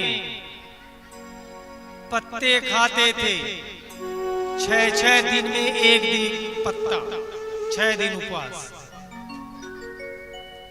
अब 12 दिन में, 15 दिन में बोल लो, पानी पीते थे, उपवास, 15 दिन का उपवास। अब 1 महीने तक उपवास लगातार, महीनों उपवास। क्या लेते थे? श्वास। ध्रुव महाराज ने छोटा सा 5 साल का बालक पूरे वायु को खींच लिया, खड़े होकर के पैर के अंगूठे के बल भगवान के नाम का जाप करने लगा। उससे क्या, पृथ्वी टेढ़ा हो गया, सब लोग डर गए, सब देवता डर गए। ये क्या हुआ?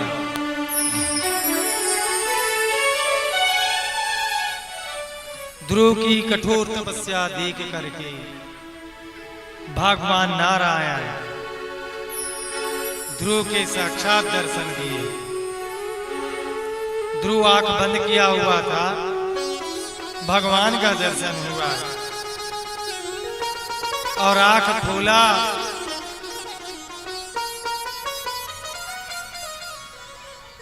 तो भगवान सामने सम्मुख खड़े हुए।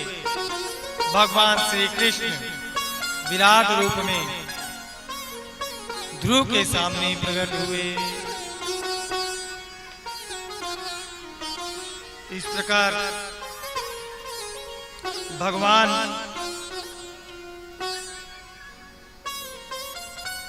ध्रुव को साक्षात दर्शन दिए। ध्रुव के आंखों से आंसू, भगवान का स्तुति और भजन करने लगे। आइए, इस प्रकार ध्रुव ने अपने कठोर तपस्या से भगवान विष्णु को पा लिया। तो आप सभी जब कोई कार्य करें तो उसे पूरे 100% करें, ताकि कोई भी कार्य करें उसमें पूर्ण रूप से आपको सफलता मिले। तो ध्रुव महाराज की तपस्या से भगवान की प्राप्ति हुई। बोलिए ध्रुव महाराज की जय। चलिए, भगवान की जय। ध्रुव महाराज ने, हमारे व्यासाचार्य महाराज ने जिस मंत्र को बताया, जिसके स्मरण करके ध्रुव को भगवान की प्राप्ति हुई, आइए हम सभी भी 2 मिनट संकीर्तन उस भगवान का करें, दोनों हाथ उठा करके तालियों की सेवा करते हुए। ओम नमो भगवते वासुदेवाय, ओम नमो भगवते वासुदेवाय, ओम नमो भगवते वासुदेवाय, ओम नमो भगवते, प्रेम से गाइए, ओम नमो भगवते वासुदेवाय, ओम नमो भगवते वासुदेवाय, ओम नमो भगवते वासुदेवाय, ओम नमो भगवते वासुदेवाय, ओम नमो भगवते वासुदेवाय, ओम नमो भगवते वासुदेवाय, ओम नमो भगवते वासुदेवाय, ओम नमो भगवते वासुदेवाय, ओम नमो भगवते वासुदेवाय। ओम नमो भगवते वासुदेवाय। ओम नमो भगवते वासुदेवाय। ओम नमो भगवते वासुदेवाय। बोल श्री बांके बिहारी लाल की जय। जय श्री राधे, जय जय श्री राधे, जय जय श्री राधे। चलिए एक बड़ा प्यारा सा भजन भगवान श्री बांके बिहारी जी के चरणों में समर्पित।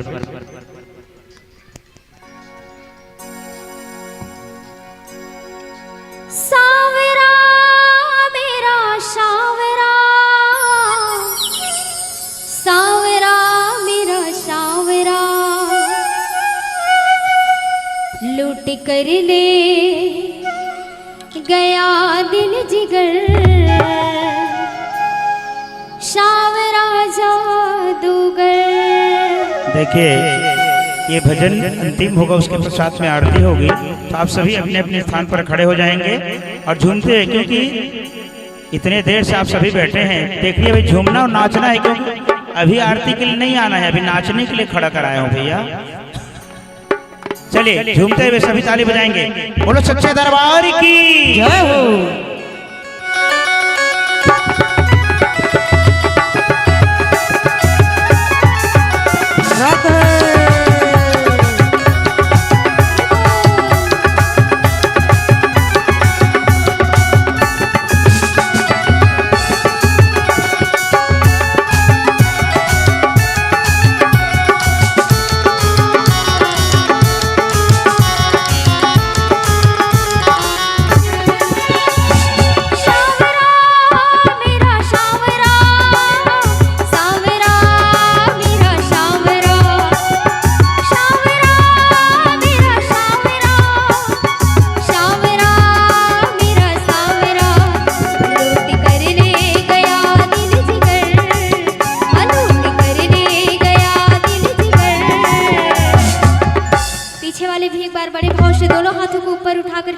एक साथ ताली के साथ। लूट कर ले गया दिल जिगर, हाँ लूट कर ले गया दिल जिगर, सावरा जादूगर। लूट कर ले गया दिल जिगर, सावरा जादूगर। सावरा मेरा सावरा, सावरा मेरा सावरा, सावरा मेरा सावरा, सावरा मेरा सावरा। लूट कर ले गया दिल जिगर, हाँ लूट कर ले गया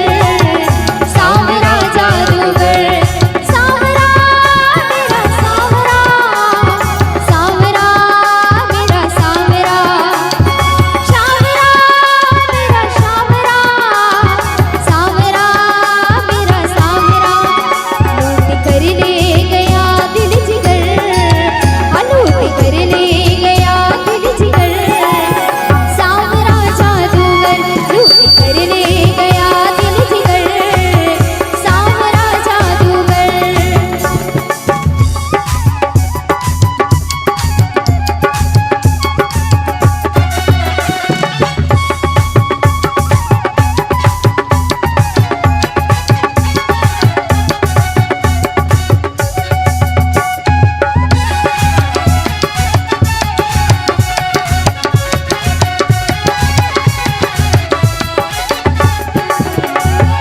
कान सुनी बांसुरी की सुध बुध में खोई, भूल गए लोक लाज बस मेरी होई। कान सुनी बांसुरी की सुध बुध में खोई, भूल गए लोक लाज बस मेरी होई।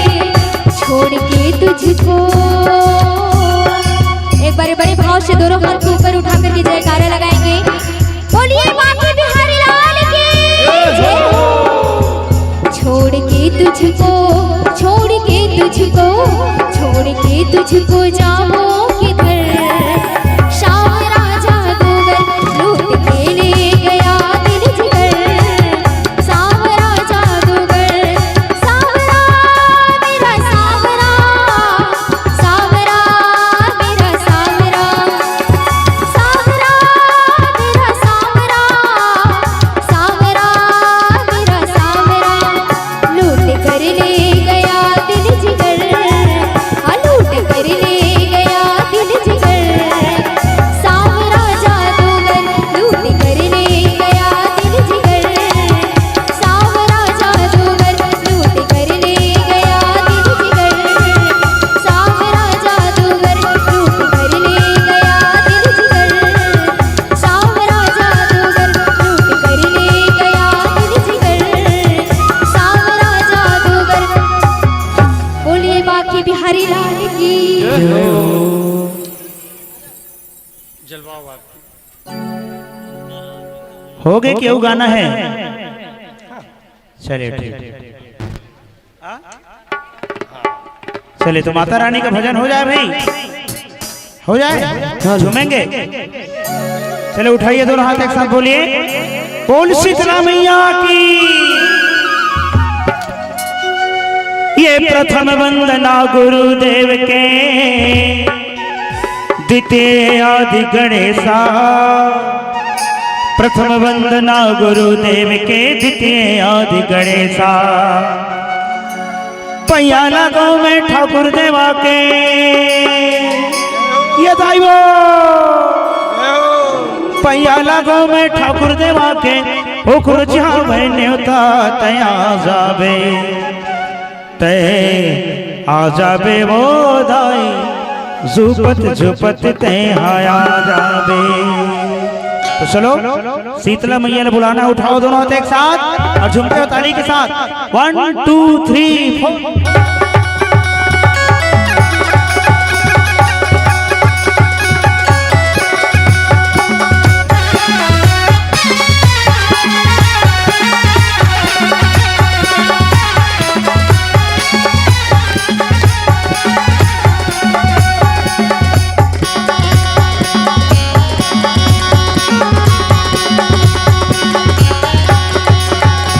ये प्रथम वंदना गुरुदेव के द्वितीय आदि गणेशा।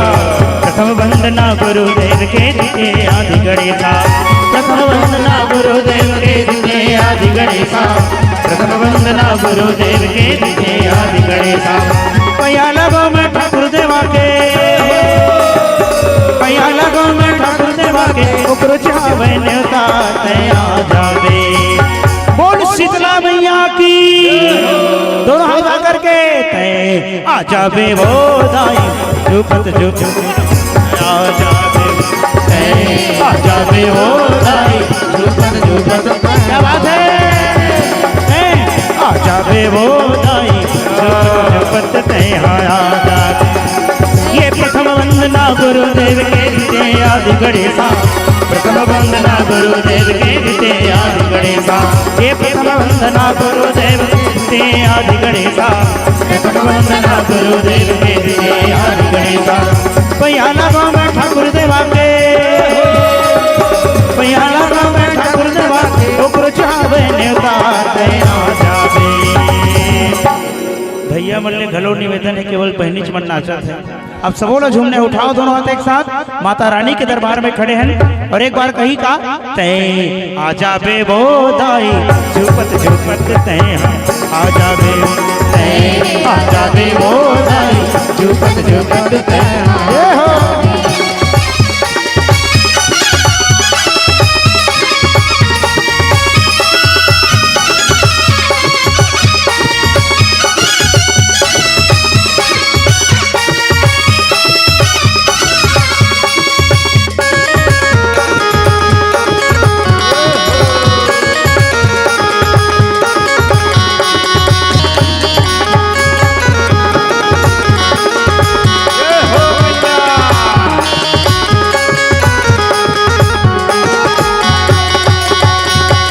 चंद्रपुर के चंद्रहासनी तोला सुमरौदाई नरदाह के शीतला माई तोला सुमरौदाई।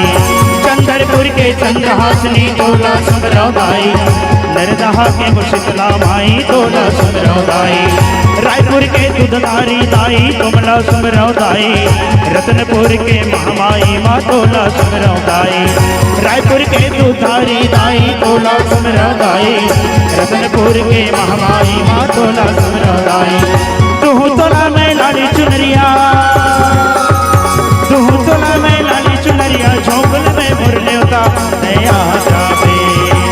बोल शेरा वाली मैया की बोल सच्चे दरबार की शीतला माई की ते आजा बे वो दाई झुपत झुपत ते आजा बे ते आजा बे वो दाई झुपत झुपत ते आजा बे।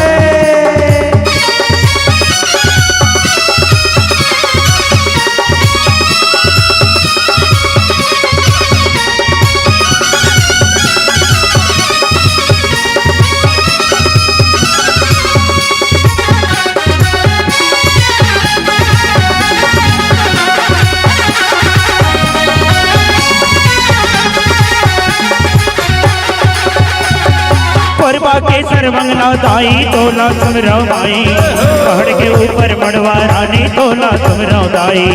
कोरबा के सरवंगला दाई तोला सुमरौदाई पहाड़ के ऊपर मड़वा रानी तोला सुमरौदाई। रतनपुर के महामाई माँ तोला सुमरौदाई रायगढ़ के मुरबुढ़ी माई तोला सुमरौदाई। रतनपुर के महामाई माँ तोला सुमरौदाई रायगढ़ के मुरबुढ़ी माई तोला सुमरौदाई। तुहु तोला में पाहु पजनिया तुहु तोला में पाहु पजनिया झोंकल में मुरले नया जावे। शेरा वाली मैया की आजा बे वो दाई झुपत झुपत ते आजा बे आजा बे वो दाई झुपत झुपत ते आजा बे वो दाई झुपत झुपत ते आजा बे आजा बे वो दाई झुपत झुपत ते आजा बे।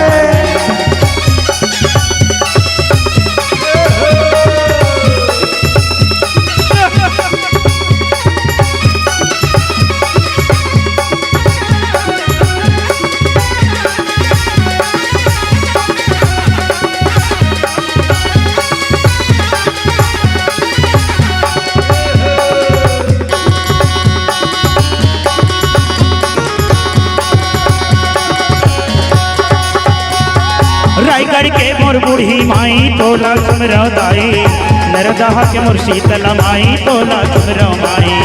रायगढ़ के मोर बूढ़ी माई तोला सुमरौदाई नरदाह के मोर सेवादाई तोला सुमरौदाई।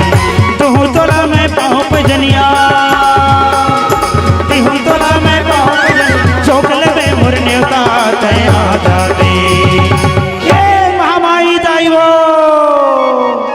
शीतला माई वो ते आजा बे वो दाई झुपत झुपत ते आजा बे ते आजा बे वो दाई झुपत झुपत ते आजा बे।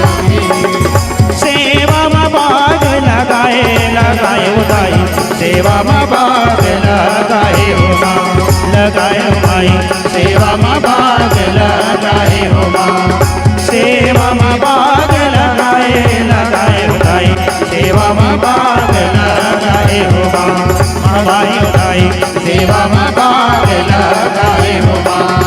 हंस के उठे भी हंस के माता जा चंदन प्रकार भवानी नीबू जटा जटा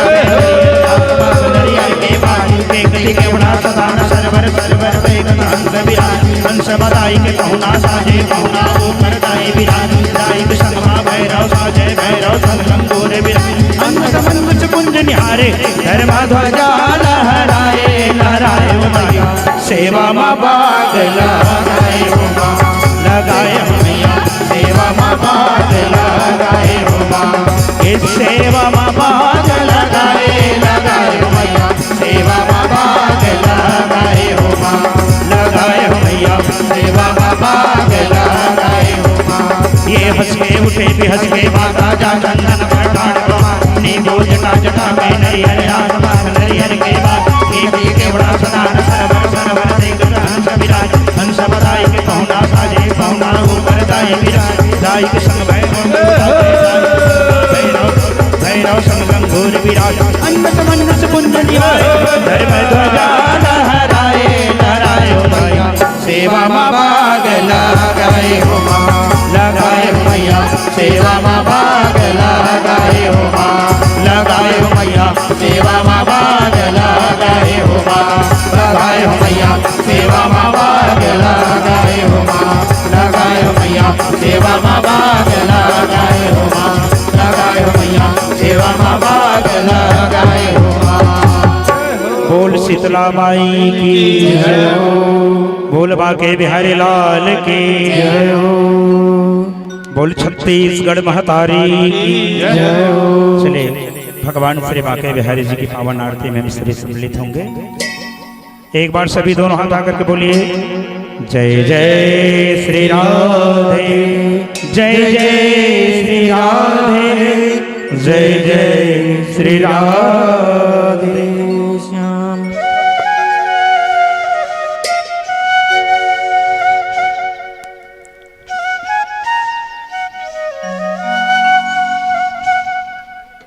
कर्पूर गौरम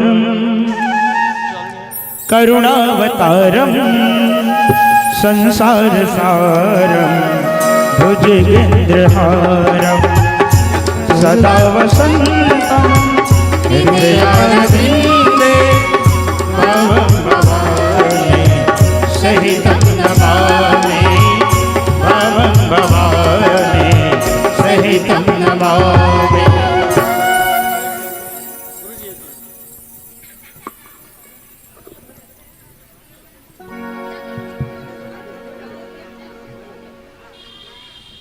गमछा दे दो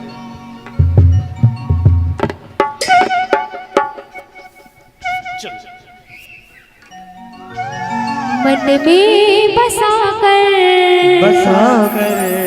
तेरी मूर्ति उतारो मैं गिरधर तेरी आरती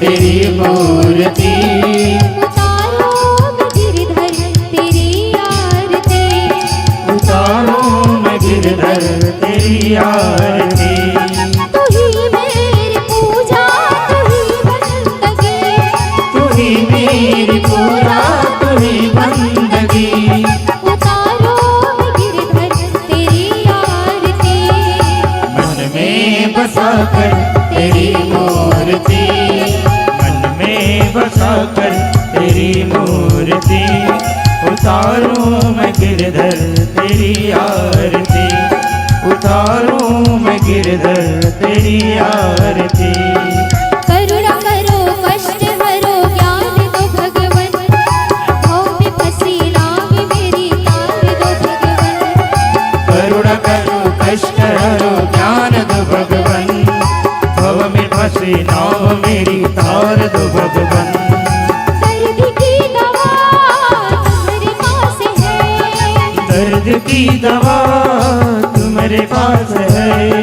जिंदगी दया की है भीख मांगते, मन में बसा कर तेरी मूर्ति, मन में बसा कर तेरी मूर्ति, उतारूं मैं गिरधर तेरी आरती, उतारूं मैं गिरधर तेरी आरती। मांगू तुझसे क्या मैं यही सोचूं भगवन, जिंदगी जब तेरे राम कर दी अर्पण। मांगू तुझसे क्या मैं यही सोचूं भगवन, जिंदगी जब तेरे नाम कर दिए अर्पण। सब कुछ तेरा कुछ नहीं मेरा, सब कुछ तेरा कुछ नहीं मेरा, चिंता है तुझको प्रभु संसार के। मन में बसा कर तेरी मूर्ति, मन में बसा कर तेरी मूर्ति, उतारूं मैं गिरधर तेरी आरती, उतारूं मैं गिरधर तेरी आरती। वेद तेरी महिमा गाए संत करे ध्यान, नारद गुणगान करे छेड़ वीणा तान। वेद तेरी महिमा गाए संत करे ध्यान, नारद गुणगान करे छेड़ वीणा तान। भक्त तेरे द्वार करते हैं पुकार, भक्त तेरे द्वार करते हैं पुकार, दास भक्त गाए सब तेरी आरती।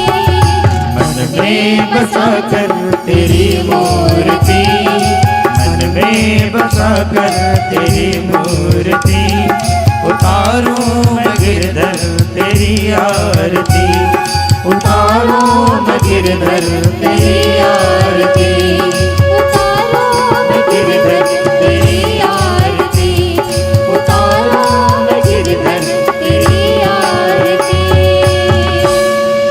श्री भागवत भगवान की है आरती, पापियों को पाप से है तारती। श्री भागवत भगवान की है आरती, पापियों को पाप से है तारती। श्री भागवत भगवान की है आरती, पापियों को पाप से है तारती। श्री भागवत भगवान की है आरती, पापियों को पाप से है तारती। पापियों को पाप से, पापियों को पाप से, पापियों को पाप से, पापियों को पाप से, पापियों को पाप से, पापियों को पाप से, पापियों को पाप से, श्री भागवत भगवान की है आरती, पापियों को पाप से है तारती। श्री भागवत भगवान की है आरती, ये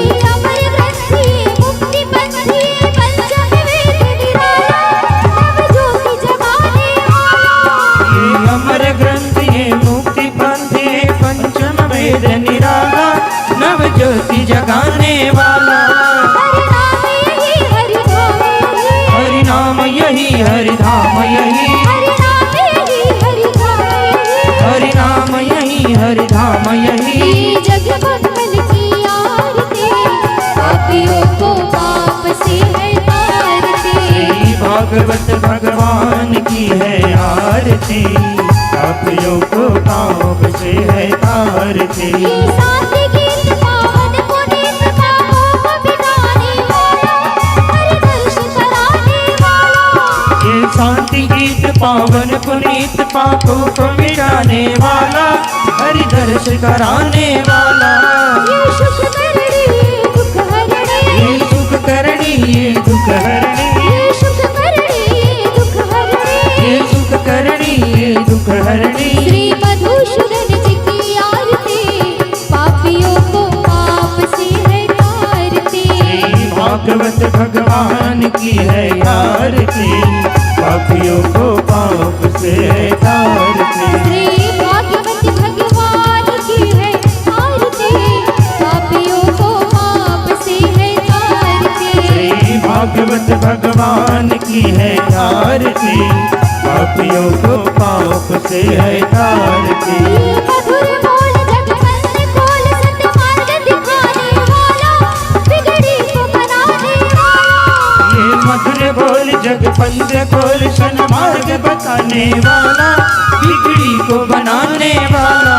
श्री राम यही घनश्याम यही, श्री राम यही घनश्याम यही, श्री राम यही घनश्याम यही। श्री राम यही घनश्याम यही। प्रभु की महिमा की आरती, पापियों को पाप से है तारती। श्री भागवत भगवान की है आरती, पापियों को पाप से है तारती। ओम हरि ओम, ओम हरि ओम। ओम हरि ओम, ओम हरि ओम। कर्पूर गौरम करुणावतारम, संसारी सारम भुजगेन्द्रहारम, सदा वसन्तं हृदयारविन्दे। नमामि सहितं नमामि। त्वमेव माता च पिता त्वमेव, त्वमेव बन्धुः सखा त्वमेव, त्वमेव विद्या द्रविणं त्वमेव, त्वमेव सर्वं मम देव देव। हरे राम राम राम हरे हरे। हरे कृष्णा कृष्ण कृष्ण हरे हरे। हरे राम राम राम हरे हरे। हरे कृष्णा कृष्ण कृष्ण हरे हरे। श्री कृष्ण गोविंद हरे मुरारी, हे राधे नारायण वासुदेव। श्री कृष्ण गोविंद हरे मुरारी, नाथ नारायण वासुदेव। हे राधे नारायण वासुदेव, हे नाथ नारायण वासुदेव। हे राधे नारायण वासुदेव। हे नाथ नारायण वासुदेव। श्री कृष्ण गोविंद हरे मुरारी, हे राधे नारायण वासुदेव। श्री कृष्ण गोविंद हरे मुरारी, नाथ नारायण वासुदेव। कृष्णा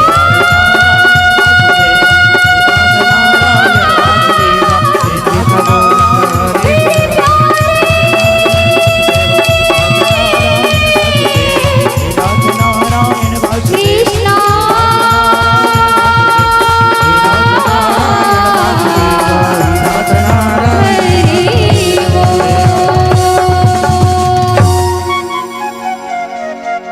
बोलिए भागवत भगवान की।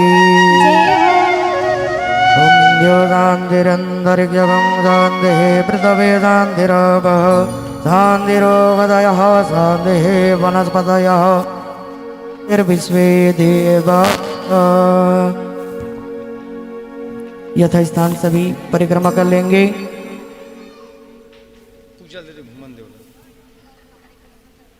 यानि कानि च पापानि जन्मान्तर्कृतानि च तानि सर्वाणि विनश्यन्तु प्रदीक्षणां बगे बगे। मन्दप्रदीक्षणां समर्पयामि। चावल फूल लेंगे। पुष्पांजलि।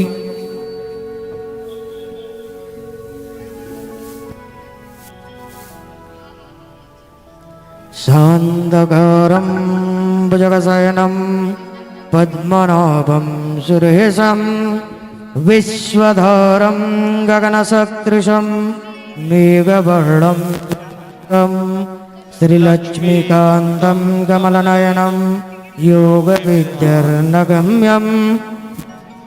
विष्णु भवभयं सर्वलोकनाथं। जय जय श्री राधारमण, जय जय नवल किशोर, जय गोपी चितचोर प्रभु, जय जय जय माखनचोर। बाबा बाबा सब कहे, मैया कहे न कोई।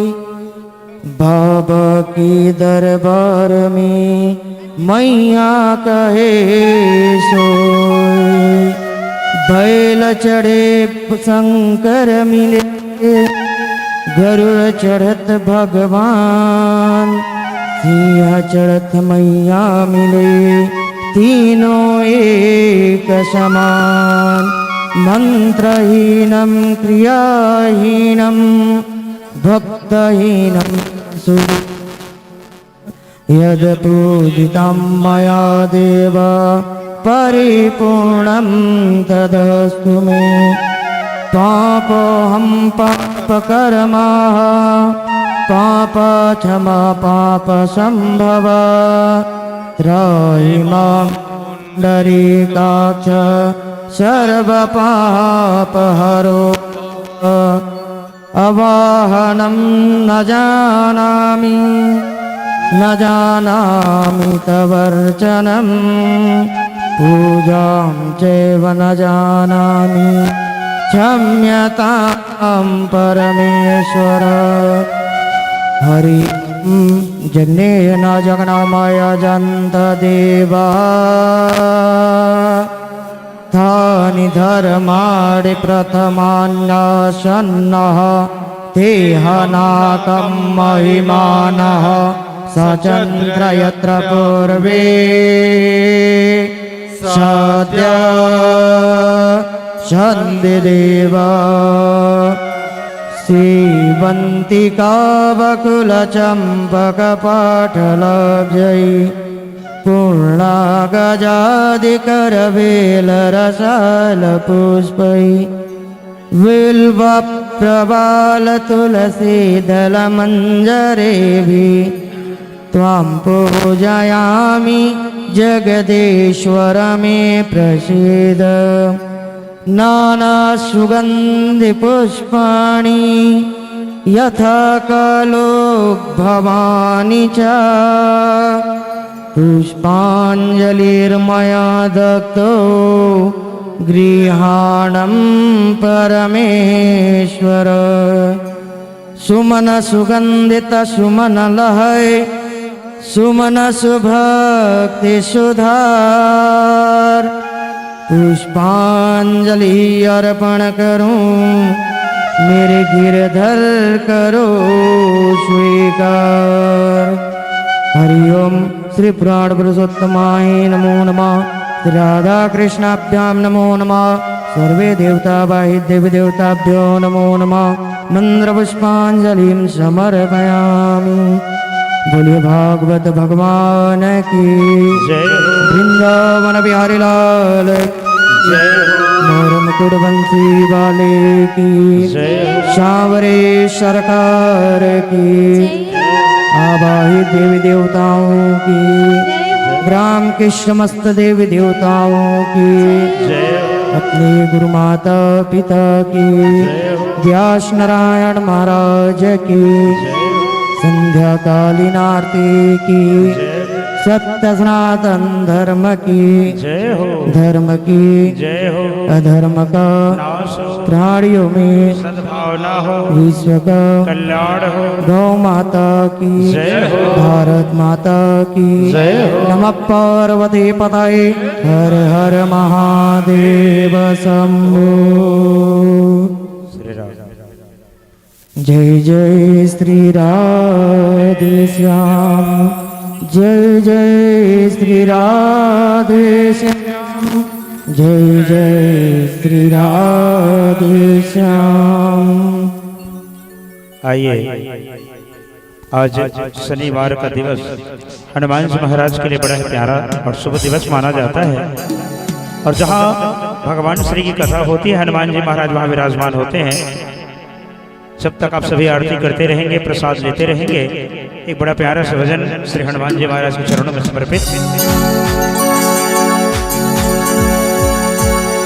प्रणवो पवन कुमार खल बन पावक ज्ञान घन जास हृदय आगार बस है राम सर चाप धर। जिसने लिया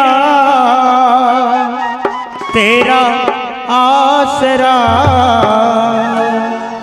उनके संकट को हर डाला रे। अंजनी के लाला रे भक्तों के रखवाला रे।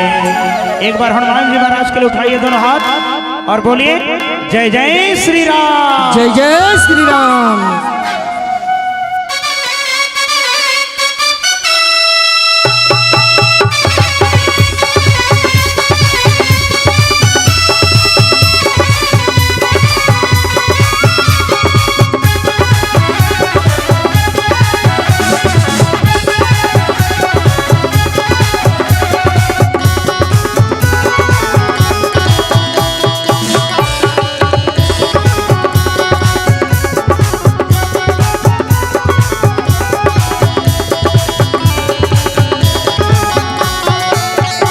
जिसने लिया तेरा आसरा, जिसने लिया तेरा आसरा, उनके संकट को हर डाला रे।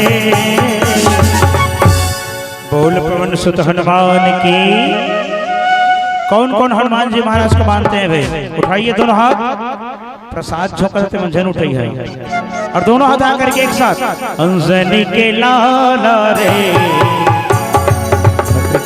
रखवाला रे, ओ अंजनी के लाला रे, भक्त भक्तों की रखवाला रे।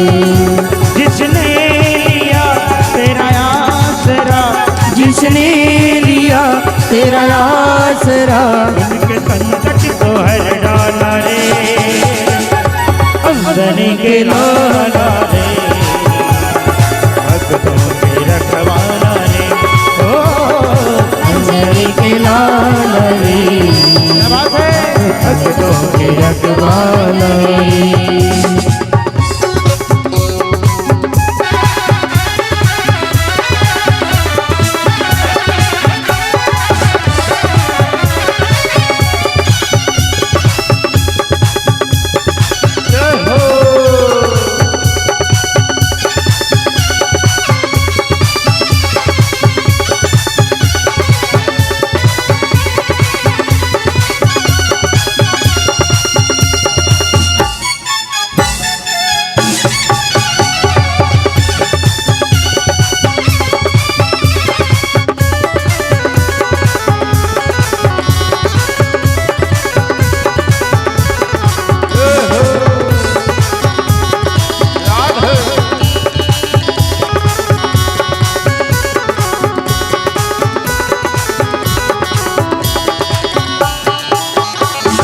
सात समुंदर पार में जाके लाए सिया पैगाम, सात समुंदर पार में जाके लाए सिया पैगाम।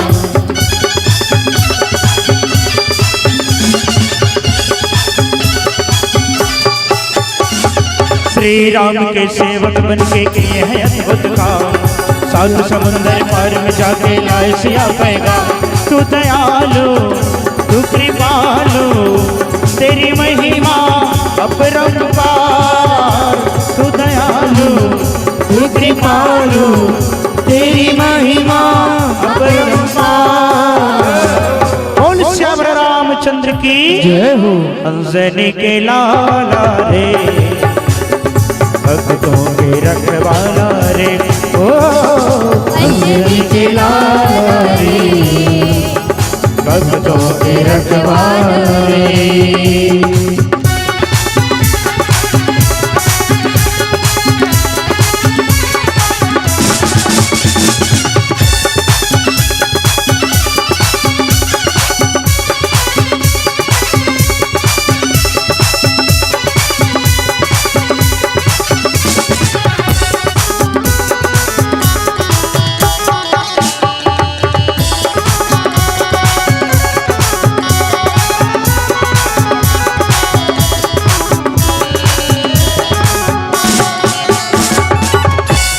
बोल श्यावर रामचंद्र की जय हो। एक बार दोनों हाथ आकर के बोलिए जय जय श्री राम। जय जय श्री राम। हाथ ऊपर उठनी चाहिए, एक साथ कहेंगे क्या?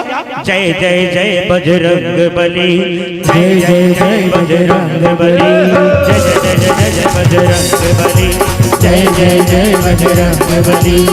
जो भी दिल से पुकारे तुझको, जो भी दिल से पुकारे तुझको, जो भी दिल से पुकारे तुझको, जो भी दिल से पुकारे उसकी विपदा पल में टली। हाथ ऊपर एक साथ, क्योंकि जिनके हाथ ऊपर उनके तकदीर सुपर ताली के साथ जय जय जय बजरंग बली, जय जय जय बजरंग बली, जय जय जय बजरंग बली, जय जय जय बजरंग बली। जो भी दिल से पुकारे तुझको, जो भी दिल से पुकारे तुझको, जो भी दिल से पुकारे तुझको, जो भी दिल से पुकारे तुझको, उसकी विपदा पल में टले। जय जय जय बजरंग बली, जय जय जय बजरंग बली, जय जय जय जय जय बजरंग बली, जय जय जय बजरंग बली।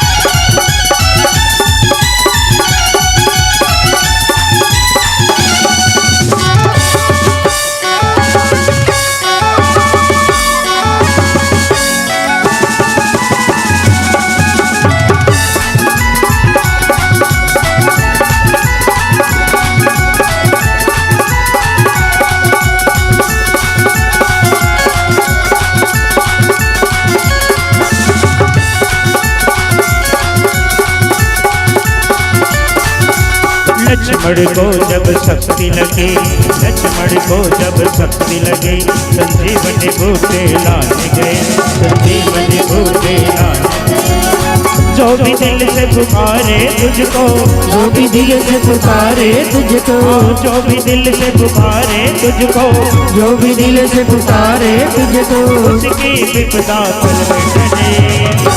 कहते हैं प्यारे, नाव से रोग हरे सब पीरा, जपत निरंतर हनुमत बीरा।